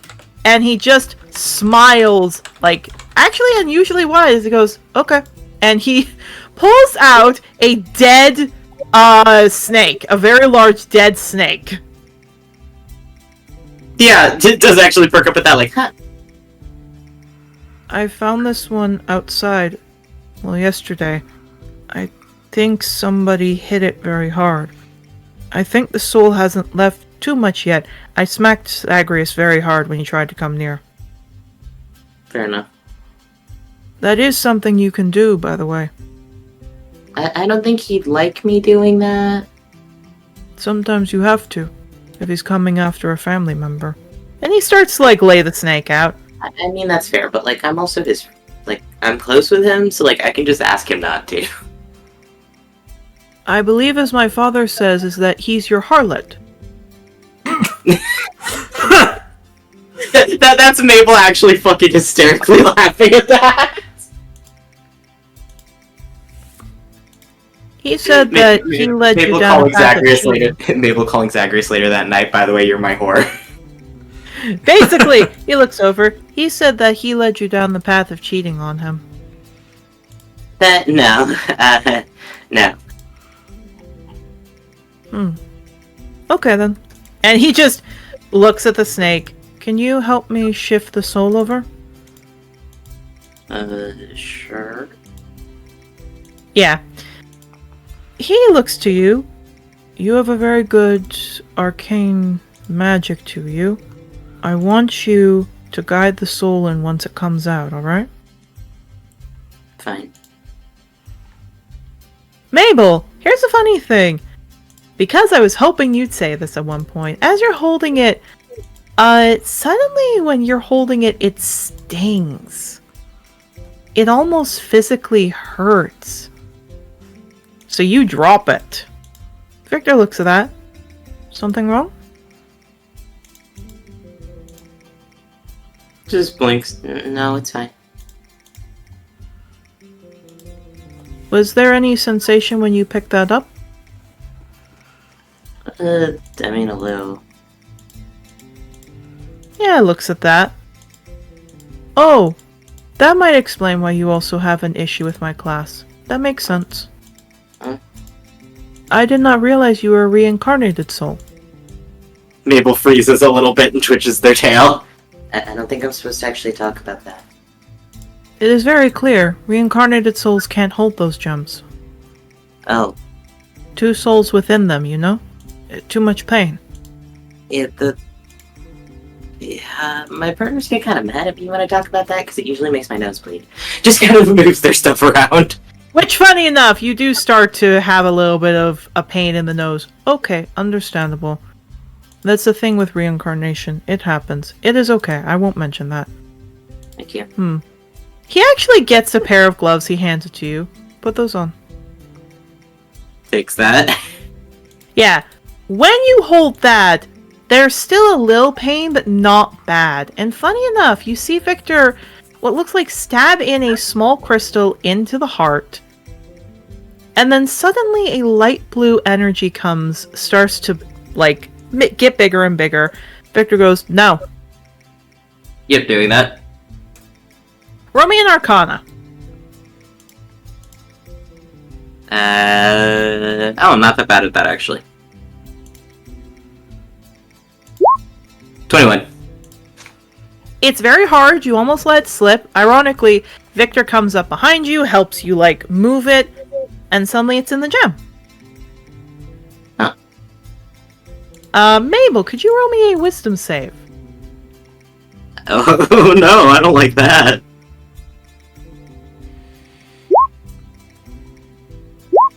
Sorry, I accidentally clicked it twice. 11.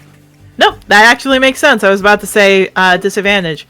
So, this is a weird feeling. Part of it is you're really like, oh wow, this is amazing. But then something in the back of your head is almost like this is sacrilege. Yeah, but you're not used to... Oh, sorry? Yeah, no, go ahead. But you almost don't know who's saying that. Like, it's not yourself saying it. Yeah, Mabel twitches there a bit. About the reincarnation thing, is there like a way that I can figure out who that used to be? Will you be able to revive yourself? I mean, that wasn't the intention. It's a reincarnated soul. You were in the bathroom. Mabel revealed they know they're a reincarnated soul. Okay, still, whoa! Yeah. Oh, no. He keeps, like, looking through his, like, it looks like he's going off and grabbing, you realize it's a long metallic snake body. No, I don't intend to, like, revive whoever I was. I'm just curious. No, I mean, I have an assumption. you have a way to revive yourself when you die. Oh. Because you will die. I mean, yeah, I'm aware of that. So do you have a way to do it? No, not really. Then you shouldn't do it. Shouldn't revive myself or figure out who? Figure out who. To be honest, it sounds like you and all your friends might be. That would line up. They just grumble a little bit. Yeah, he starts to... I have an assumption, I just... I'm sorry, we're what? Never mind. What? See, this is the funny shit about the Mabel mini sessions where they learned so much bullshit because they just were so aggressively tenacious about it. God. Yeah, here's the funny thing, Mabel. You start to say that, and then he looks to you, dead on you, and just goes, okay, tell me what your thoughts are. Oh. The Sovereign said once that one of his wives from a really long time ago looked exactly like me. I've seen pictures, like, it was dead on. You don't look anything like her. Thank God. At least, not in how she held herself. First off, she was unbelievably healthy. No offense to you, but you have quite a bit of diseases and illnesses from your Celestial's wrath. Oh, yeah, You no, do I'm not sick. necessarily have that. No, I mean, she also apparently actually loved him, so... He told you that? Was he lying? He actually looks a little anxious. However, Chisel's like nodding head like, yes, yes, keep saying this, buddy! Thank you!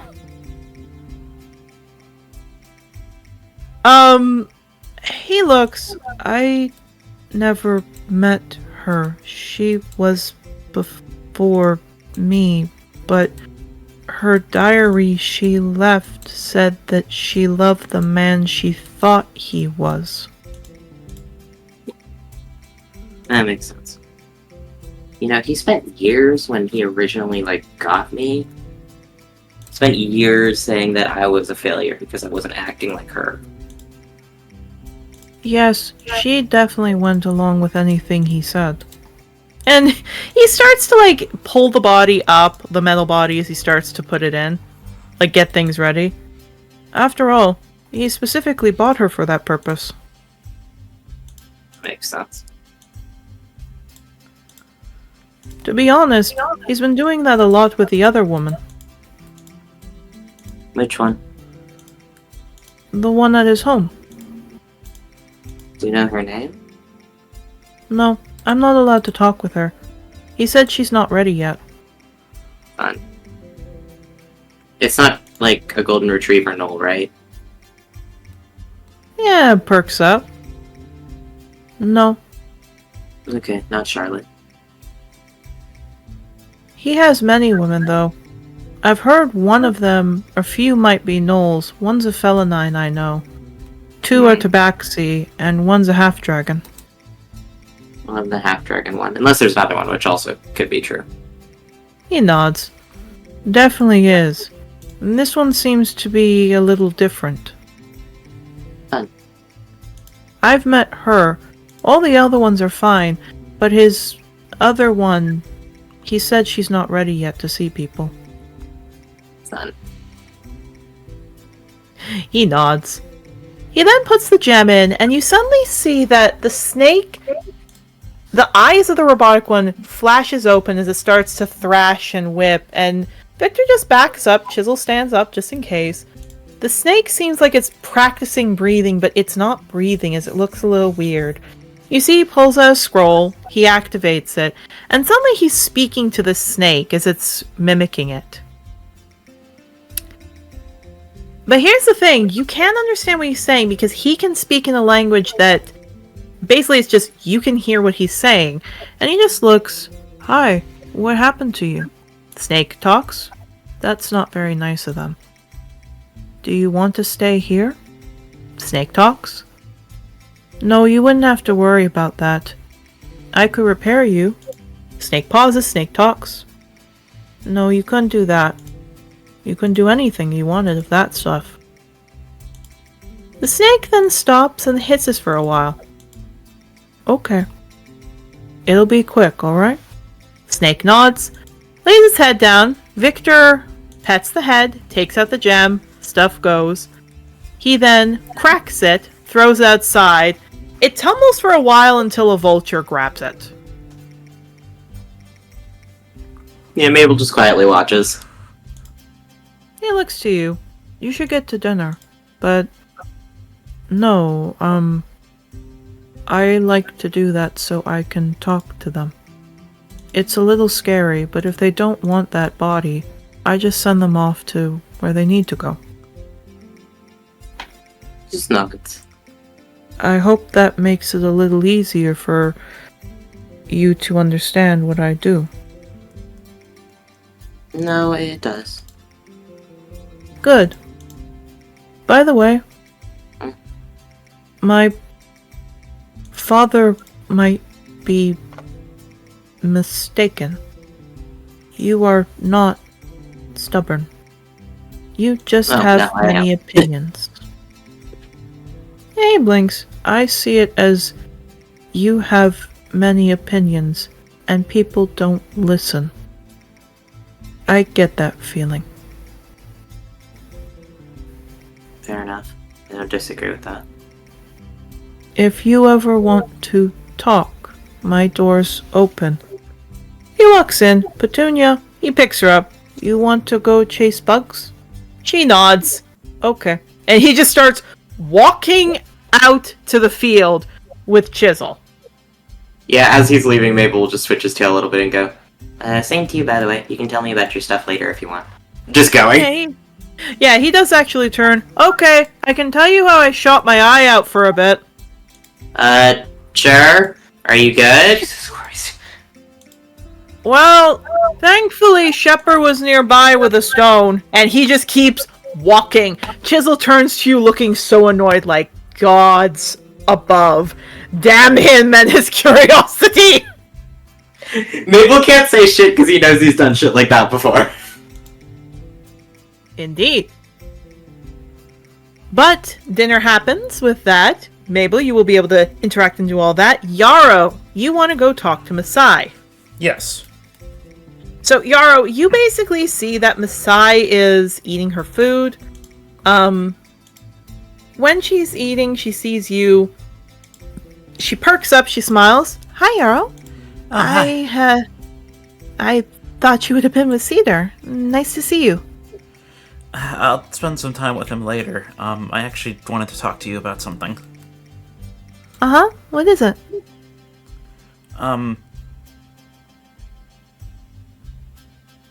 I know I've had a lot of teachers for a lot of different things, and something I think my druid magic's been slacking, and I think I need a peer to work with on that. Yeah, she perks up. Okay. I don't think so, but alright.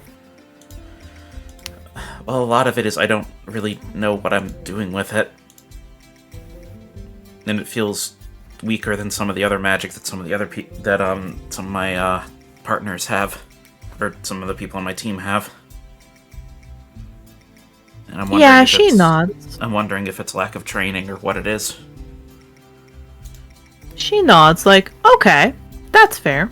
That's very fair. She would smiled and pat your head. I'll teach you then. Thank you. I appreciate it. Don't mention it. And she just smiles. And she just looked to you. By the way, Cedar mentioned something. What's that? When you were talking about your home city, you said no one wore collars? My mother had a way to remove them. That was Yeah, why people would come and give her everything that they had to start a new life. Do you think maybe your mom still has a spot open? His ears flick back at that. I'd like to not wear my collar.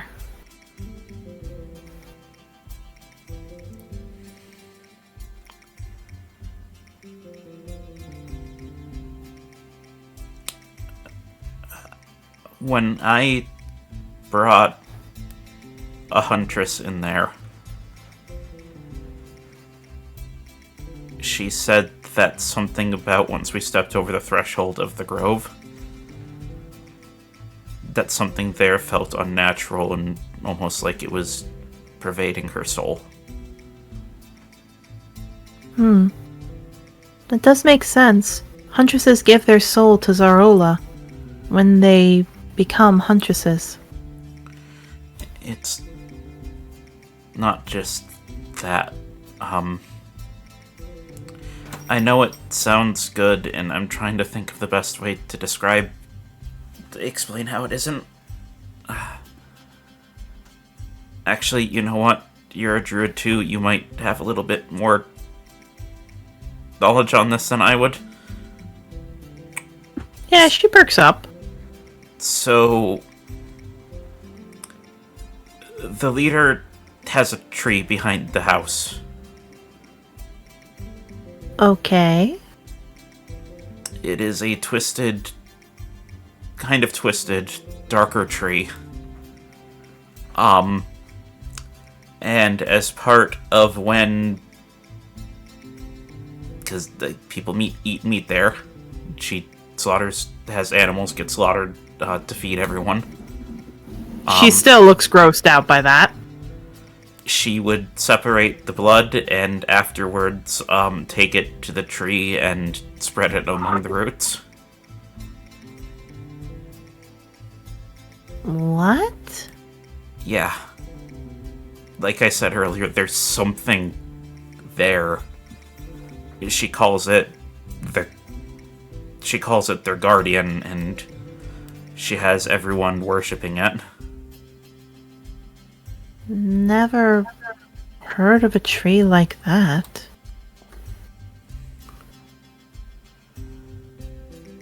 Yeah, that's what I thought. I mean, it's one of those things where when you grow up with it, it still felt odd, but it didn't feel as unnatural as it did until I, was away from there. Yeah, she puts a hand on yours. Hmm? Okay. If you say it's not okay, it's not okay. Don't need to tell me more than that. He kind of relaxes a little bit and looks up to her. Thank you. Yeah, just smiles. And she goes to eat, and you go to eat. The class I realized I also forgot to mention that you would get an interaction with is Angador, the Angador studies. So, for everybody here, could you roll me an intelligence check, please? Oh boy. Everybody? Everybody! Just a straight intelligence or a specific skill? A straight intelligence check. 14. That's not bad. 14, okay. Yarrow, you get a C. Well, god dang! God dang!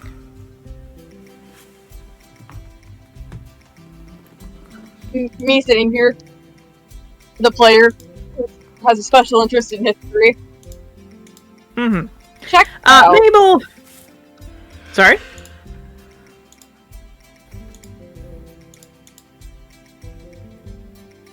All I was gonna say is, Rustling, you get a nat 20. Octavio, you need to roll. Mabel... Give me a roll bit. No worries. Mabel, you got an F, unfortunately. Very upset.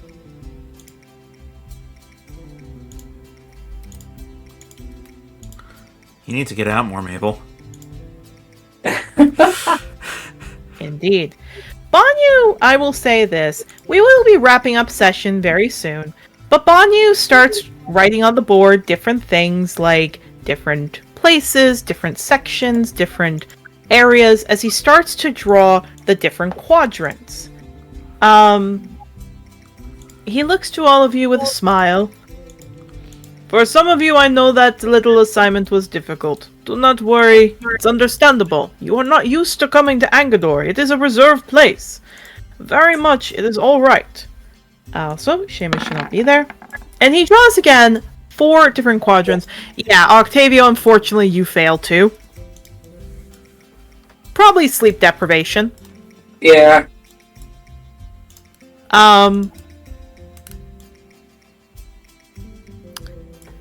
But what ends up happening is, again, he draws 4 quadrants in Angador as he points to them. North, South, East, and West.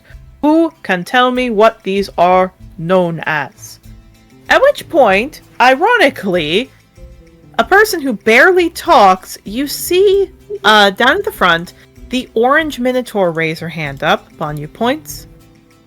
The 4 stars of Angador. That's very good.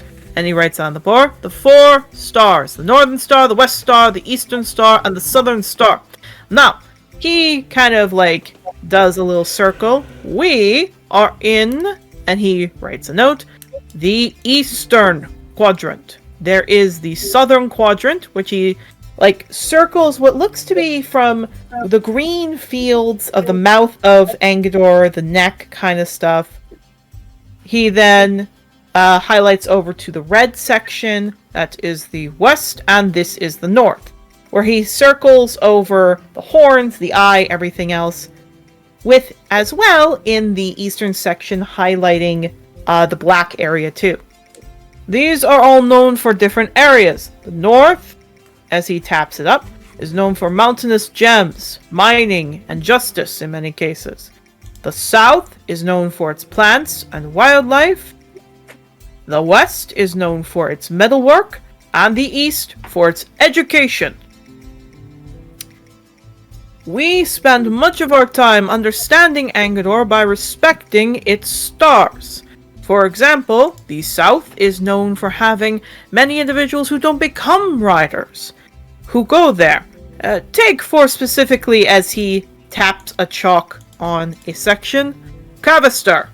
The history of Cavestar was a dragon rider in training came to this school, wished to be a rider, but when his wolf friend started to die, he could not bear to be part of it, and took it down south so it would recover in the forest. By doing this one action, we then had a new, impressive city made. Cavestar was a grand place, known for great history. Who here amongst you has a familiar or a companion animal? Yarrow raises his hand. Alright, you both do. How close are you to them? I mean, Vulture's basically my son. Exactly.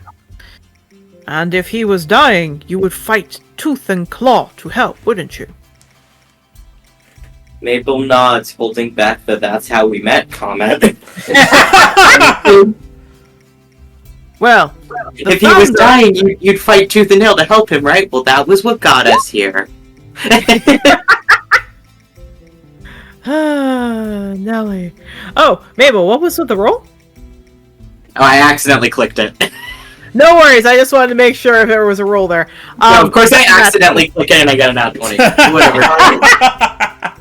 Year of the rabbit indeed. Alright. Well, I'm born in that year, so... That's what I mean! That's why I'm like this. Yes, he smiles. Bramble, or specifically Bramble in the Light, and a large red wolf named Hollow founded that place, and he kind of taps it. These are how many of the cities of Angador are founded, through stories and people. In fact, one of the important things is in Cavester, you cannot enter with at least one of your party having a companion animal, a familiar, a beast companion, and they are considered higher citizens than the people in some cases, would you know. And he writes down the board. Vulture, I will say, perks up at that and looks quite interested. A city where he could get pampered, that sounds nice. Rosa just licks her paws. Yarrow just looks down at Rosa. Is that one of the places you went off to? She says nothing. I love that. How close are you with your familiar? Vulture's my son. Yarrow looking at Rosa. This is Rosa. She's a daughter. I did raise her from a kitten. I know, I'm just fucking with you. Oh, Nelly. However, he smiles, and of course, many of the things that is important is, of course, understanding the trades. Mostly in Cavester, Melmar, and the southern regions, they work with people who are of the ships, and those are otherwise known as pirates. And in fact, we have one today. Was agreed Rusty, insane. for a little bit of aid and helping us with certain things. We have someone here today to help out with that. And he turns around. May you please come in? For everybody else walking in, it looks to be a very shabby guy. We're talking like not too clean cut, not too looking good, just shabby. It doesn't look too nice there. He kind of has possibly like a maybe known as like not mange. It's not like he has bugs or anything, but it's like maybe a little thinner fur. So maybe someone's come out from like food loss, maybe nutrition, scurvy, possibly. But the main thing is that he's a gnoll. He comes out, he looks quite he looks a little older. He nods to the professor, he shakes his hand, people are clapping. And as soon as he opens his mouth, hey, Rustling! It's Captain Thresher!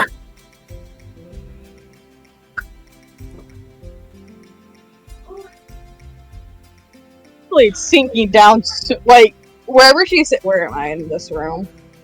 It's your friend, it's Captain Thresher! Yeah, I haven't seen her in how long? She is sort of. Oh my god, I can reposition where she is. Where's the tall boy?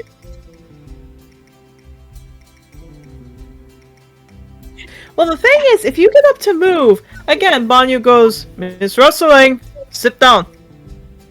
Yeah, she didn't. She hasn't moved like she wanted to, but she stopped herself. She's just like sinking low, just so he doesn't see her. Because too bad, Don, you said that.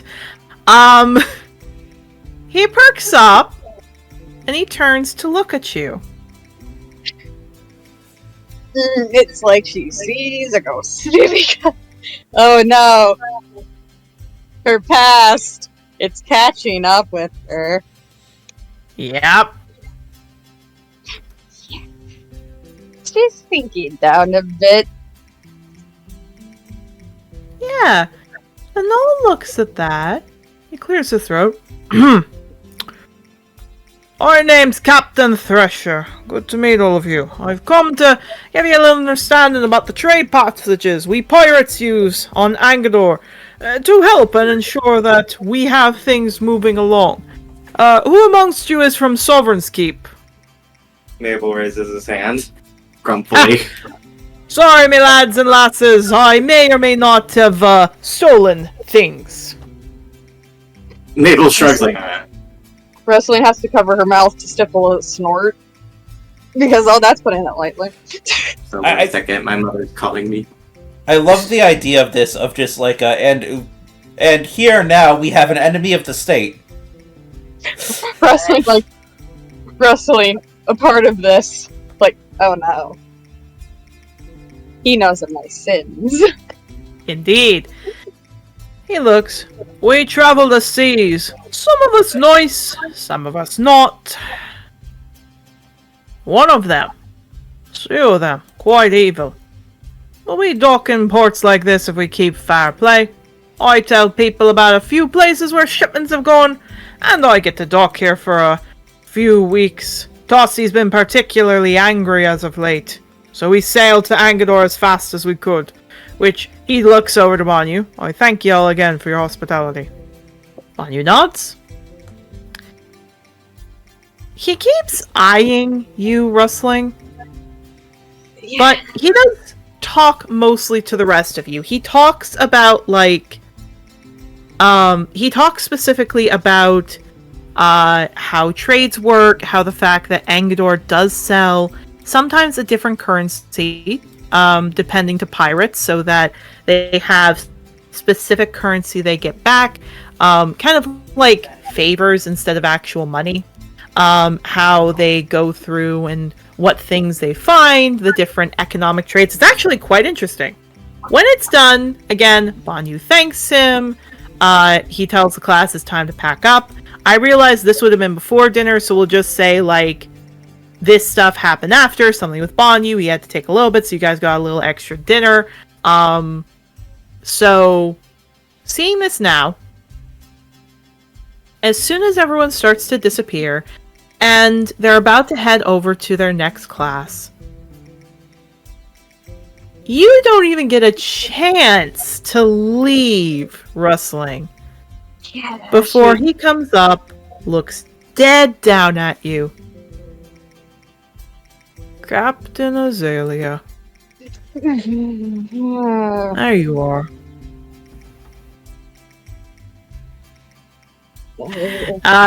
Octavio, Mabel, Yarrow, y'all heard that? What was it? Yeah. Captain Azalea.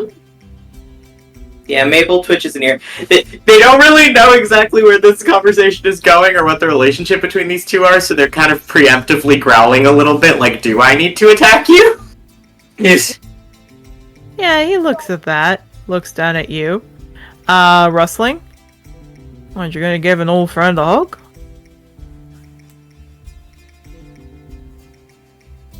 She's just blinking. Because, again, she's still look, the past few days have been a ride, so she's just gonna shake her head a bit. It's like, oh, are you comfortable with us? Come now. He just hugs you. Stop with all your hesitations and come here and give me a hug. Oh, okay. She's just giving him a hug. I'm glad you're still alive. Slowly Just stopping barely. growling. Oh yeah, he chuckles, just barely. Your old husband's been a little bit particular on the waters Yeah, lately. she tenses at that. Oh, boy, he's still alive. Sorry for revealing your real name. Captain Silverrain, but I think if a captain of your renown, he kind of ruffles your head. Only fair to call you by your real name. Yeah, she kind of just smile, like she's whiffing over at the three buddies. Plus, call it a courtesy. We all heard you were dead. What? Everyone's been told you're dead. That's why I kept looking at you. I saw a ghost. Thought Zagreus was coming to take me at this point. Okay, I was worried you were about... I was worried like I forgot I did something to score ya. Well, I mean, shooting my ship, killing about 10 of me crew, stealing all my money, holding me upside down, does something to you. Wanna go to respect the game. Sorry about that. She's just grimacing like, that, What else? But I should warn you about something, if you are here.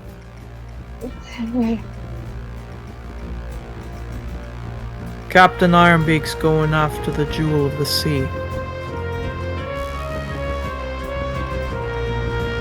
And from what I heard, he's close to finding it.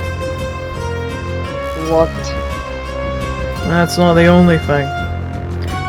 Apparently, Tossi's been ripping up the sea looking for someone named Azalea Larkspur. You wouldn't Okay. know about anything like The that, growling would is you? starting again. Yeah. She kind of glances over at the group. Well, sorry to cut you off, but we're actually gonna cut it right there. Lucy, you got some explaining to do. Oh boy. Aye. But for now, I hope y'all had a fun time. I hope y'all enjoyed a little slice of life. Next session we are going to, as a little hint for me today, that's what y'all are prepared for coming in the next mission.